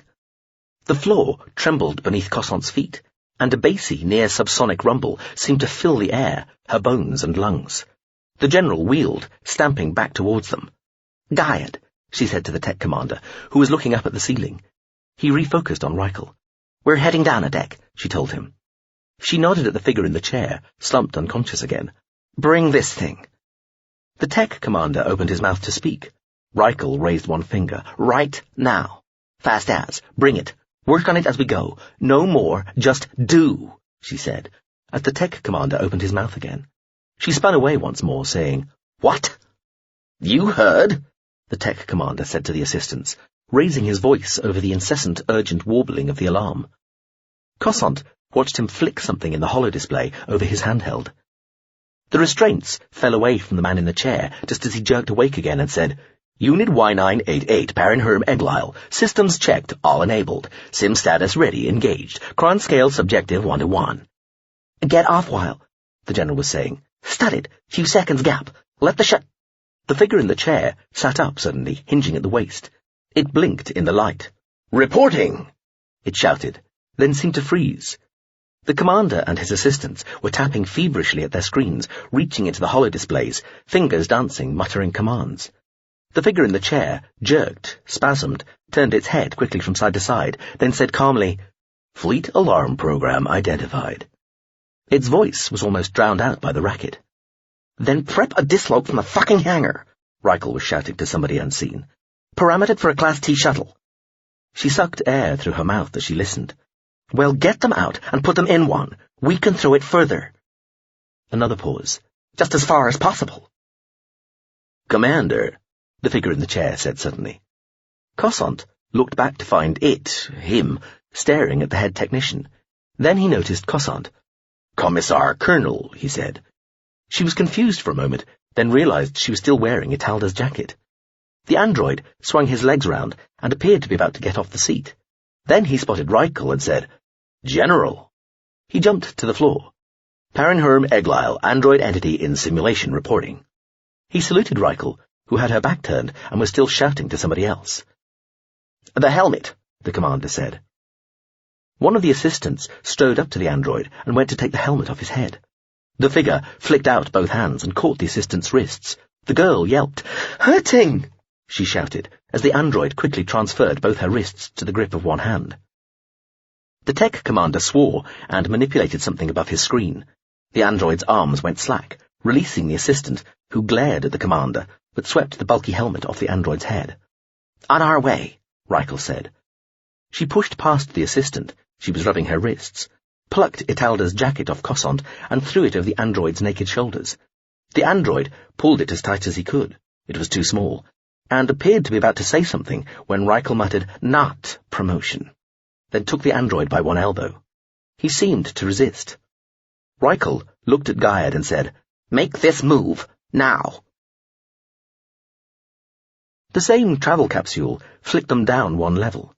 The doors barely closing before they seemed to bounce open again, and Cossant, Reichel, the android, and Tech Commander Gaiad, muttering to himself, staring at his handheld, fingers flicking about inside the hollow image, were striding quickly into the crowded hangar amongst sleek missile and drone craft, bulky transports, and chunky-looking weapon platforms. "Acknowledged," Reichel said calmly. Then she started running. "Kick to AI," she yelled. Cossant ran too. At her side, the android loped, barely jogging, while Tech Commander Gaiad stumbled behind, making an anguished wailing noise. "Immediate!" Reichel shouted. "Upper deck, stern hangar, regimental HQ, Vatsanjoyam Eshri, Izanian," the android said conversationally, looking about as he loped across the deck. "General Marshal-elect Reichel, commanding in Sim." "Mom!" a male voice shouted. Cossant realized she recognized the voice without immediately knowing whose it was, then saw Italda leaning out from the rear of a tiny four-man shuttle 10 meters away. Reichel turned, ran towards it. A small squad of troopers and a pair of combat arbites stood at the open rear ramp. Italda dived back into the tiny craft, threw himself into a seat, and held out one hand to Cossant. She could see the 11-strings case strapped into the seat beyond him. "I cannot get rid of that damn thing," she found herself thinking, as she leapt into the craft, almost banging her head. "You briefed?" she heard Reichel commanding. "No, ma'am," somebody replied. "Look after her," Reichel said crisply, nodding at Cossant. Then, next thing, she was in the shuttle with them, bent over in front of Italda. Reichel glanced at the 11-strings case. "What the?" she said, then shook her head, hit a large button above Italda's seat, and grabbed the Commissar Colonel by his shirt front. "Sorry," she said, and hauled him, unprotesting but open-mouthed, up and out of his seat. She propelled Italda out of the rear door, jumped out after him, and then pushed the commanding trooper and the android inside, a hand on the back of each, sending both stumbling towards the 2 empty seats. "Cossant," Reichel said, fixing her with her gaze. "Find your friend. Find out if it's true. Report to me or the next most senior officer in the regiment." She turned away. "Ready? Go!" she shouted, beginning to run. Cossant felt straps start to secure her into the seat. She looked out at Italda's pale, crestfallen face as the troopers and combat arbites sprinted past him. He seemed to realize he was holding something in his hand, an object like a thick necklace. There was one round his neck, too. He threw it in towards her just as the rear door started to rise. She caught the device, an emergency helmet collar. She clamped it on. The last thing Cossant saw of the asteroid's interior was Reichel, running back, grabbing Italda by his collar and pulling him away from the shuttle, limbs flailing as he tried to balance, turn and run all at the same time. The shuttle door slammed shut. The android sat opposite her in his too small colonel's jacket, smiling vaguely. "Class T shuttle, 4-berth," he said, sounding calm. "AI pilot, unidentified Captain Trooper commanding, in Sim." The clanging thud of the shuttle's door closing was still reverberating through the craft when there was the briefest of high, piercing whines, and then an almighty clap of sound, as though an angry god had taken a good run-up and kicked the vessel just as hard as he, she, or it could. Cossant blacked out. On the raft, The mists rose like departing dreams. She had never seen sky so big. Pile after soft pile of pink and yellow, red and pale blue cloud, towering on into the lost depths of the green, shading to violet atmosphere, producing great hazy slanted spans and troughs of shade and enormous shafts of prismed light that lay strewn across this vault, seemingly balanced between the masses of cloud, or resting one end on those ponderous, puffed, so slowly changing billows, while their bases stood rooted within the utter vastness of the sea, the single great everywhere ocean with its planet-crossing swells, sky-spanning, light-defeating storms, and forever restless waves. The ocean could be many colours, but to her, on a world that was all ocean with no beaches at all, it looked the colour of beach-washed jade. Birds and airfish, singly and in vast flocks that dimmed the sun, filled the spaces between the ocean and the clouds, lazily trailing one long wing across the brief, smooth curvings between the waves before disappearing amongst the long rolling troughs again, or weaving columnar patterns like grey, fractal shadows against the soaring architecture of cloud. Higher, glimpsed sometimes between the clouds, the slow dark shapes of story blimps and torpedons sailed stately and serene, the stories drifting with the winds, rising and lowering to find those likely to take them in whatever direction they wanted to go, while the slimmer lengths of the torpedons went tacking across the currents in the air. "You're still young. You suffer from the sweet delusion that anything really matters. Were you this full of stool before you were a fish?" Isserem, Kyria, laughed. "Probably." He seemed to think about it. "Definitely."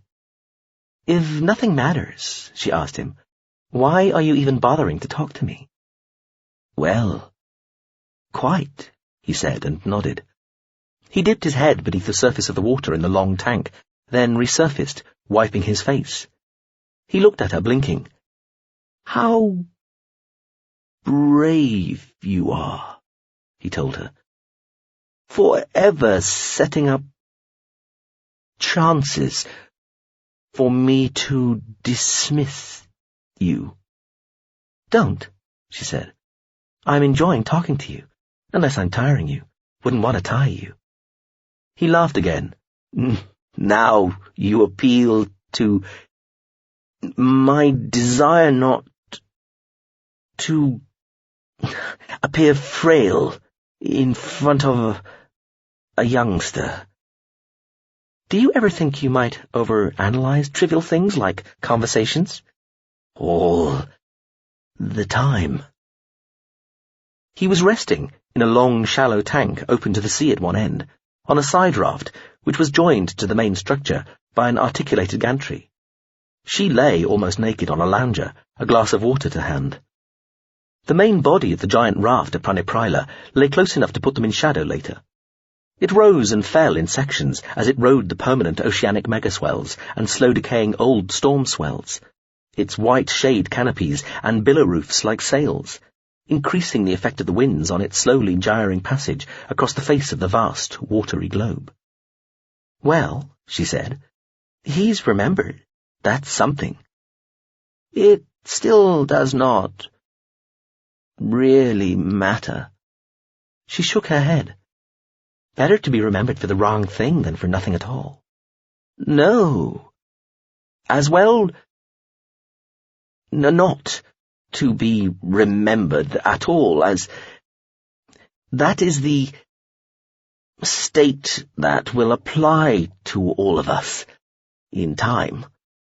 She wanted to say, "So what?" but didn't. "You don't think Velabia wanted to be remembered?" "I don't think it matters either whether he cared or not, or is remembered or not." "Mattered to him," she said. "Probably." She added, reminding herself that according to the convention they were observing here, he had actually known the guy and she hadn't, not that she really believed him. "Tick would have been appalled to be known for the hydrogen sonata and nothing else, Pt.1, Kyria said, gazing wistfully out to the ocean beyond the foot of the tank. He hated it. Hated it? Pt.1, Kyria shrugged, rising and falling in the tank. He wrote it as a joke, he told her, wiping his face again. The old man's consciousness had only been removed from the Leviathid, the giant sea creature he had inhabited a few days earlier. He had been in there, been that creature, lived as that creature, swimming, mating and fighting with others of its kind for many decades. He'd circled this vast globe 5 times, he claimed. He was still getting used to being a bipedal humanoid again, and, for now, found it most comfortable and comforting to lie floating in seawater. Initially, he added, glancing at the girl, initially, he just hated it. Later, it became more serious, but it was always a criticism, a grim joke, an extended grim joke, but never a labour of love. More labour of hatred, contempt, very least. Words were still coming haltingly to him. His mind was struggling to adapt to speaking again after decades of slow singing and the transmission of thoughts and feelings by singular, though complex sonic images. Every now and again, he would throw his head back and open his mouth as far as it would go, as though yawning silently. This action would continue for a few days, the medics had told him. The deep, primitive levels of his being were distressed at what they were interpreting as a sort of blindness, and were trying to send out a pulse of underwater sound to illuminate his surroundings. The action was, as he'd pointed out, itself an echo. A reaction shared by most listeners, Kyria said. I was at the first performance. He closed his eyes, shook his head. Oh dear. Cosant frowned. I thought the first performance was a triumph. Audience of academics, Kyria said, and they had each been given copies of the score. The score is beautiful. No denying. However, I was at the first public performance. Oh.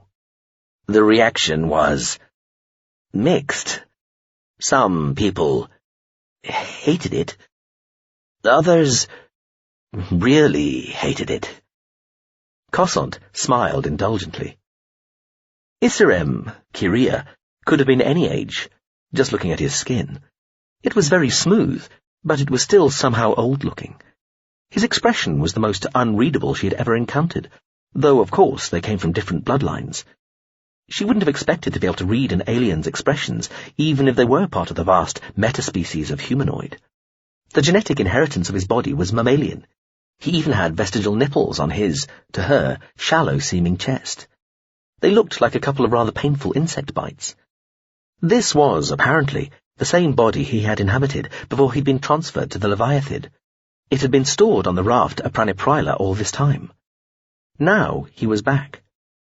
He had spent all his life, he claimed, based, his word, in this single humanoid body, wandering throughout the culture and beyond, especially in the remnants of the civilizations that had given rise to it, including that of the Gazilt, even though they had never quite got round to joining. He'd watched the Gazilt stagnate while the culture had changed from a fractious, ramshackle collection of wildly disparate societies, some barely on talking terms, to become at once more purposefully homogeneous and more wildly varied as it slowly schismed, developed, diffused, and grew towards the prominence it now possessed. Throughout, he had taken what he called occasional holidays in other forms, again, both within the culture and without. He had been birds, fish, animals, machines, aliens of a dozen different types and genders, in some cases for centuries at a time. Always, though, he returned to the same old, ever-renewing humanoid body. His memories refreshed, his palate and appetites rejuvenated. And always wandering, too. Never settling down, never returning to wherever he had grown up. Wherever that was, he refused to say. Then, for the last few decades, pursuing a recently discovered interest in sound above all other senses, he had been a leviathid, here on the waterworld of Pt.1. His voice, a clamorous, ocean-filling wail, a pulsed, directable blast of underwater sound capable of travelling thousands of kilometres, or pulverising a smaller sea animal to death with the instant, crushing pressure of it. Cossant had no idea how any of that must have felt. "But the Sonata isn't just Velabia's most famous work," she said.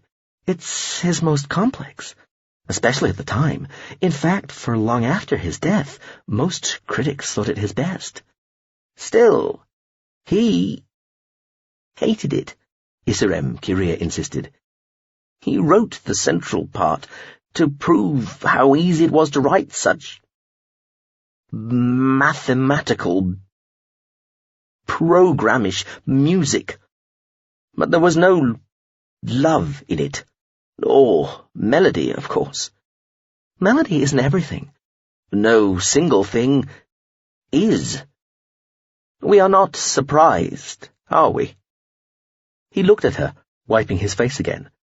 Then he realized that, even within its own dictatorial, sequential logic, the piece was incomplete, and was only a partial criticism of the things he hated.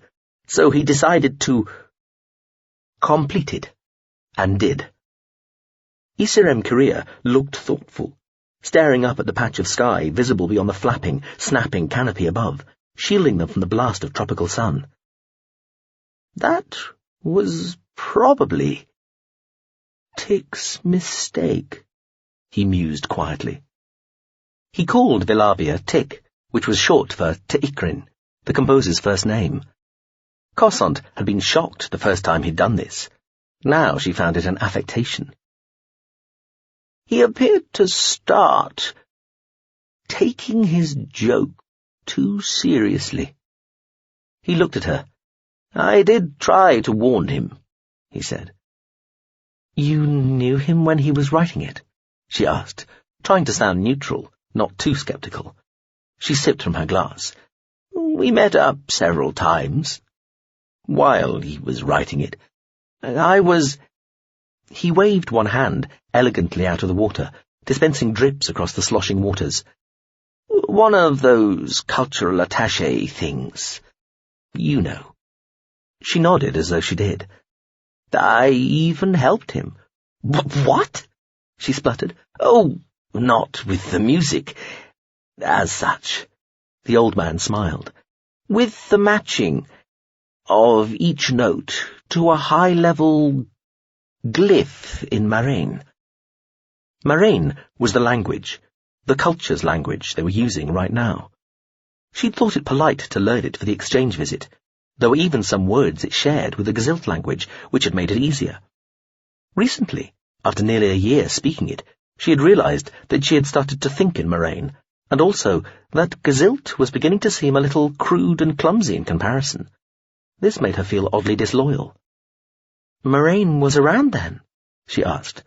"Oh, the culture had its language before it itself really existed. You were matching each note to a multidimensional glyph. In Marraine?" "The spoken version, and the 3x3 grid used to form the written.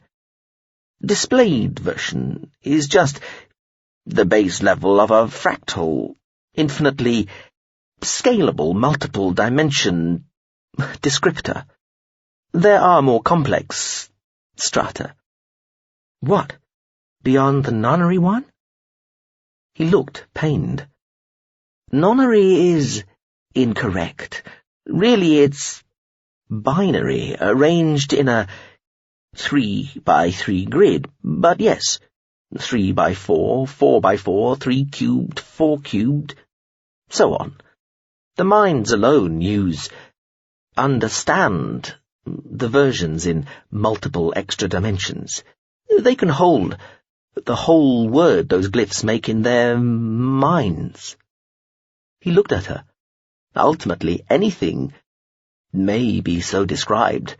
The entire universe down to every last particle, ray, and event would be compressible into a single glyph. Single word. Pretty long word. Hopelessly so. It would take a universe's lifetime to articulate it. But still. What was the point of that? She asked, matching notes to glyphs. I have no idea, the old man said, smiling.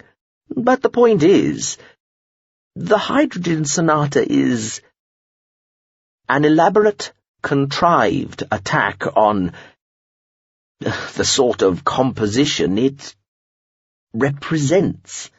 He, Tick, hated clashing atonal music. He was basically taking the piss, showing how easy it was to write, how difficult to listen to. Now the piece he's most remembered for. He shrugged again. Such is fate, as they say. He gazed out to sea for a moment, then added, One should never mistake pattern for meaning. She started to wake up. She felt odd. Heavy, but not heavy. Her blood roared in her ears. There was something weighing heavily on her shoulders. Nothing felt quite right. What was that? A familiar voice asked, sounding muffled, barely audible over the roaring in her ears. Additional entity potentially aboard. Another voice, deep, male, announced casually. Scanning. Identified. Artificial construct personal. And who is that? The muffled voice asked. Cossant knew it now. Iain. Though pursuing this thought, she was still a little hazy on who or what Pt.1 was. Somebody, something close, associated with affection and annoyance. That was as near as she could get for now. Taran Herm Eglile, the male voice said, in Sim. It felt like somebody was sitting on her shoulders. Maybe not a full-sized person, but a child at least. Also that people were pulling on her legs and arms, all 4 arms. Was that right? Oh, yes, it was. She had 4 arms these days, had had for years. She opened her eyes. 2 images, both of inside somewhere or something. Something quite small, cramped. The images swam together, became one. The man sitting opposite turned to look at her. The android. He was an android. Beside him was a person clad all in silver. The android reached up above his head, did something, and fell to the ceiling, twisting as he went, landing on all 4s. On the ceiling. Where some other stuff seemed to have come to rest as well. Cossant thought about this. Then she realized she was upside down. The weight on her shoulders was her own weight. Things were starting to come back to her now. Some aches and pains. Feeling a little nauseous. Probably a good idea to get the right way up soon. The android was tapping on the side of the armoured helmet the trooper wore. The trooper's armour had turned mirror, reflecting everything. Hello? The android said, tapping again. Hello? Any form of communication? No? He tapped once more, then stood back. You seem dead, he announced. He sounded puzzled. The trooper was hanging oddly too loose. His carbine, also gleaming, hung around his mirror-armoured faceplate. Cossant felt sore all over. She tipped her head as best she could, neck muscles complaining, trying to see the button that would release her straps. She couldn't twist her head that much. Some sort of thick necklace thing was stopping her. She felt for the button, but that hurt too, even though her arms and hands were hanging in that direction anyway. Like almost all Gazilt people, she had been born with a sophisticated pain management system, genetically grafted on top of the ancient, genuinely stupid, sore, raw animal nerve-based sense, and she understood enough about how the whole process worked to know that if you were doing something and it hurt, you should stop doing it. So she stopped. "Could you help me?" she asked the android. He approached her, crouched. Even upside down, his body looked too big, bursting out of the colonel's jacket he wore. It had ripped in places. "How may I help you?" he asked. "Help me down. Catch me, please." "Certainly." He reached under her head. Something clicked, and she fell a few centimeters before the android's arms caught her round the waist. He turned her the right way up and positioned her sitting on the floor that had been the ceiling. "Thank you," she told him. "My pleasure." He smiled like a child. "You have 4 arms," he observed. "Yes, I have," she agreed, rubbing them gingerly and wincing. She looked at the trooper hanging unmoving above and across from her, seeing her own face distorted in his armor. "Did you say he's dead?" "I think he is," the android said. "But how? He was the only one wearing armor. How—" "I think it was his armored suit that killed him," the android said matter-of-factly, in the same way that the shuttle tried to destroy itself and us. He paused, then smiled and said, "If it's safe," Pian's faint voice said from inside the 11-strings case, "could I be let out now, please?" The android looked at her. "The artificial construct," he said. "Is it yours?" "Yes," she answered. "Where are we? What happened?" She remembered being on the asteroid moon, Pt.1, General Reichel storming about. Then, nothing. Nothing until she woke up here, in what looked like a very small, upside-down military transport. "We are somewhere on the surface of the sculpt planet Eshri, in Sim." "What happened in Sim?" she asked. "Yes," the android said brightly. "In Sim. This is said to indicate that this is not reality, but rather a simulation." He frowned. "I am admittedly confused by aspects of the currently running simulation, and have yet to work out their likely utility, though this puzzle might itself be part of the utility of the sim for training purposes." She stared at him. "Can you hear me out there?" Pian said. Its voice was somewhere between petulant and plaintive. "This is not a sim," Cossant told the android. The android said, nodding. She felt her eyes narrow. "You don't believe me, do you?" "I am prepared to believe that you, as presently constituted, believe that this is not a sim." "As presently constituted? What the hell does that mean?" "You, as a part of the simulated environment," the android said cheerily. She stared at him. "Listen," she said. "I can hear you, you know," Pian said testily. "If I can hear you, you can hear me." Cossant turned briefly towards the 11-string case. "Pian, shut up." She looked back to the android. "I am not part of any simulation," she told it. "I am a flesh-and-blood human being, and in some pain right now." She rubbed her aching arms. "We were flung around a lot as the craft fell," the android said. "Uh-huh. And so it makes me very nervous that you think this is just a simulation and I'm just a part of it. I need you to treat me as real and human." "I am," the android said. "This matters, understand?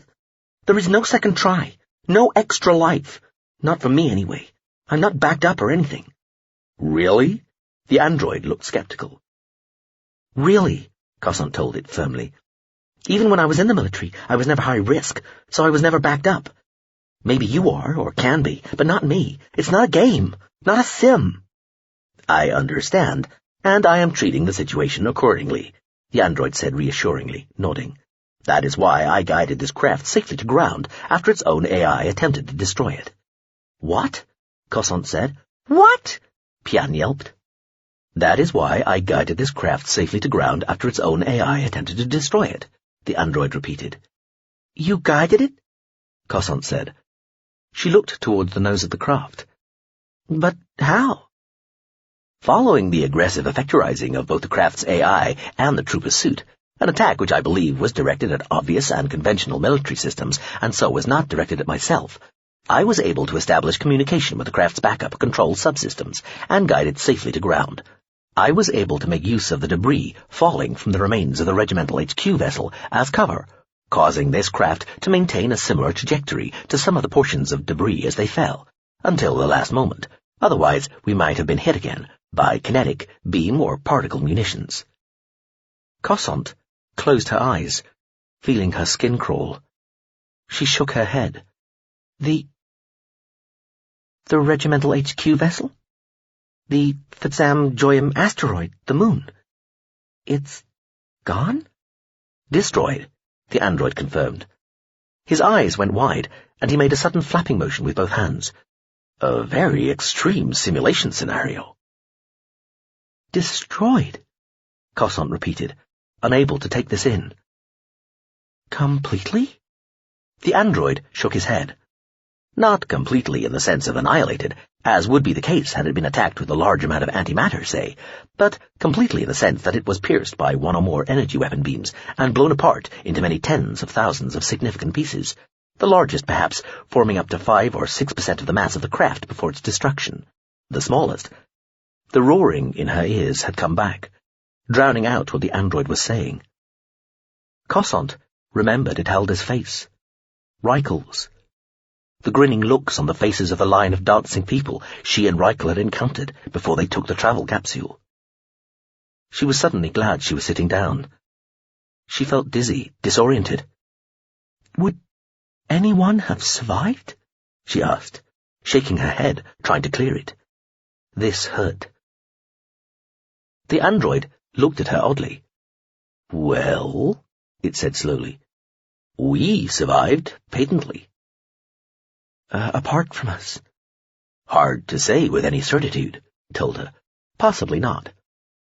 While interfacing with his craft's sensors, I think I saw other small craft attempting to escape, but all those I was able to pay any attention to fell victim to secondary and/or subsequent munitions and/or attacks. Also, I think I ought to add that I think I detected other spacecraft in the vicinity of the planet being attacked as well, so the assault was not purely on Pt.1. What did all this? Cossant asked. From the little I could observe, the attack profile would fit that of a single large ship or a small group of sub-capital craft of level 7 or 8 capability on a semi-rapid closing transit. The weapon signatures would fit those of our own, that is, Gezilt fleet, though that may represent deceit by those responsible. There is a certain lack of specificity inherent in weapon identifiability at this sort of implied civilizational level. This is known in some circles as the purity effect. Cossant stared at the creature. Ahem, the muffled voice inside the 11-string case said. Cossant felt sore and tired and wanted to sleep some more. She wondered if this was what it was like to be truly old. What happens now? She asked. For us, not very much, the android said. This craft cannot move. The doors are inoperative, and it may be unwise to send any distress signals. The craft is incapable of transmitting any distress signals in any event, as I had to permanently disable its signal processing unit to prevent it broadcasting our status and position immediately after we were first effectorized. It may be best to wait for rescue by friendly forces, though in a wider context, our present non-participatory immobility may represent an end-run situation within our part of the simulation at this time, and we may well experience seeming oblivion or a possibly abrupt transition to base reality at any moment. I am prepared for either, as you may be too, even without knowing it. On the other hand, we are not in a completely stable or static situation, given that we are gradually losing heat to the planet's surface and the external near vacuum, and a small amount of this craft's atmosphere would also appear to be leaking. So, in that sense, this part of the run is continuing. Cossant stared a little longer at the android. He, stood suddenly upright and executed a little bow. By the way, my name is Eglile Parenherm. Yours? Dear Cossant, she told it. Lieutenant Commander Reserve, recently recommissioned. Delighted, ma'am. Another small bow. Though, the android said, a small frown on his face, for future reference and any subsequent runs, I'd suggest that a real human being would have wished to swap identities before this point. Cossant felt her mouth open. She was aware that she probably looked like a moron. She shook her head gently. Will somebody, Pian's muted voice said, tell this fucking lunatic we're not in a fucking simulation and get me out of here? Shall I? Parenherm asked breezily. Please do, she told him. Parenherm opened the 11 strings case. Pian yelped, propelled itself out, and flew across to Cossant.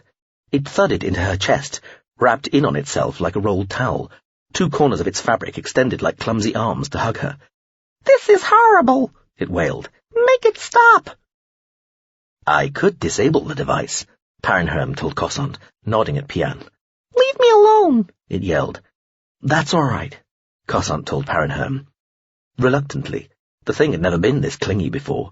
She cuddled the familiar, patting what passed for its back. She shivered. It was getting cold inside the little craft.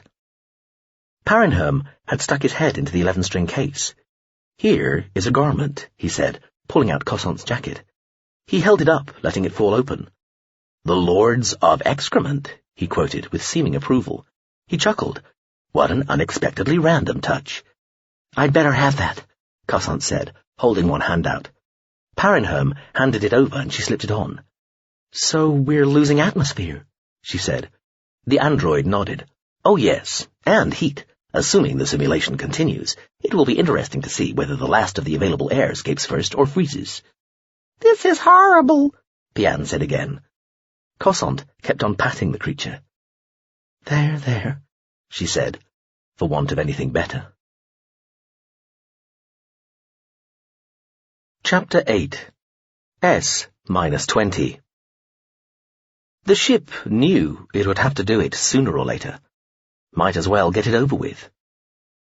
Within the computational substrates that provided the environment for the Kakanim's mind, there were plenty of bits it had never used, didn't presently use, and probably never would use.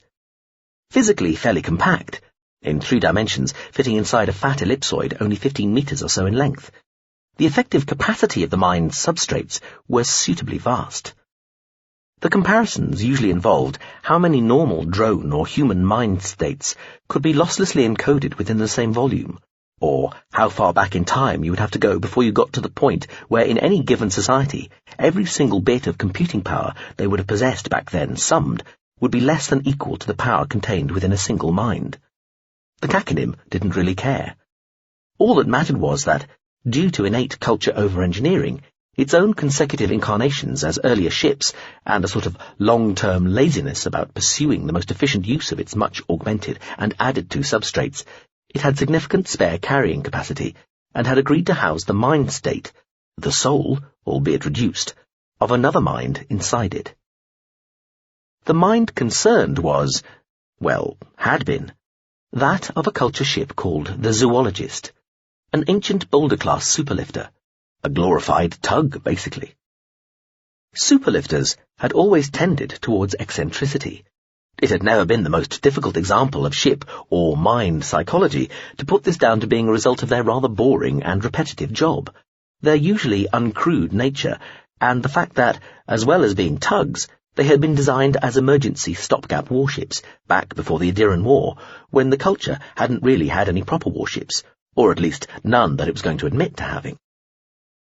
The Zoologist was one of a relatively small group of superlifters to have survived the war. Then, even before the great conflict had ended, but long after the culture had produced fantastically more powerful warships by the multitude, it had done something relatively unusual. It had sublimed, all by itself.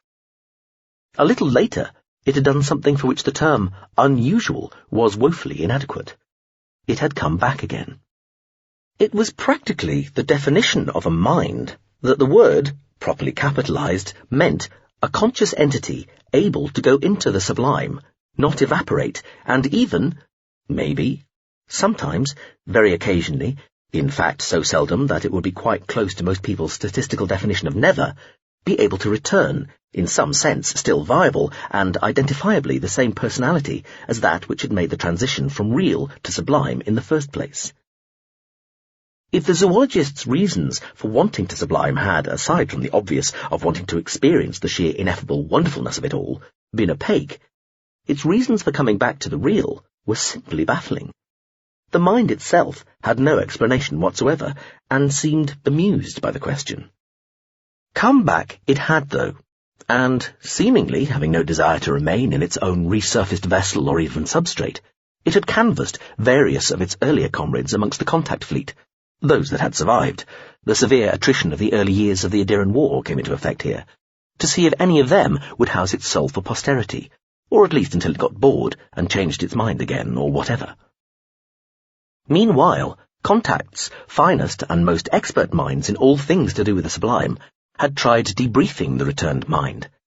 They had initially been ecstatic at having one of their own who had been there and made the return trip. Lots of minds had promised to do so over the millennia, though none ever did. The zoologist had made no such undertaking, but had returned. This had, however, proven farcical. The ship's memories were abstracted beyond vague, effectively useless. The mind itself was basically a mess, self-restructured, presumably, along lines it was impossible to see the logic behind. Identifiably the same, it was expressed in the most bizarre and obfuscatory tangle of needlessly complicated and self-referential analytical/meditative and sagational/ratiocinative processal architecture it had been the misfortune of all concerned ever to contemplate. Special circumstances, Contact's scruple-free wing, and the bit that was as close to military intelligence and espionage matters as the culture even reluctantly admitted to possessing, had been more than happy to take receipt of the old ship's physical form, desperate to see if its time in the sublime had altered it in any way, or if its recreation back out of the sublime, if that was the way it worked, had left telltale signs giving some, or indeed any clue to how the sublime worked. Either way, the answer was, it hadn't. They ended up no wiser, even regarding the seemingly non-get-roundable requirement that you could not go disembodied into the sublime. You had to make the transition, substrate and all. Brains and whole bodies, computational matrices and whole ships, or the equivalent, seemed to be required, as well as the personalities and memories such physical wear encoded. In any event, finally free of all this unwelcome and troubling attention, the mind that had been housed in the zoologist had taken up residence inside the substrate of the caconym and retired to a life of time-passing hobbies and quiet contemplation. Quiet and extremely slow contemplation. The zoologist had insisted on an allocation of computational resources within the caconym's substrate so modest and restricted that its full consciousness could only be expressed with a lot of calculational fancy footwork and some very intense looping. It had been offered as much power as it might have needed, sufficient to let it interact with its host in full mind real time, but had declined. What all this meant was that for the caconym to talk to the zoologist, or interact with it in any other meaningful way, it had to slow itself down to the sort of speed a non-augmented human would have been able to keep up with. This, apparently, signified some sort of philosophical authenticity to the zoologist, and sheer laziness to the caconym.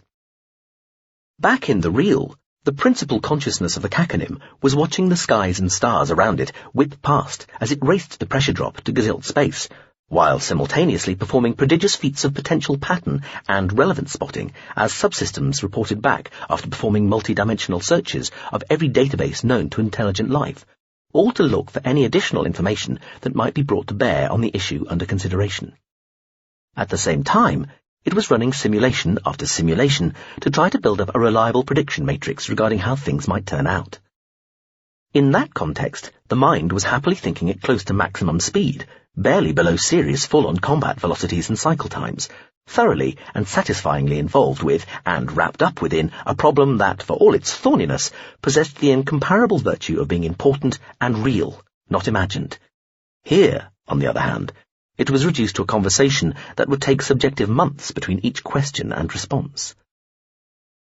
The caconym sometimes envisaged its substrate architecture as a giant castle, a castle the size of an enormous city, the size of a whole world of castles all aggregated together and piled one on top of another, until you had a sort of fractal fortress that looked suitably and stonily castle-like from afar, with walls and towers and battlements and so on, but which, as you got closer, resolved into something much bigger than it had appeared, as it became clear that each, for example, tower, was made up of a conglomeration of much smaller towers, stacked and serried and piled one upon another to resemble a vastly larger one.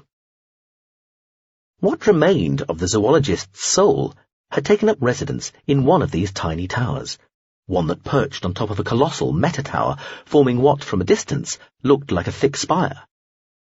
In some states of mind, The caconym would take the time to walk through its own substrate image, coalescing its sense of self into a human-resembling avatoid, and strolling through this virtualized castlescape from the vastly complicated main gate until, via ramps and walkways, halls and stairways, it got to its destination. Other times it flew straight there in the form of a giant bird, flapping slowly over the roofs, parapets and embrasures, bastions, courtyards and keeps, until it found the location it was looking for. This time, it imagined itself as a single vast storm cell of dark, lightning-flecked cloud, poised circling ponderously over the entirety of the vast castle like some malevolent galaxy of slow-revolving mist. Then, from the lowering funnel of a developing tornado mouth, suddenly consolidated itself into a single raptor, the skies clearing instantly as the bird folded in its wings and stooped, cannonball quick, to the spire tower, spreading its wings to break its headlong plunge an instant before it would have dashed itself against the stones of the tower's parapet. The ship reimagined itself as a human avatoid as it touched down onto the flagstones of the tower's maculated battlements. It raised a hand to knock on a stout wooden door, but it opened by itself. Inside, where the virtual environment belonged to and was envisaged by the zoologist, the tower opened out into a substantial but not preposterously big single-story circular space, which resembled a cross between the study of a wizard, specializing in highly exotic stuffed fauna, and the laboratory of a mad scientist with a weakness for bubbling vials and giant items of electrical equipment with conspicuous insulation issues. The whole was lit by hazy sunlight coming through tall, skinny windows. Beyond the portion swept by the door, the floor was a mess. The caconym had to wade through ankle and then knee-deep litter to make any progress into the room. "When I was old the first time," the avatoid of the zoologist announced from one of its ropes, "I remember thinking this whole setup looked a little tired. Later, I came back round to the idea. Now, I cycled through periods of embarrassment and a rather childish delight. Hello, welcome to what, etc." The caconym found a rickety-looking chair resembling a modest, partially deconstructed throne, and, after sweeping the seat clean of assorted debris, some of it sufficiently animate to protest with chirps and squeaks, sat. It gazed up and across at the vaguely human-looking avatoid of the zoologist, which was staring at it upside down, one leg wrapped round a rope dangling from the ceiling. There were dozens of similar ropes hanging from the tall, vaulted ceiling of the space, many-coloured, quite a few with what looked like rope baskets attached to them, like fruits made of netting, and some connected by the suspended loops of more horizontal ropes. This was where the zoologist's avatoid lived, worked, played, rested, and, if it indulged in such generally unnecessary throwback behaviour, slept. It claimed it had not set foot on the floor of its lair for subjective decades, believing the floor was better used for storage than access. Storage of rubbish, bits of dead things, and broken or redundant pieces of equipment, the caconym noticed, but did not say. The zoologist's avatoid was poised upside down, over a large stone bench, with a seething complexity of chemistry equipment arrayed upon it. It looked a lot more like a set designer's idea of a chemist's workplace than a real one, but that sort of detail had never troubled the zoologist. The avatoid was holding a test tube, brimming with bubbling, smoking, dark yellow liquid. It dropped this into a rack of similar tubes and swung over to be closer to where the caconym sat. Elongated arms, six-fingered, double-thumbed hands, similarly designed legs and feet, and a prehensile tail made this look casual and easy, even elegant. It wore only a loincloth, adorned with a little belt of dangling tools and tightly cinched pouches. Its pale red skin was mottled as though by the shadows of leaves. It crossed its arms, swinging to and fro a little as it looked down at the other avatoid. The caconym briefly considered pleasantries and some talking round the point before circling in on what it had actually come to discuss, decided this had been symbolically covered by the storm cell image, not that there was any guarantee the zoologist had actually noticed this going on outside, and decided to get straight to the point. "Tell the truth, Zoo," it said. "How much contact do you still have with the outloaded?" The upside-down avatoid looked startled. "What makes you think I have any?" "You drop hints. Also, you quite obviously know more than you seem to know when the minds in the metaphorical white coats were picking over what passes for your personality and memories shortly after your profoundly unexpected return from the land of what the fuck. Plus, the stuff goes on with your allocated portion of my substrate, however minuscule and however seldom, that I can't quite account for. Not without invoking processes beyond my understanding and, as far as I'm aware, beyond the understanding of any other minds. Processes that therefore kind of have to involve the kind of subscale higher dimensions.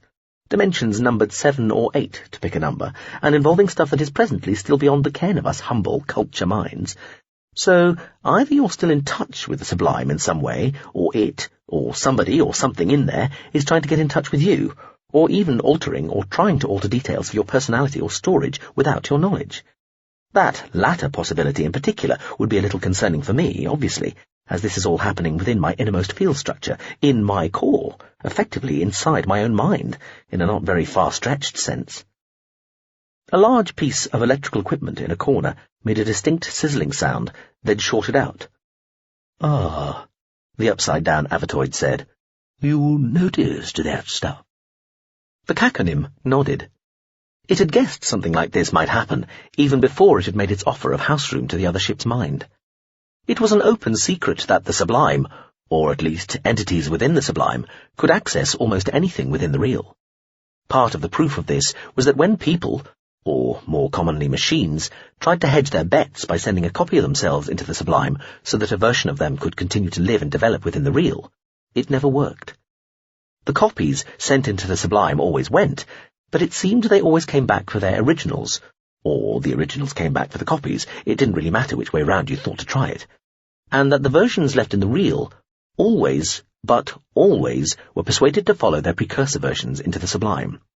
This seemed to happen almost no matter how hermetically you tried to isolate the versions still in the real. It was possible to quarantine a mind or other high-level AI so thoroughly that no force or process ever heard of within the real could get to it or communicate with it. Its substrate could be physically destroyed if you threw enough weaponry at it, but that didn't count. But no known means of isolation could prevent something from the sublime establishing contact with a copy of itself still within the real, and somehow persuading it to come away, or just quietly stealing it. About the only crumb of comfort when this happened was that the relevant substrate in the real stayed put rather than accompanying the newly departed. Whatever process in or from the sublime caused all this to happen was thorough, but not greedy. Still, all this had worrying implications for minds, which were not used to being at the mercy of anything at all, aside from the aforesaid vulgar amounts of weaponry, but they did a pretty good job of not thinking about it. Even the individuals who did properly return, usually decades or centuries after subliming, rarely stayed very long back in the real, disappearing into the sublime again within a few tens or hundreds of days. The zoologist was one of a tiny number of returnees who looked like they might be back indefinitely. The Caconym had thought all this through, however, and had decided that it was prepared to take the risk of having something inside its innermost field structures that might have not just ideas of its own, but communications of its own too. So the fact that something might be happening deep inside what was effectively its brain that it had no control over, something to do with the ever-mysterious sublime of all things, was not as troubling to it as it might have been. The zoologist's Avatoid looked hurt. "You've never said anything before." It was never important before. "Not important? Unexplained events in your substrate? Really?" I gave you a home freely without conditions. Also, I trust you.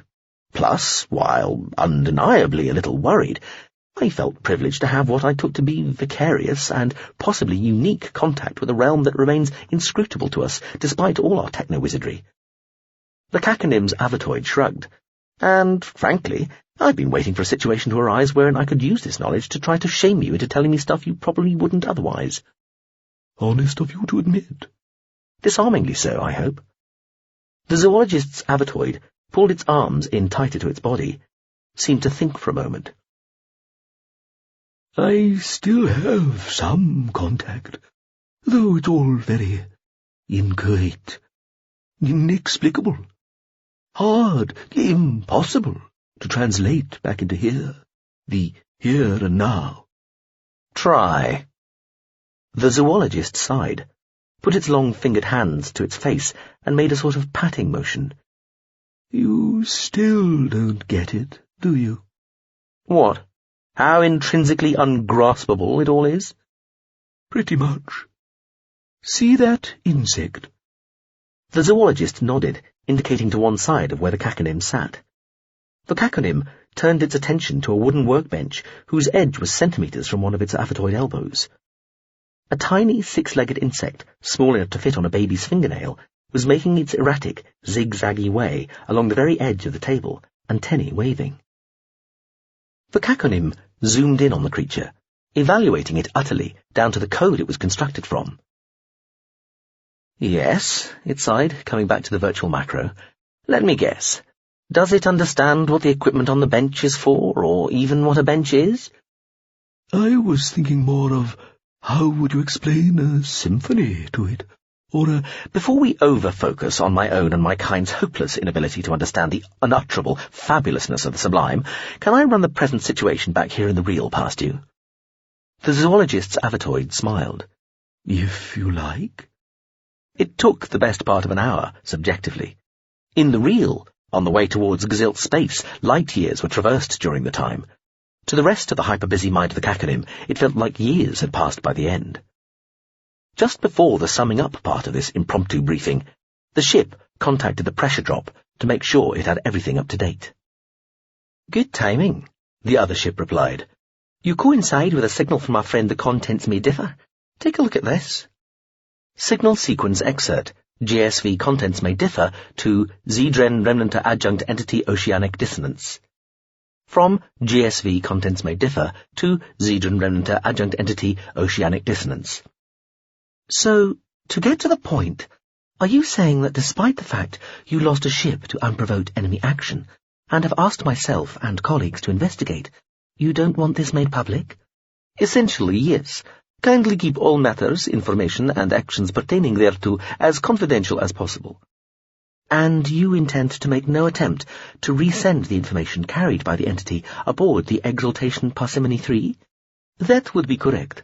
Despite transmitting news of the event at Ablate, and what we can only presume was the unfortunate misunderstanding regarding the Exaltation Parsimony 3 to our enfolded brethren, we have received no further instructions from them thus far, and therefore continue to follow the previously transmitted instructions. In essence, these consist of 1. Send a ceremonial entity to take part in the festivities marking the entry of the Gazilt into the Sublime. Said ceremonial entity to carry information regarding the provenance of the work known to the Gazilt as the detail redacted, said information to be transmitted to the Gazilt at the appropriate point in said festivities. 2. In the event of any problematic phenomenon or phenomena pertaining thereto judged by us to be in excess of our resources, contact should be made with sympathetic elements within the culture, on conditions to be determined by ourselves as the responsible remnant representation of said enfolded brethren, the Zedren of blessed memory. Instructions end. Our conditions, referred to above, principally concern your keeping information re said events and actions as confidential as possible, in perpetuity until further notice. All of which might make things a little difficult operationally. Understood. Life is limitations. And glibness patently on occasion, too. Your pardon, but I sense motions being gone through. On occasion, a superfluity of assiduousness can be vulgar. I understand. What can I possibly say? We'll see what we can do. Our gratitude is a given. Signal sequence excerpt ends. Pusillanimous legalistic fucks, eh?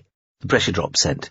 So we get to do their dirty work, and they'll be quite happy for no more to come of this whatsoever, because it'd all be embarrassing to the memory of their enfolded fucking brethren.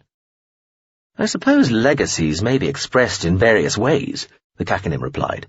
Assuming the truth of the claim that the remnanters have contacted their sublimed forebears, and yet received no further instruction, aforesaid forebears may be presumed to be relatively happy with the present situation, which does raise the remote possibility that this could have been even more of a setup from the start. You mean the remnanter boyos conspired to have their own ship blown out of the sky? The thought had already occurred, though it was so far down the list of possibilities I thought it not worth getting to. However, This reaction on the part of the remnanters shifts it up the table somewhat, tagged less for paranoia and more with justifiable suspicion, however cynical. Still, a remote likelihood, you'd think. Agreed. Makes no difference so far. And how do things fare in Gazilt space? The Mistake Not is making its dash. The passing-bys, 2 thugs are being gunned up as we speak. It is proving harder than expected to prize the empiricist delinquent twins, Headcrash and Xenocrat, away from the smatter outbreak at Lawless Gambana. They'd turned it into a competition about who bagged the greatest amount of smatter, but then there was a dispute over whether the criterion ought to be tonnage or processing power. This has been settled by a compromise, but both desire more time to stock up on the criteria they had earlier discounted. The empiricist has agreed to give them another couple of hours to enjoy themselves before shouting at them. However, talking with refugees, remainders, rejects from or expelled from the Big S, have you been in touch with your contacts? Doing so even as we speak, taking the opportunity provided by the glacial pace involved to get an update from your good self. Elevate not your hopes, though. Nothing useful so far on the horizon. Well, best of luck. By the by, have you passed me? The delays on these signals hours ago, and closer than you might imagine. Neat. Didn't see a damn thing. Exemplary encasement management. Awfully glad we're on the same side. Close to overstraining our design maxima envelope, are we? That'd be telling. Anyway, I must return to the land of the lichen slow. Yeah, you have fun now. Unlikely. I appreciate the sublime would appear to be involved, the zoologist said eventually, sounding like it was making an effort to be patient. Indeed. All I'm asking is that you think about this, and if there is anything you can do, any help you can give, please let me know. The zoologist looked pained, shook its head. But none of it matters. Not to you, perhaps. Just indulge me. But to what end? It will seem to matter to me, to us. The sum of fairness in our existence, however mean and shoddy compared to the sublime, may be increased, and some suffering prevented. Another shrug. It still won't matter. Doesn't matter. Pretend it does. Game it that way, the Kakanim suggested, as a favour to me, in return for my forbearance regarding whatever tying sheets into a rope and escaping the dorm shenaniganeering it is you are up to via the frayed edges of filament-foamed nano-reality and the divine netherworld of the blissfully enfolded. Still no difference. Still not mattering. The Kakanim looked around the lair/laboratory. Does what you do here matter? Not really, the zoologist admitted. It passes the time, keeps me involved. It looked at the rack of multicoloured test tubes. Currently I am, and for the next few centuries probably will be, experimenting with a variety of virtual chemistries, usually involving many hundreds or even thousands of elements, and often branching into some requiring new varieties of fundamental particles. It smiled. There is much more. I play many games in other virtualities, all fascinating and unpredictable, and I still explore the mathematical irreal, as opposed to the ultimate irreal of the sublime. And in all of this, to what end? No end save itself. I pass the time to pass the time, and stay involved to stay involved. Yes, but why? Why not? So, it's still worth doing? To some extent. Well, we all do the same in the real, to rather more significant effect, as we see it. I know. I understand. Did it, though? The Kakanim found itself wondering. Did this abstracted creature, this sketch, really understand? How far removed from reality, from the real, was it, even though, in theory, it was back within it? From the little the Caconym had been able to glean from its fellow mind, basically rumours that it had ambiguously confirmed, to exist within the sublime was to expand in perception and understanding forever, in a space that could never fill up. No matter how any translated civilization or flourishing individual entity expanded its scope and reach and expression, there was always more room, and more room within a whole new set of dimensions that were conversely full, that were thick with possibility. The real, with its vast volumes of nothing between the planets, stars, systems, and galaxies, was basically mostly vacuum, an averaged near nothing, incapable of true complexity due to its inescapable impoverishment of structure and the sheer overwhelming majority of nothingness over substance. The sublime was utterly different, packed with existence, constantly immanentizing context, endlessly unfolding beingscape. Like many a culture mind, the Caconym had tried simulating the experience of being in the sublime. There were various easily available and tweakable packages which minds passed from one to another, each the result of centuries of study, analysis, thought, imagination, and effort. All claimed to give a glimpse of what it must be like to exist in the sublime, though of course none could prove it. And all were unsatisfactory, though each had its adherents, and some even had what were in effect, shocking this for the culture's minds, their addicts. The Caconym had tried a few and found them all wanting, frustrating, inadequate, even oddly demeaning. "Well," it said, "will you at least promise you'll think about finding a way to help?" The zoologist smiled. "That I can do. I duly promise." The Caconym's avatoid looked down, plucked the tiny insect from the bench, and held it trapped between two fingers. It held it up, antennae waving, towards the upside-down avatoid. "You always say that nothing matters. Would it matter if I crushed this now?" The zoologist shrugged. "Cac, it's just a package of code." "It's alive, in some sense. It has a set of programmed reactions, responses, so on. A tiny fraction of this environment's richness would be snuffed out if I reduced it to its virtual components." "All this, and all you imply by it, is known, thought about, allowed for, included. Still." The Caconym's avatoid sighed. It put the insect back on the bench, right on the corner it appeared to have been heading for. "No matter. Thank you for agreeing to think about it." "Least I can do." The Caconym stood, then paused. "I said that I trust you," it said to the upside-down avatoid hanging a few meters away. "And right now, I believe that you will do as you say and think about this because you have promised to." It paused. "Am I being foolish? Outside of an enforceable legal framework, something that is manifestly not present here, trust only operates where beings have the concept of honour and, generally, a reputation, a standing they want to protect. Do such considerations affect you at all? Do even these things matter to you?" The zoologist looked troubled. Eventually it said, "When you come back from the sublime, it is as though you leave all but one of your senses behind, as though you have all the rest removed, torn away, and you have become used to having hundreds." It paused.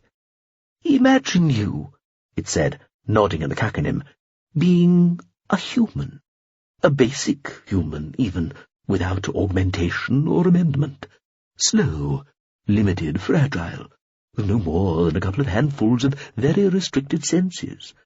Then imagine that you have all your senses but, say, touch taken away, and most of your memories as well, including all those to do with language, save for the sort of simple stuff spoken by toddlers.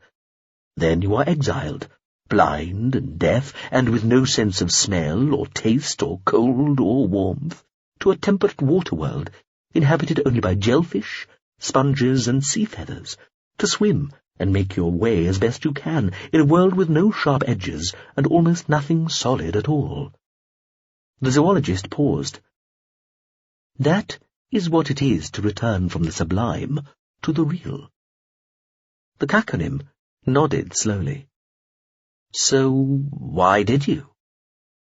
The zoologist shrugged. To experience a kind of extreme asceticism, it said, and to provide a greater contrast when I return. Well, the Caconym observed, that's possibly the most unambiguous information on subliming you've ever imparted, to me at least. However, you haven't answered the question I actually asked. The point is that even such a reduced, enfeebled creature would still be in some sense its old self, even if it found it hard to express such a fact. And what was important to it before, if it had any real value then, will remain important to it now, for all the intervening change, elevation, and reduction. I shall take that as meaning I am not being too hopelessly foolish. You may still be, but then so may I. Yes, well, let's not make a competition out of it. I will see if there's anything I can do regarding this. If there is, I'll be in touch. Thank you for coming to see me. Always a frustration. I'll let myself out. The Caconym's avatoid vanished without any pretense of walking out or flying away. The avatoid of the zoologist hung, looking at the tiny insect on the bench for a while longer, then shook its head and swung back to where the rack of test tubes fumed quietly away. Chapter 9. S-19. She became aware of light and sound again. Weak light, which her eyes were struggling to amplify, and only the sound of her own heart beating, but at least some light, some sound. Must have drifted off to sleep. It was very cold now. Cossant took a moment to remember where she was. Then she recalled the downed shuttle on the cold, airless surface of Eschri after the attack. She shivered. Across from her, the android, Eglal Parinherm, was looking up very intently at the suited body of the dead trooper, hanging slackly in the upended seat. The suit was twitching. Cossant felt Pian stiffen where the creature was draped over her shoulders. Now what? It whispered. It's not natural. Parinherm frowned, glanced at Cossant and the familiar, and put one finger to his lips, before looking at the trembling suit of the dead trooper. The android reached one hand slowly out towards it. The desert-class MSV passing by and thought I'd drop in was drifting with the winds over the shallow seas, wide canals, and spacious linear cities of Zeiss's tropical subcontinental belt. The ship looked like a giant pale pink box kite, 3 kilometers long, floating along with the clouds just a few kilometers up. It was here to represent the culture, to make a kind of show of solidarity with the cousin species Civ, the Gazilt, as they prepared to make the big leap into the everlasting wonderfulness of the sublime. Wishing the relatives bon voyage, basically, saying, we're thinking of you. The passing by watched the shadows of the clouds and its own giant shadow drifting across the serried buildings and parks of the deserted cities, the wind-ruffled surfaces of the sinuous lakes and small inland seas, and the geometrically contained waters of the great canals. The canals were generally flat, calm, and dark, save where a few pleasure craft and even fewer barges still slid along them. Clumps of blue and green and yellow weed were building up along the margins of the waterways. The world, passing by, thought, seemed empty and neglected. It felt like there was almost nobody left to look up and see it. This was a little sad, but rather sweetly so. No matter. The ship had reduced its external fields to a minimum, both in number and power, so it could keep them almost perfectly transparent, the better to be seen.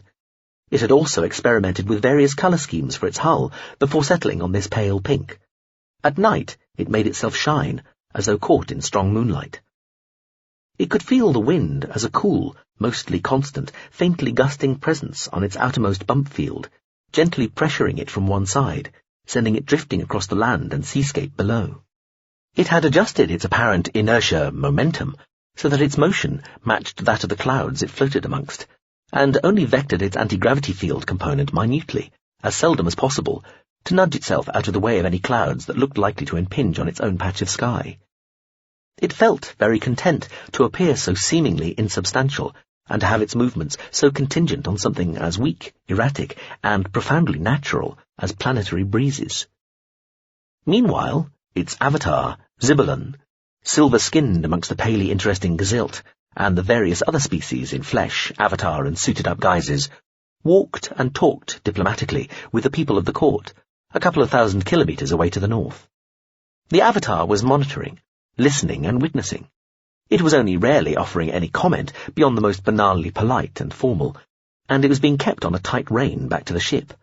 A very tight rein now, as matters began to get interesting. Often, avatars were allowed pretty much full autonomy, their personalities calibrated so precisely against that of the mind they were representing that it was almost inconceivable they'd speak or act in a way the mind would later disapprove of. The passing by was usually quite happy with that arrangement, but not now. It was with its avatar at court, in real time now, constantly controlling it. And also, meanwhile, its two escorting fast pickets, the value judgment, and the refreshingly unconcerned with the vulgar exigencies of veracity, had just completed their bit of quiet refitting in a couple of off-limits medium bays, and were now gently nudging their way out of the main hull, surrounded by two small shoals of lifter tugs, the field complexes of the two craft extending delicately, almost hesitantly outwards to mesh with its own, allowing for a dignified, reassuringly exact, micrometer-smooth exit. Medium bay doors floated and slid back into place. The little lifters pulled away from the pair of Thug-class vessels. The two ships, warships again now, even if in theory they were still fast pickets, swung slowly out among the layered fields of the larger ship, gradually creating giant bubbles of field encasement that bulged out from the main structure before separating entirely. The ships, dark, rather uninspiring-looking pointed cylinders with flared rears, were on their own now, supported by their own wrapping of fields, both visible and not. They drifted upward into the blue-green skies of Zeiss, disturbing no clouds whatsoever, accelerating slowly through the various layers of the atmosphere, the planet's own field complex in a way, the passing-by supposed, until they reached space, the medium they were, in one sense, designed for. They raced away, disappearing from the real almost simultaneously into the place they were genuinely most at home. Every totaling into hyperspace was a kind of tiny, trivial subliming, the ship thought sadly. It turned its full attention back to its avatar. The android's hand touched the trembling forearm of the dead trooper's suit. Slender fingers slid up and along to the shoulder, then to the rear of the neck, as Parenherm leaned slowly closer. Cossant felt Pian tremble, as though whatever was making the dead trooper's suit twitch was somehow transmissible. It came as a shock to realize it really might be. Her familiar could be under whatever malevolent communicative spell was doing this to the dead trooper's suit. Or the trooper might not really be dead, she thought, though she found that hard to believe. There was a faint, buzzing noise. Then the trooper's suit went limp again, unmoving. Parenherm seemed to relax. His hand came away from the back of the suit's neck.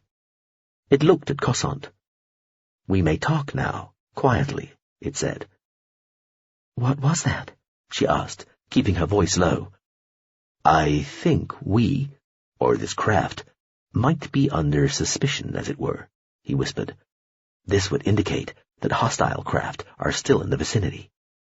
Probably a loitering submunition rather than a ship. The attack/intrusion was crudely done. The suit was not fully disabled or killed off, if you prefer. My apologies. Backups. Obviously, the scenario continues." He looked pleased. "If you mean a scenario as in a simulation," Cossant said, "this is not, for the last fucking time, a simulation." The android nodded, looked serious. "I hear what you say." "Oh, good grief," Pian muttered. Cossant found herself shuddering uncontrollably. Her trews and jacket had already automatically fluffed themselves up to their max, but they weren't designed to work in serious sub-zero temperatures, especially with nothing covering the wearer's head. "And why," she asked, "is it so cold?" "Please, keep your voice low," Parenherm told her. We have to allow heat to bleed naturally from the craft. Otherwise, it will become clear that there is warmth producing probably biological life within it, and it is likely to be attacked. There won't be any biological life within it if I freeze to death, Cosant said, another tremendous shudder running through her. She could see her breath going out in front of her face and couldn't feel any of her fingers or toes. The android frowned deeply. I know. It's a tricky balance. Can we get more heat in here? She asked. Not kidding with the way I'm speaking, by the way. Genuinely, involuntarily shivering going on here. Parenherm nodded. I know. I'm monitoring you, and your vital signs are showing cause for concern. You will begin to exhibit the first symptoms of frostbite within the next hour, unless the situation changes. He shrugged. We could let you lose the body, he said brightly, as though just coming up with a good new idea, and let the emergency helmet collar take over keeping your brain alive and your head. Well, mostly. Pian went rigid, as though reacting to this, but then stayed that way. Parenherm stared at the creature, which was still draped over Cosant's shoulders like a thick scarf, but had now gone stiff as metal. The android put a finger to his lips again and started to move slowly towards Cosant, his gaze fixed on Pian. You keep away, Cosant hissed, suddenly realizing what Parenherm was about to do. She struggled to her feet and backed off as far as she could within the cramped cabin, bumping into the case of the 11-string. The android's eyes went wide. Don't move, he whispered, sounding desperate. It'll give us away, he said, gaze flicking down from Cosant's eyes to Pian. I can disable it, he told her, still moving slowly closer. You're going to kill it, Cosant replied, sticking 3 arms out to try and fend the android off. She was fully aware how useless this was going to be, even if she'd been some sort of fully trained and augmented special agent, which she wasn't. She had fantasized about 4 arms and 4 fists giving her a real edge in a fight, but was under no illusion that she had any chance against the android. She even knew that the machine was right, and if whatever had taken over the dead trooper's suit was now trying to take over Pian, fat chance that promiscuous, easily led creature would put up a fight anyway. They might well all be about to die. Still, she just found the idea of her familiar being turned off, killed by the android, simply revolting. Perhaps she couldn't stop it happening, but she could at least put up a fight. That this was probably more than Pian would have done for her in roughly similar but reversed circumstances was beside the point. I could, probably, Parenherm whispered, halting just beyond the reach of her furthest outstretched hand, do this just through comms, straight in, straight through you without touching, but induction is more subtle. Don't do it at all, Cosant hissed. Her hands were shaking. Leave her alone. Parenherm looked at her oddly, an expression that might have indicated suspicion crossed his face. Then he seemed to shake himself. It is an it, not a her, he informed her, sounding cross.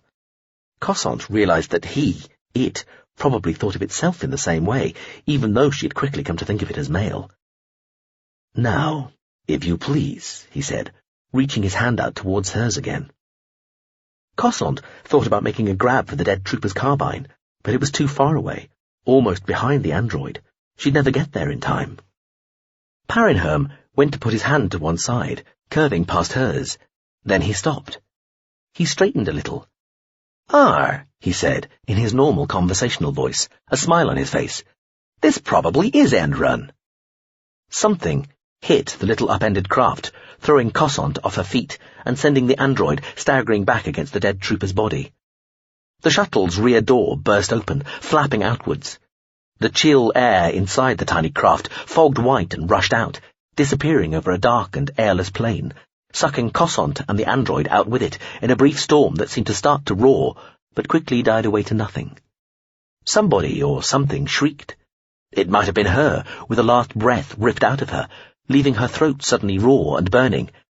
But before she knew about it, that had gone too, replaced by a ringing silence and pain in her ears as though they'd been stabbed with spikes. There was a noise like a very loud snap that she seemed to hear through her bones first, and only then her assaulted ears, and a sort of bubble sprang into existence round Cosant's head, While her chest spasmed, her battered throat seemed to close up, her clothes bloomed, then tore in 100 tiny punctures, and as she tumbled across what felt like a smooth plate of supercooled iron beneath her, feeling returned briefly to her extremities, tingling. Iain had gone limp at last, fluttering inanimately over the bubble of emergency helmet and blocking her view after briefly showing her the android starting to stand up on that dark, terrible surface, then collapsing as though felled.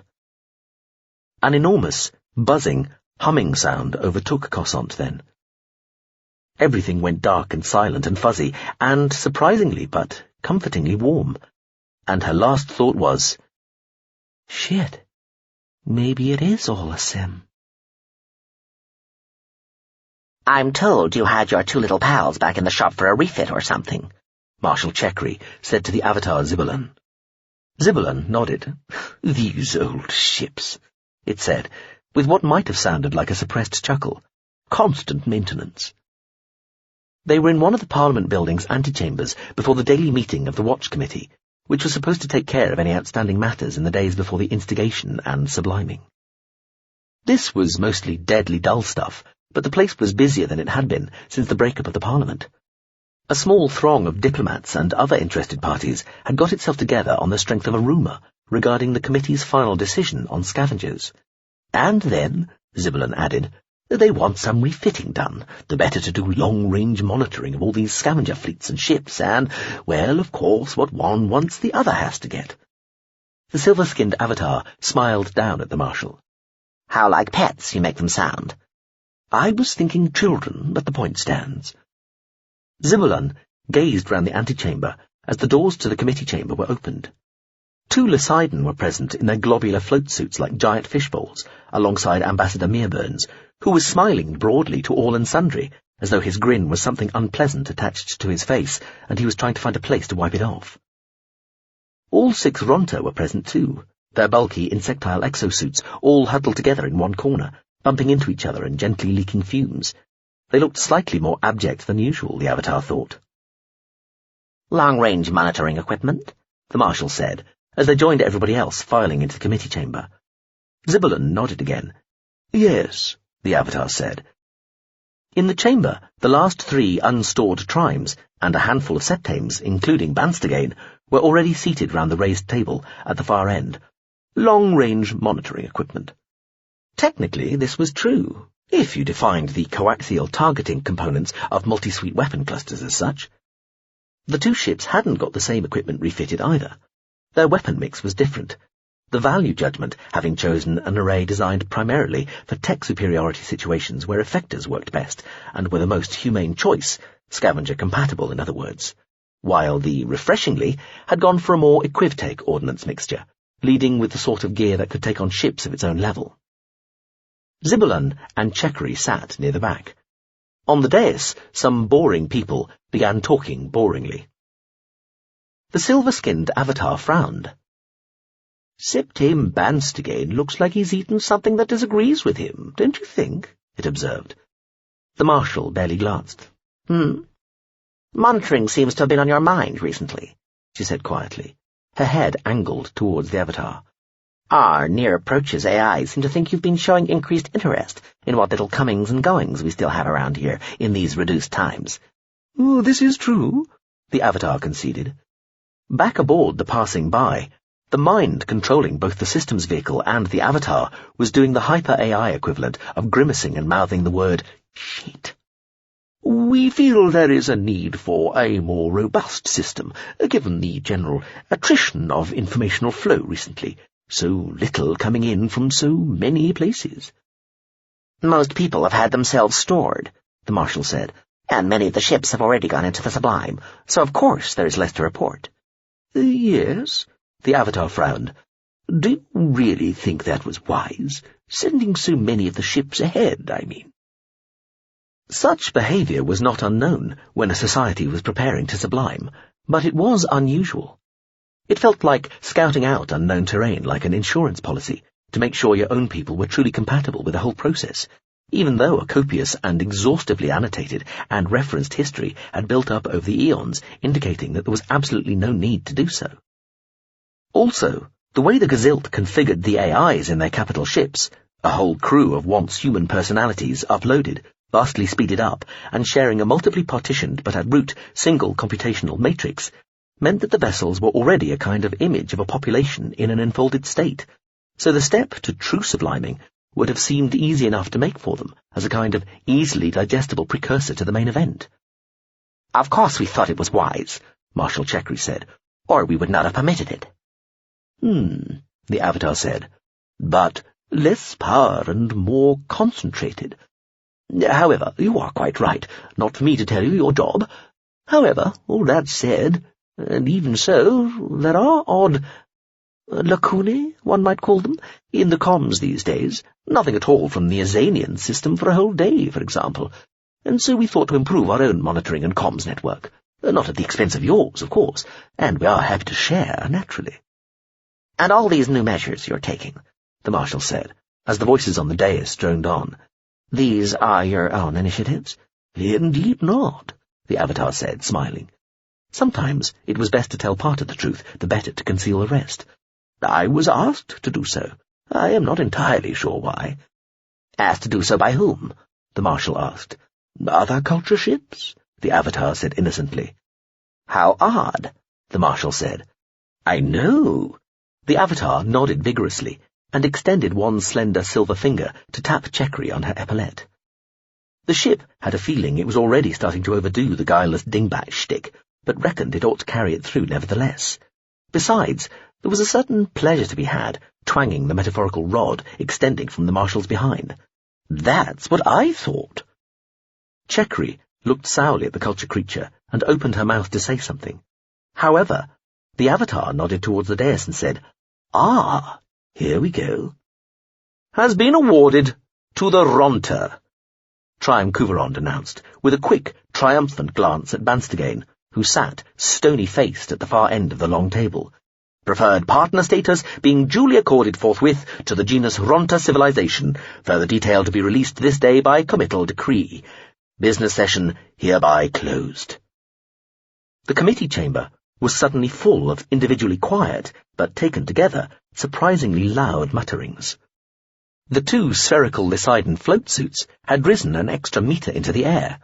Ambassador Meerburns was standing, looking genuinely shocked. The 6 Ronta in their exosuits were all bobbing up and down and making clicking noises. They appeared to be vibrating. Even Marshal Chekri had looked briefly surprised. The Avatar nudged her and said, There, nobody saw that coming. There was a certain, very definite satisfaction in feeling so perfectly contained, surrounded and protected by something so powerful, obedient and determined. Colonel Kagada Gansu, originally of the Home System Regiment, the 1st, as it was sometimes known, though now under the direct command of Septime Banstagain for jurisdictional purposes, Marshal Chekri liaising, lay deep in the heart of the Gazilt ship 7-Star Uagrin, swaddled in concentric layers of protection and processing, compressed, cushioned, shielded, penetrated, sealed within and grafted into the systems and beyond lightning-quick operationality of the ship. A person subject to the weakness of claustrophobia would be screaming in such a situation. This had occurred to the Colonel when he had first lain down on the couch in his armoured survival suit and the jaw-like secondary personal containment machinery had closed around him, clamping him in place. The thought had caused the Colonel to smile a little. Even the minimal facial disturbance of smiling required some accommodation by the gels and foams between his skin and the interior of his armoured helmet. But the Colonel found this reassuring. His breathing was similarly constrained, accommodated, and allowed for. His suit's armoured chest and the containment beyond flexing with him, as though breathing with him, as though the ship was breathing with him. Another independent system stood ready to flood his lungs with foam and brace them with whatever pressure it took while his blood was oxygenated by machine, should the ship ever need to accelerate, decelerate, or manoeuvre so violently that even the current arrangements protecting him might prove insufficient. Alongside the Colonel, less than a metre away, unseen while the Colonel stared out through the potentially sense-shattering richness of the ship's sensor arrays towards the star Izanian, was the combat Arbeit, Utrin, the Colonel's sole comrade on this mission, excluding only the 7-star Uagran itself. The Arbite's parallel degree of containment was less necessary than his own. As a pure machine that merely vaguely resembled the human form, it required less of the cushioning and protection Agansu did to keep him from excessive harm when the ship changed speed or direction. The Arbite could have been welded to a bulkhead inside the ship and survived just as well. Still, the space had been there, and the Arbite had to be contained somewhere within the vessel, so there it had been placed. So far, it had had nothing to do. Its part might come later. The Colonel was aware of it, at his side, silent, absorbing, storing, calculating. The 7-star Uagran's crew existed as uploaded entities within a multiply partitioned AI substrate. No longer, in any meaningful sense, human, they nevertheless retained a degree of individuality and represented that which made Gazilt warships so exceptional, superior, indeed, at least to Gazilt reckoning, to those relying on wholly artificial AIs, or even minds, as they rather grandly called themselves. Certainly, the crew resembled something like their original human forms in their interactions with Agansu, representing themselves as appropriately uniformed figures inside a virtual space modelled on the last physically real bridge on a Gazilt warship, dating from some thousands of years ago. This virtual space presented itself to the Colonel now, overlaid transparently across the view-filling expanse of the star Izanion, which seemed to hang in space directly in front of him. Vast, astounding, like a furiously boiling cauldron of yellow-white flames he was staring straight down into, seemingly suspended so close that instinct insisted it must be impossible not to be burned alive by the sheer pulverizing force of its fires. It was almost a relief to tear his attention from the unforgiving ferocity of the sun and redirect it to the image of the ship's captain. "We have our quarry, Colonel." A readout indicated how much the captain's virtual being was having to slow down to talk with Agansu. The Colonel had combat-grade augmentation to allow him to think and react far faster than any basic human, and was using it wrung to its maximum now. But he still thought, and, for example, conversed at speeds that could be tens of thousands of times slower than did the virtual personalities of the crew, housed and running within the computational matrix of the ship. Being so slow in comparison to others might have embarrassed or troubled certain people, but the Colonel simply accepted that different martial requirements led to individual elements of the military occupying a variety of martial niches. "Thank you, Captain," he said. Beyond the ghostly image of the ship's virtual master, a green circle blinked against the face of the star.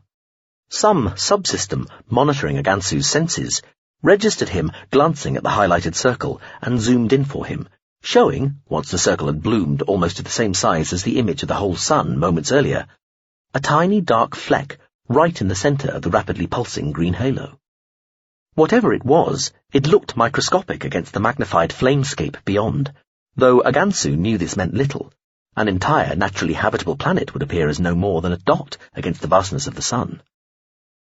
"Do we have comms?" he asked. "We do, sir," the comms officer replied. "They've just started signaling us. As ordered, we've not yet replied. Your call, sir." "And they can't signal elsewhere?" "Indeed," the captain said. "We have them contained, unless they have signaling equipment of a type we would not expect, relevant either to the small craft we tracked from Eshri or the old Sol research and monitoring station where they have taken refuge." "You are content that I may make contact privately?" "Of course," the captain replied, "but those are our orders." "Shall I open the link, sir?" the comms officer asked Agansu. "Please do." The background image of the enormous circular lake of boiling stellar fire and the foreground transparency of the command space of an antique capital ship, complete with human crew at their various stations, disappeared, to be replaced initially by a sort of fuzzy darkness. Then a lo-fi image of a smaller control room or command space became visible. Agansu was looking down as though from on high on one wall of the place. There were screens and holo displays. Most were blank, though a few showed schematics of what he assumed must be the star Izanion. A few exhausted-looking people, some suited or partially so, some injured, being tended to by others, sat or lay on sculpted couches, not dissimilar to the one he lay upon, though without all the additional layers of protection he was benefiting from. There was one figure, standing, facing, looking up at him. Her face set in an expression the colonel suspected might indicate loathing. He would have settled for fear. "General Reichel," he said. "And who the fuck are you?" There appeared to be no delay, which was good. He supposed the 7-star Oagran and the ancient research station were within a few 100,000 kilometers of each other. "There is no need for such language, General. Marshal-elect, I should say." "You just killed 2,000 of my people," the general said coldly. "Then hunted down all the survivors you could find, injured or not, and murdered them too."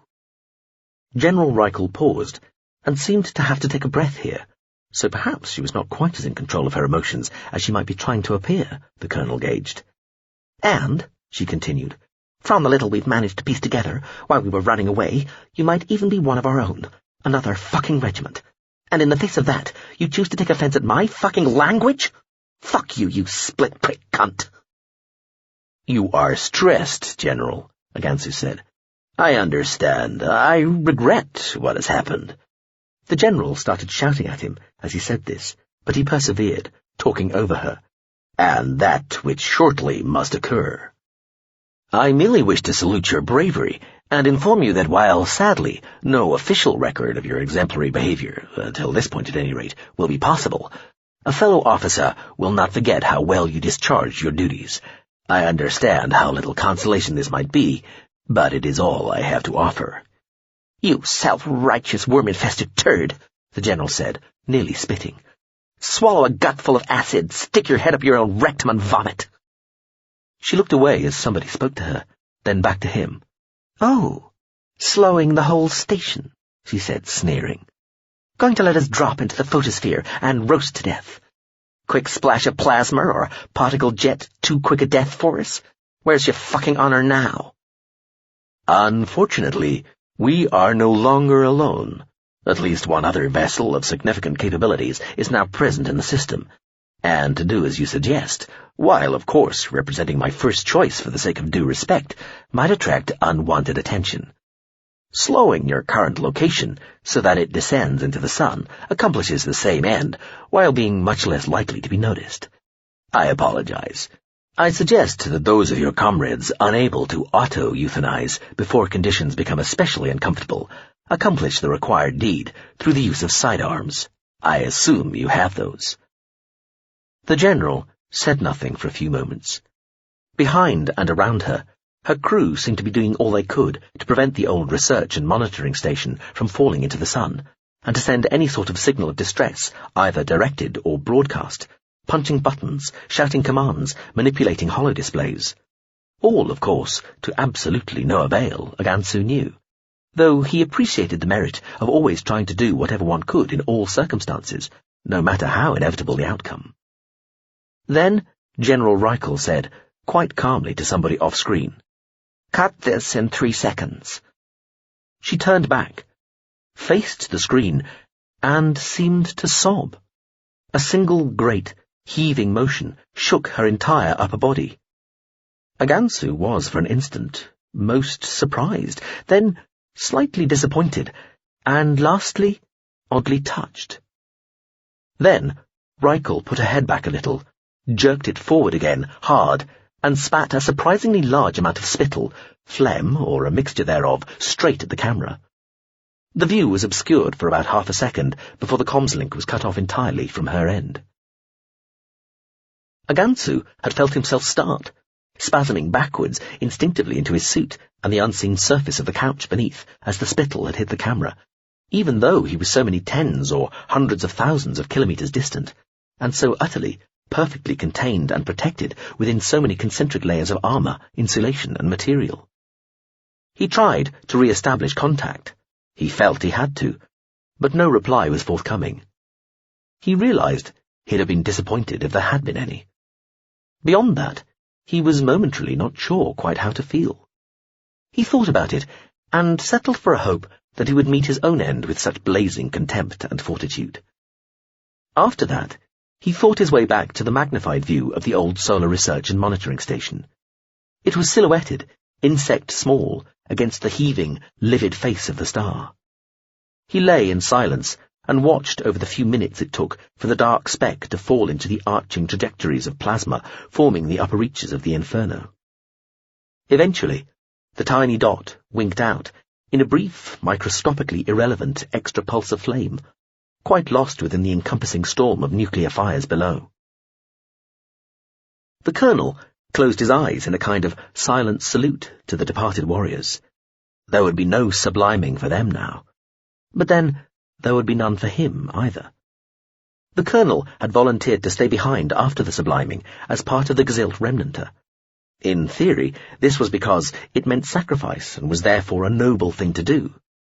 The truth, of which he was suitably ashamed, was that he was terrified of oblivion, and that was what subliming seemed to him to be. He could not tell anybody this. Somebody was a masochist, one of the crew remarked, when he rejoined them on the virtual bridge of the Uagrin. How so? Agansu asked.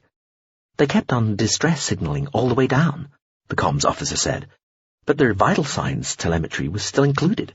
Probably just forgot to turn it off. Thing is, all the life signs flicked off, one by one, over less than a minute after they broke contact. All except one. The one that stayed on rode that baby all the way down to the fires alive. Showing distress? Agansu asked. Not especially. Nothing to indicate severe pain. But still. Chapter 10. S-18. Mine doesn't. Play strange tricks? Never. I'd feel more normal if it did. I was kind of only kidding anyway. I'd guessed. It is Mr. Kirir who plays strange tricks, said the excessively hairy avatar to Gossant's right, and chuckled.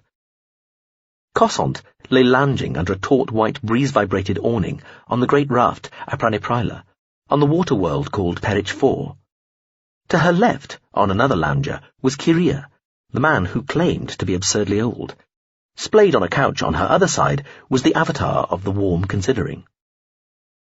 Culture ship avatars were usually human, or at least humanoid, especially when they were mixing mostly with humans, but not that of the ancient Delta-class GCU, warm considering.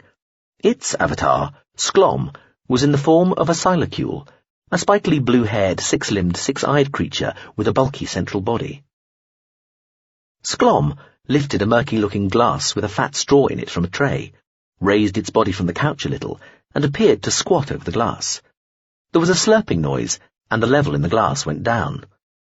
Gossant had yet to find this less than fascinating, also slightly disgusting. The warm considering was supposed to be horrendously ancient itself, thousands of years old, though still not, the avatar and ship seemed happy to concede, nearly as venerable as Kirir. The man, however old he really was, seemed to be at least partially under the protection of the antique ship. It took him wherever he might want to go, provided or confirmed covering identities. He'd be besieged by media people or those just fascinated by extreme age otherwise, he claimed.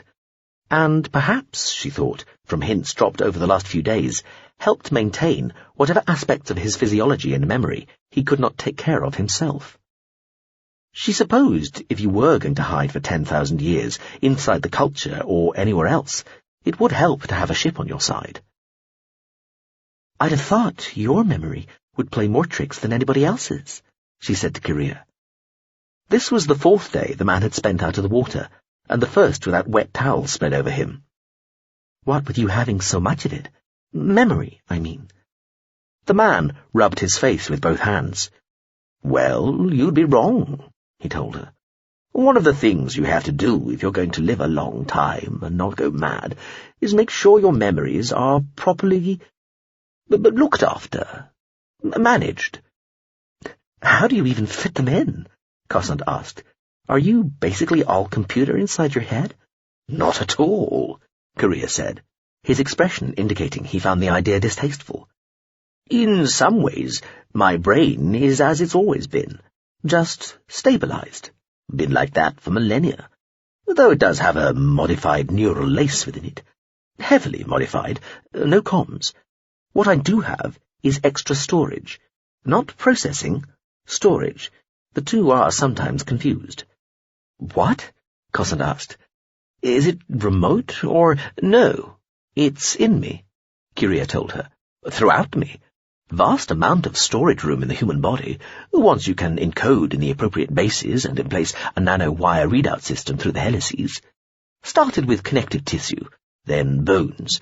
Now even my most vital organs have storage built in. Doesn't detract from their utility in the least.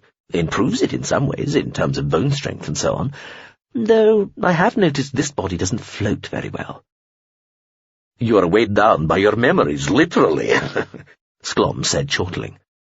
Kyria looked unimpressed at this as he held up one hand, extended a digit, and inspected it. Well, yes. However, it also allows me to have more knowledge in my little finger than some people do in their whole body, literally. What of your masculine organ of generation? Sklom asked. The avatar was modelled on a male silacule. What is stored there? Kyria frowned and looked away as though distracted, gauging. Currently empty. Sklom hooted with laughter. Cosant reflected that males seem to find the same things funny, even across utterly different species. Room for expansion, Sklom wheezed, though Kyria looked unimpressed at this and shared a rolling eyes look with Cosant. He pinched the top of his nose. At first, my memories were placed randomly throughout my body, with many copies, he said.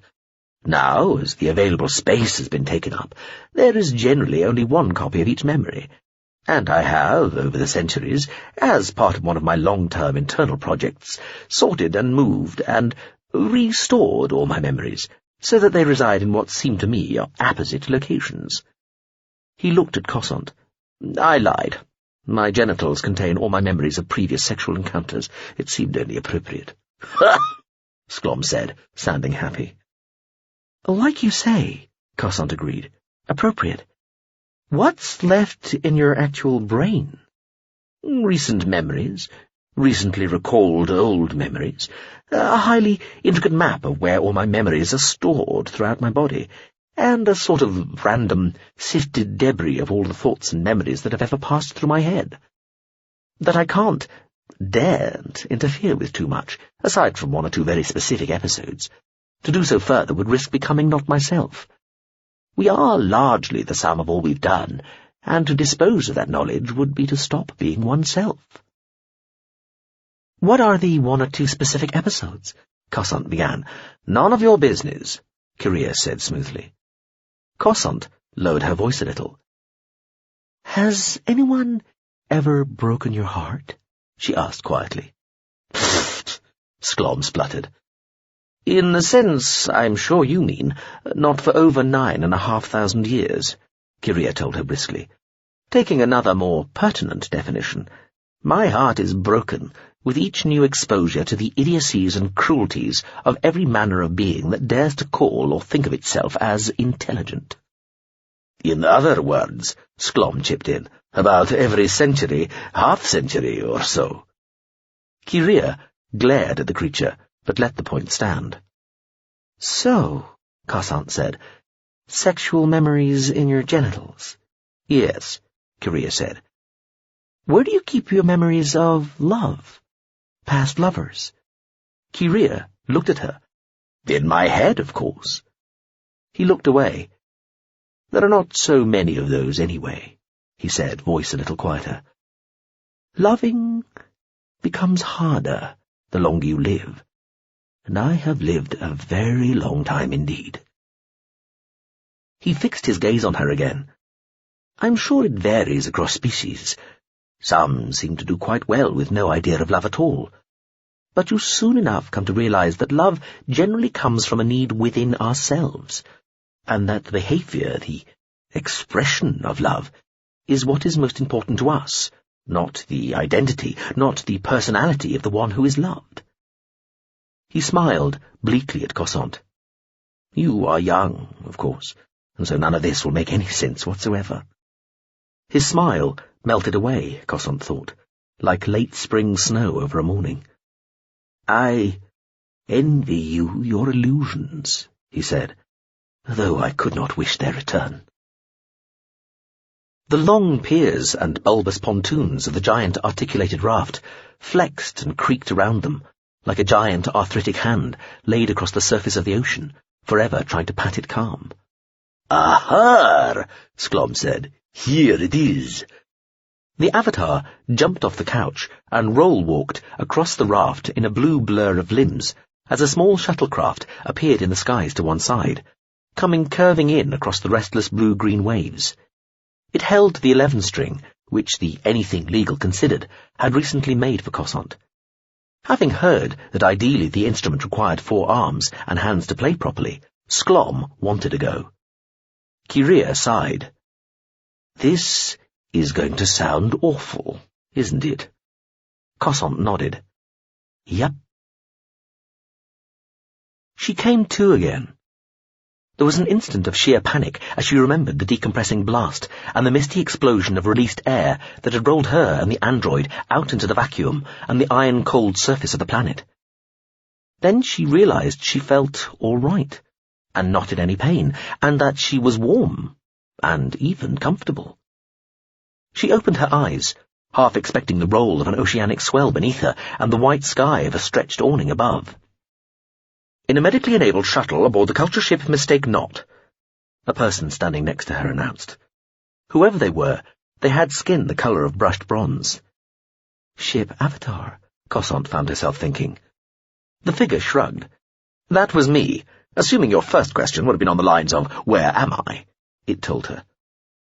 Cossant swallowed, found her throat was a little sore, and just nodded. She managed a low grunt. The bald, androgynous Avatar had green eyes, an open, honest-looking face, and was dressed conventionally enough, by Gazilt standards. Cossant turned her head from side to side. She was lying on a partially reclined bed, still dressed in her much-punctured trews and Lords of Excrement jacket. The dead trooper lay still in his suit, but with a helmet front hinged back to her left. Inside the helmet, his face didn't look right. The Avatar saw her looking. It reached over to close the faceplate. The android, Eglail Parinherm, lay, still in his technically incorrect and overstretched colonel's jacket, to her right. He seemed no more alive than the dead trooper. Pian was flapping around the roughly circular space, then came fluttering closer, squeaking something about her being, alive after all, hurrah! At least, this time, Cossant started to think, she'd managed to leave behind the... Then she noticed that against one bulkhead lay the dark, coffin-like case of the 11-string. She closed her eyes for a moment. She muttered, then looked at the Avatar and did her best to smile. "You're alive! You're alive!" Pian yelped excitedly, landing on her chest and jumping around, flapping at Cossant's face with its corners. "Astute as ever," Cossant said, patting the creature with one set of arms, while she looked around and took in more of her surroundings. There was a sort of casual understatement common to what you might call official culture craft when it came to interior design. An artful simplicity concealing gigglingly high tech. She'd become familiar with it during her exchange student years. What she could see here appeared to display it. So she was going to accept what she was being told, though, given the pace and severity of recent events, she wasn't taking anything for granted. However, even if this wasn't what it looked like, it was definitely better than being frozen to death in the cramped, upside-down transport, or outside on the bleak, hard surface of the sculpt planet. She cleared her throat, continued to pat the overexcited and now purring Pian, and nodded towards the android, lying still and unbreathing a metre away from her. "Is it dead?" she asked. "No," the Avatar said. "However, your android companion does represent military tech in a situation of some opacity regarding factionality, and in addition seems confused, so I thought it best to keep it temporarily inanimate." Cossant looked at the Avatar. "Factionality?" "Yes. I'm not currently sure which side it or anybody else is on, or what the sides actually are." The Avatar smiled at her. "You come tagged as Reserve Lieutenant Commander via Cossant, correct?" Cossant nodded. "Correct." "I've already introduced myself," Pian announced, pointing one corner at Cossant's face, then at the Avatar's. The creature sighed, settling flat onto Cossant's chest. We're old friends. The Avatar looked askance at this, but smiled briefly at the familiar. Pleased to meet you, the Avatar said to Cossant, and welcome aboard. My name's Birdle. I'm the Avatar of the Mistake-Not. Culture ship? Cossant asked, just to be sure. Culture ship, the Avatar nodded. Slightly confused culture ship at the moment, wondering why elements of the Gazilt military appear to be attacking each other. Would you have any idea? Cossant had raised her head from the semi-reclined couch. Now she blew out her cheeks and let her head go back again. Gratitude at rescue was all very well, but trust and blabbing were different. She had no idea how much to reveal, always assuming the ship hadn't read her mind or something already. Stall, she thought. She said, Mind if I ask what sort of culture ship first?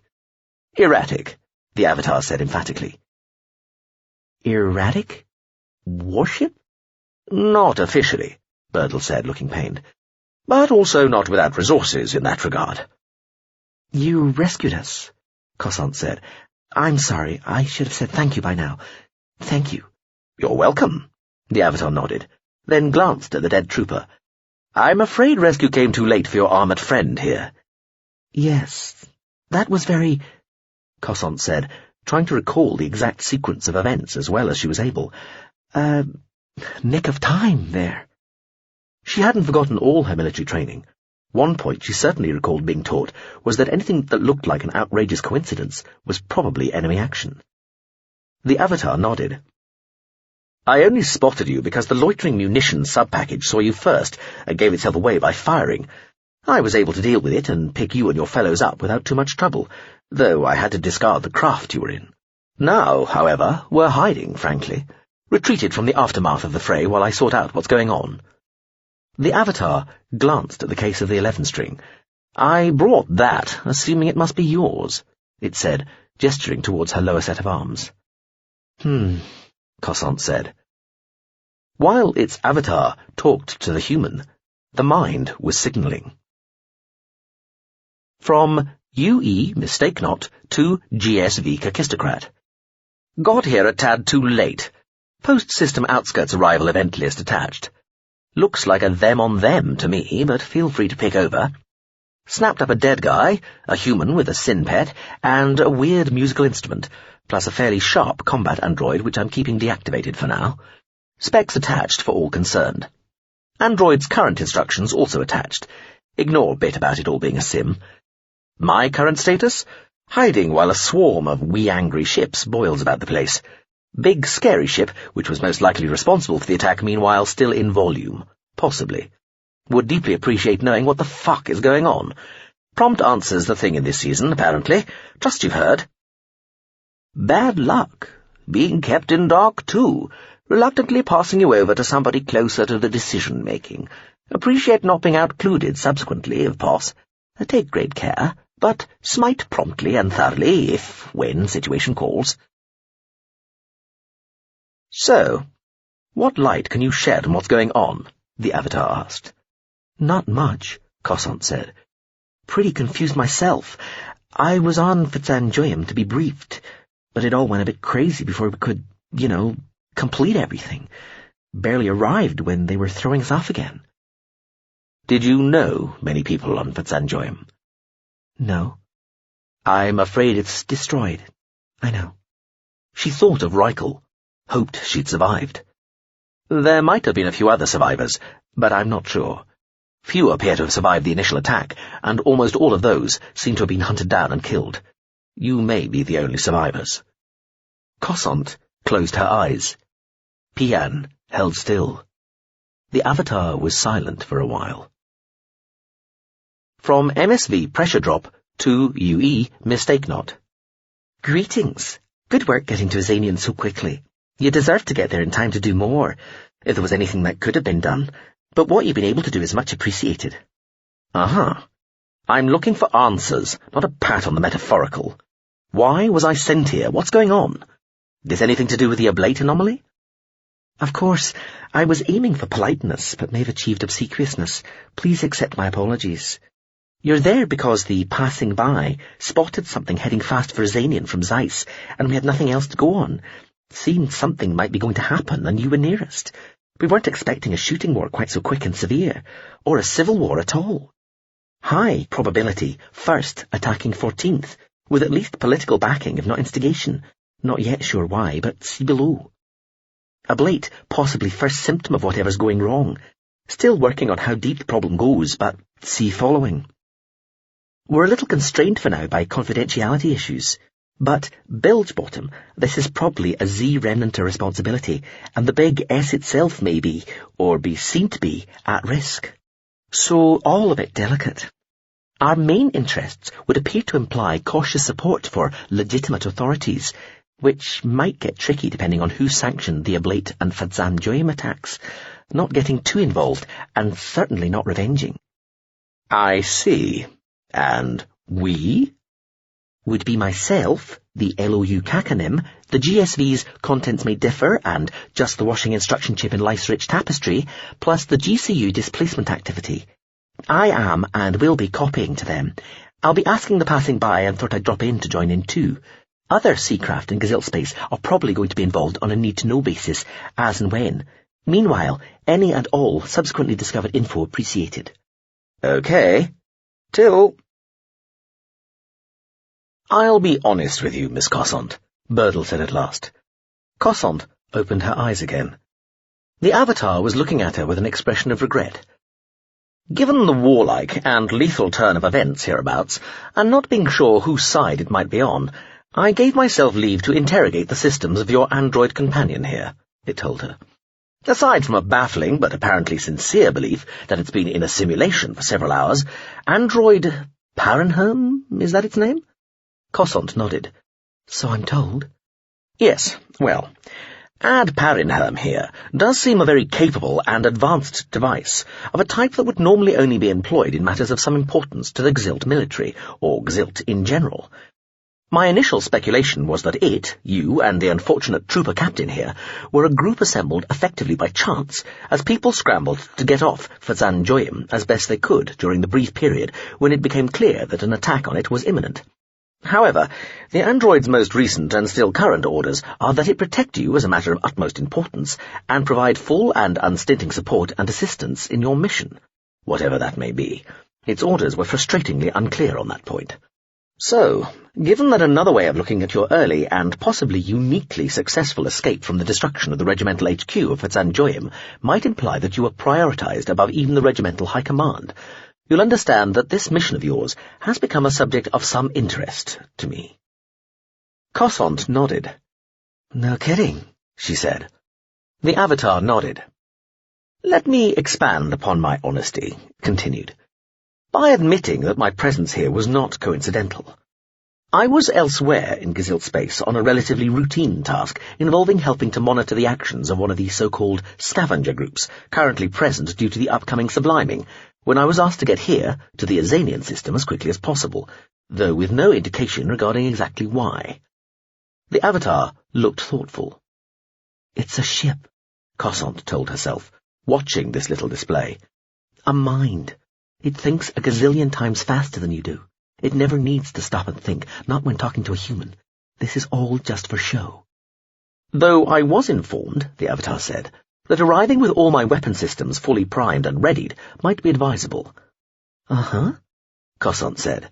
Now, the Avatar continued, I know that you know something of the culture, having been with us as a student in the past, so perhaps you understand that being asked, as I was by some fellowships, senior fellowships of considerable repute and responsibility in matters of intercivilizational dealings, is tantamount to an order, and that being requested to make my way here as quickly as I was required to meant that my engines suffered a small, temporary, but still significant degree of damage, an action/outcome I take no more lightly than any culture vessel.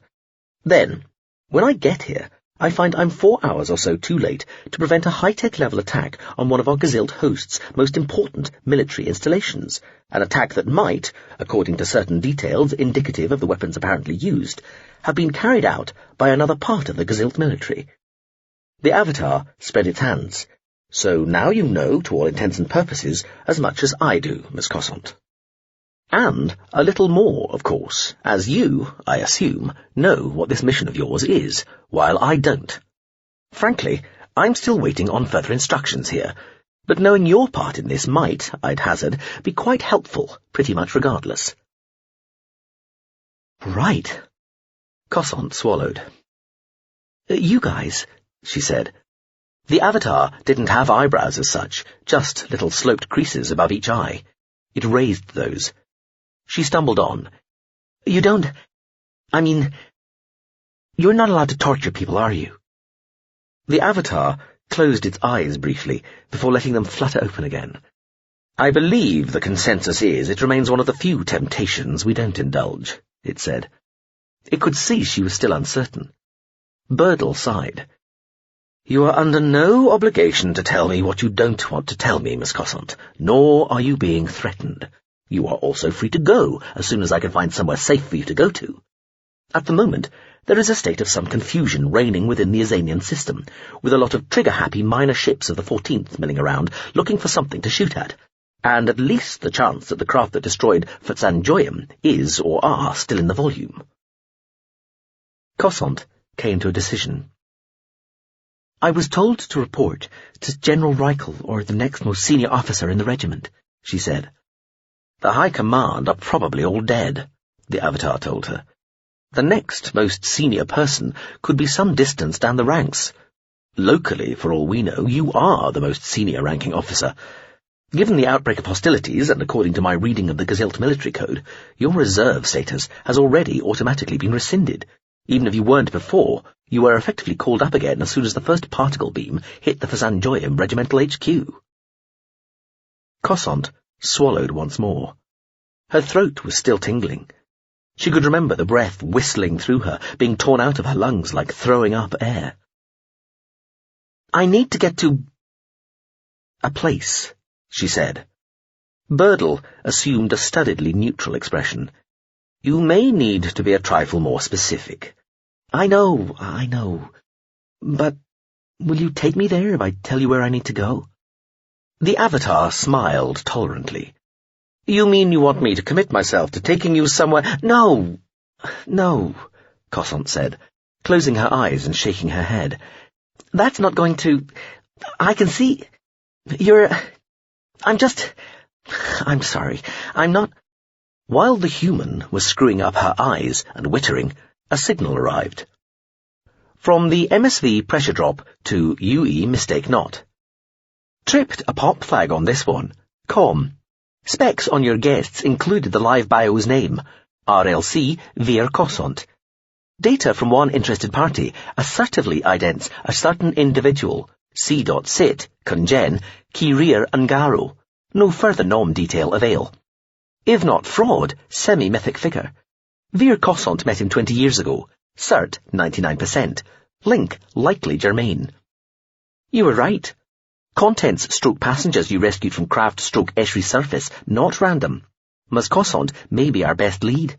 Sound out? Stick with.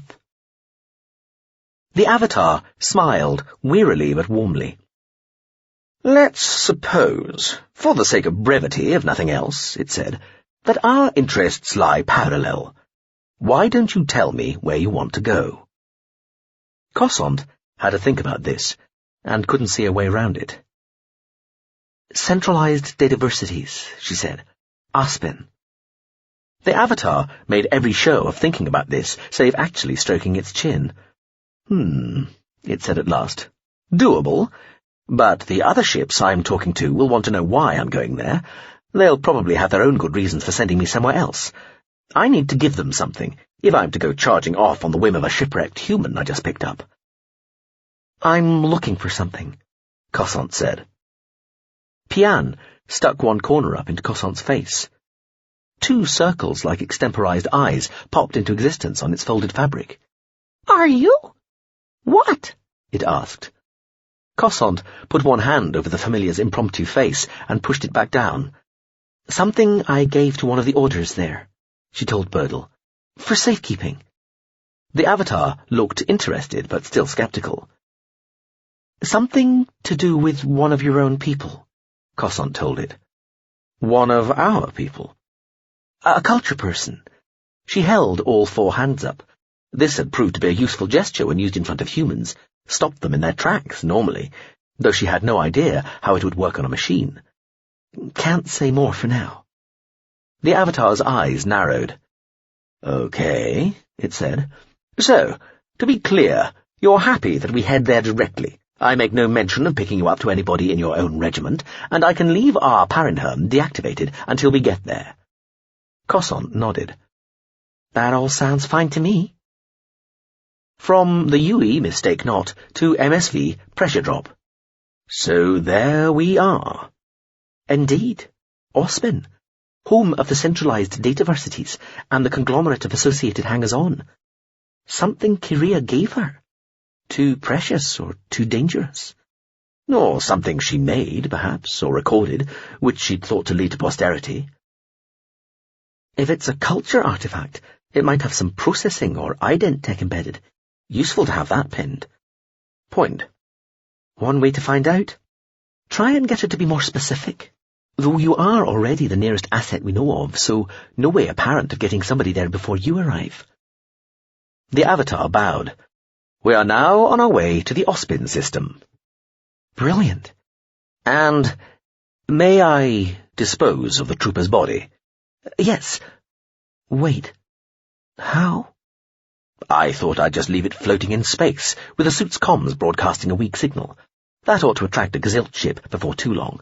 Then he can be disposed of as you would normally think fit. Cossant nodded. Fair enough. Also, do you have any food? I am fucking famished. Septim, I am a mild-mannered man. I am known for my forbearance and general good humour, my tolerance and my indefatigable desire to give the other person the benefit of the doubt in all matters and at all times. But in all my wide and valuable experience in matters of interspecies diplomacy, I have to say that even I, sir, even I, am shocked to find my clients and, yes, my friends, my valued friends, for so they have become, and I am absolutely not ashamed to say it, no. In fact, I am proud to say it, I am. The Lysidon legation, being so roundly deceived and so ill-used, is as appalling as it is shocking. Their good nature, their instinctive trust, their admiration for a species they have long looked up to and desired, why, to praise, to honour, indeed by their emulation, all have been taken advantage of in a most shameful and unbefitting way. My dear Meerburns, Badstigade said, putting one hand on the other man's arm, I hear everything you say, I do. I am as appalled as you are. I doubt that, sir. I doubt that most severely. They sat in a tiny bower in the Parliament Building's gardens. The Lysidon, in their strange floating fishbowls, had departed in a huff to their ship in orbit, leaving the humanoid Iwinic ambassador Meerburns to speak on their behalf. Badstigade had listened as patiently as he could, but he was starting to wonder if the fellow was being paid by the word. May we speak in absolute confidence, Badstigade said, sitting still closer to the man. Meerburns was shaking his head. What price confidentiality, sir, when trust, when honesty itself is nowhere to be found? I will have this reversed, Badstigade assured the ambassador, patting him gently again. You have my word on it. You may rely on that absolutely. Now, Meerburns, he continued, as the ambassador took a breath, opened his mouth, shook himself, and generally showed every sign that he was working up to some fresh, or at least subsequent diatribe. This was not my fault. Even I cannot be everywhere at all times. I have as much cause to feel betrayed as you and our dear Lysidon friends in some ways, for I put my trust in others and was let down. They said they would vote one way, then turned and voted another. Unforgivable, utterly. That wretch, that bastard Couvrand, the Iwinic said, sounding like he was almost in tears. Badstigade had made it very clear who was behind the horrifying vote earlier. Yes, unforgivable, I know, but it has happened. I assure you, I have looked into ways of undoing this immediately, but there are no grounds. This was most cunningly done, believe me, no grounds at all. So, we must fall back for now, regroup, but this is not the end. We will prevail here, dear Meerburns, and sense will be seen. But you must understand that I must risk more to accomplish this, and so I need you to ask one more thing of our friends when the time comes." "Sir," the ambassador said, almost despairing, "how can I possibly—" "Please listen, Mia Burns. My hope, my desire, always, and let us not call it a price, because it is far more noble than that, but my desire has always been to have this world, the world of my birth, my cradle, my home, named after one of its most loving and honoured sons. Sir, No, please do listen. Let me say just this. Let me say just 4 words. Will you listen, please, dear Mia Burns? 4 words, just 4 words." Mia Burns sighed heavily, nodded. Banstegain moved still closer, whispering into the ambassador's ear. "Mia Burns' world, Banstegain's star." She should have known. So should Kiria. Sklom, the silacule resembling avatar of the warm considering, played the bodily acoustic antagonistic undecacon string superbly, as though born to it. The ship had programmed its avatar to do so.